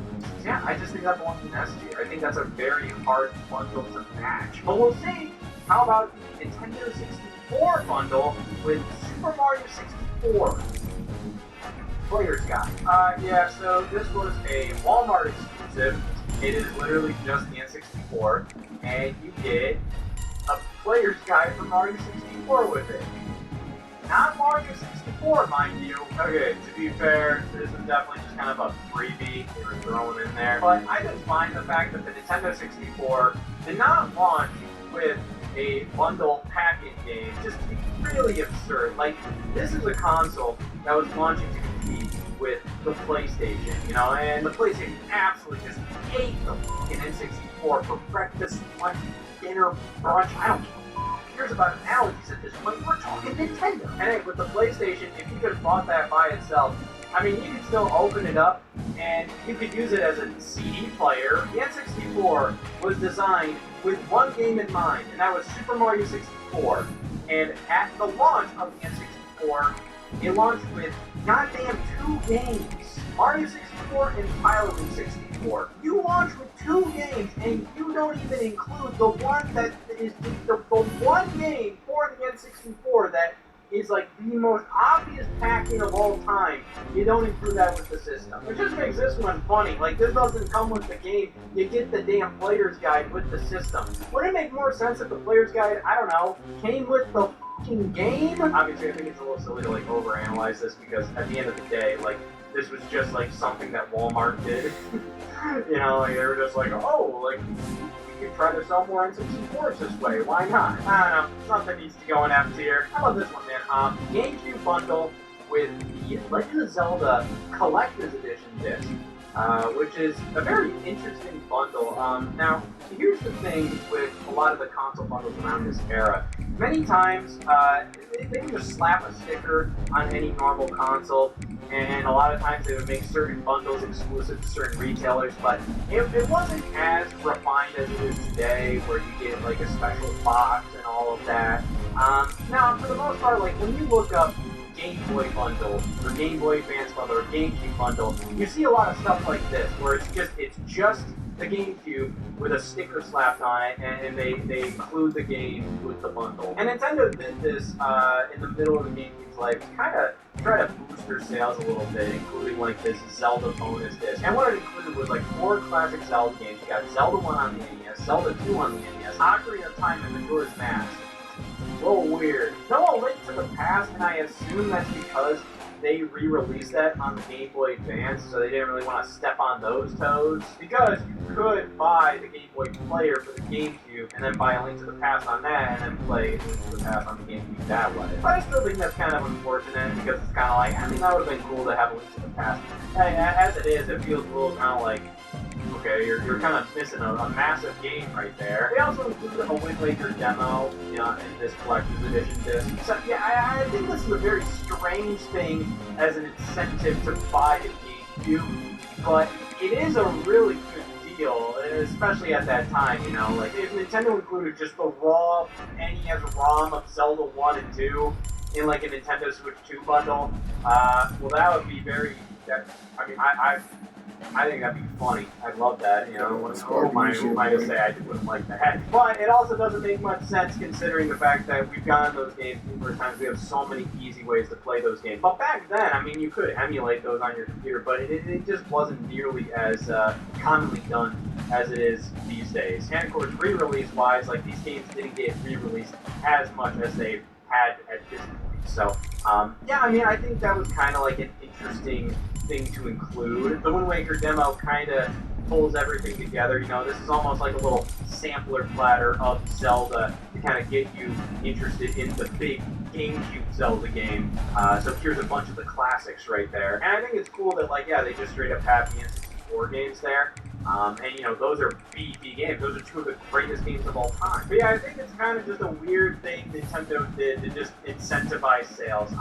I would put this in B tier, because it is a good deal overall. You know, like Ocarina of Time and Majora's Mask at this point, when this bundle released in like 2003 or something, they were still kind of new games. Like Majora's Mask was only 3 years old. But at that point, if Majora's Mask is like 3 years old, why not include like actual games included with the GameCube, and then just kind of offer this collection as a standalone thing, and kind of just spruce it up a little bit to be like an actual compilation that's on store shelves rather than just a freebie thrown in to a GameCube bundle. I don't know, it was always a little weird, but it is a cool collection.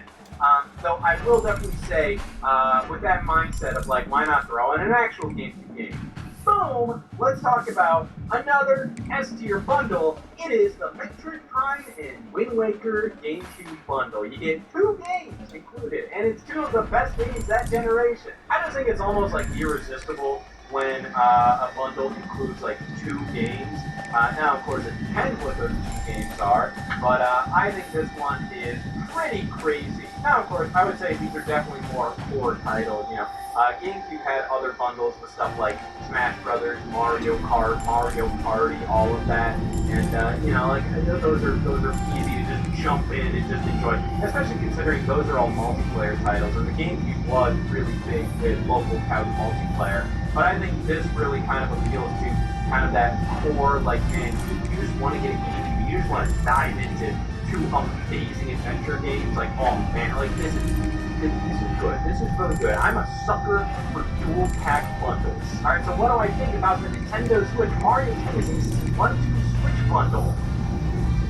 What the hell just came out of my mouth? So these are both included as download codes, and Mario Tennis Aces is good. It's a solid tennis game. You know, I have my problems with it. When it first initially launched, I felt like it was severely lacking in content. The gameplay of Mario Tennis Aces is quite good, but I also find it to be kind of a strange headliner. I think Mario Tennis kind of feels like a game you pick up when you already have the console, not necessarily the game you want to buy the console for. But then I think what's honestly even more noteworthy is the fact that I think this is the only bundle for the Nintendo Switch, at least here in North America, that includes 1-2 Switch, which is a game that so many people said, like, why isn't this a package? Well, here you go. In my opinion, I never really felt like 1-2 Switch worked well as like a Wii Sports-like package. As a little bonus in here, why the hell not? You know, it's such just a minor little addition. It's literally like, Mario Tennis Aces is the main focus of this bundle, and then in the corner it's just like, oh, also 1-2 Switch. But yeah, I never felt like 1-2 Switch was a great Wii Sports-like game because I don't really think it's a great system showcase. Certain elements are, like the ball count mini game in 1-2 Switch, the fact that you can kind of, oh, I can feel the marbles in the Joy-Con with the HD rumble, stuff like that, or like the sandwich mini game with the IR sensor. Like, I guess that showcases some elements of the Joy-Con, but for the most part, I think 1-2 Switch is more so kind of like a weird artistic experiment rather than a great like sports-like packing game. This one's weird, but I'm also like, Mario Tennis Aces is okay. I don't think it's really that packet worthy. I almost want to put it in C tier because that's right next to another weird bundle. I feel like C is a great tier for like, it's just a weird. But I could put it in C, but also looking at the NES Deluxe set, I mean that has like a lot of dog qualities about it. Just the fact that Rob's there. Rob doesn't work very well. 1-2 Switch is included in the Mario Tennis Aces bundle, and these two games just have absolutely like nothing to do with each other. And 1-2 Switch is not the greatest game. Mario Tennis Aces is just fine in most cases. And you know what? I'm gonna put it in D tier. I think this is a weird bundle, much like that Wii bundle. But the Wii bundle is a good game with an amazing soundtrack CD. The problem is, why the hell is there a soundtrack CD here? You know, let's go back to the NES and let's talk about the action set, which was kind of the go-to bundle that I think most people had back in the day. You know, you did 2 NES controllers, the Zapper gun, and the combination cartridge with Super Mario Brothers and Duck Hunt. I mean, this is an absolute classic. This gave you kind of like the ultimate sampler platter of what the NES could give you. Well, honestly, being something that you could honestly play for like months on your own back in those days. I say as if I was there. But hey, listen, like I had the NES at my grandma's house, and I played Super Mario Bros. Duck Hunt pretty religiously.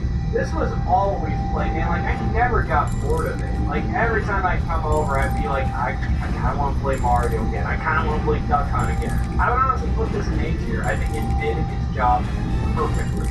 I think there's definitely been better deals and better like overall bundles, but I think this one belongs near the top of the list. Alright, so we go for overly retro here. Let's go for overly modern. Let's talk about the Nintendo Switch 2 Mario Kart World bundle. This was available at launch, and it was available for a couple months after launch there. Until it got replaced with the Pokemon Legends and CA bundle, which I think Mario Kart World makes a lot of sense as a bundle. There's nothing special about this system other than the fact that you get a digital version of Mario Kart World. And that was the one launch game everybody got, everybody wanted to play it. You know, they gave you a deal with this one. Nintendo Switch 2 was $450, and then Mario Kart World was $80 standalone, and then the bundle was $500. I was trying to say, I don't think Nintendo was giving us a deal. I think they were just genuinely giving us what the game was actually worth here. I really like Mario Kart World, but it definitely wasn't worth $80. And I almost feel like Nintendo priced it that high because they wanted this Switch 2 bundle to seem like an even greater deal than what it would be if Mario Kart World was just $70. You know, but to be honest, I do think it was kind of surprising that they wanted to do a bundle with Mario Kart World so soon. You know, that is kind of surprising. You know, because they could have done that with something like, let's say, the Nintendo Switch 1. They could have offered a bundle with Breath of the Wild there or something. But I think they kind of did this because they just saw so much success with Mario Kart 8 Deluxe on the Nintendo Switch 1 throughout the years. But they were like, alright, yeah, Mario Kart World is kind of our big system seller here, so we might as well offer a bundle because that'll push you even more. Man, you know, this is tricky because I don't have much like an emotional attachment to this bundle in particular. It's just kind of like, well, this makes sense. I'm kind of struggling because it is a good deal. Even if Mario Kart World was like $60, you know, a standard $60, this would have still been a good deal because you're getting it for $50 more. So, yeah, I think because they're giving it to you for a deal, and it's also the big launch title. And it's been a while since we've gotten like a launch title from Nintendo that is like a true exclusive to the new system that's as big as Mario Kart World was. Like, we have Breath of the Wild on Switch 1, but Breath of the Wild was also a Wii U. We have Nintendo Land, which is kind of a 3D party collection, but like on one still. And New Super Mario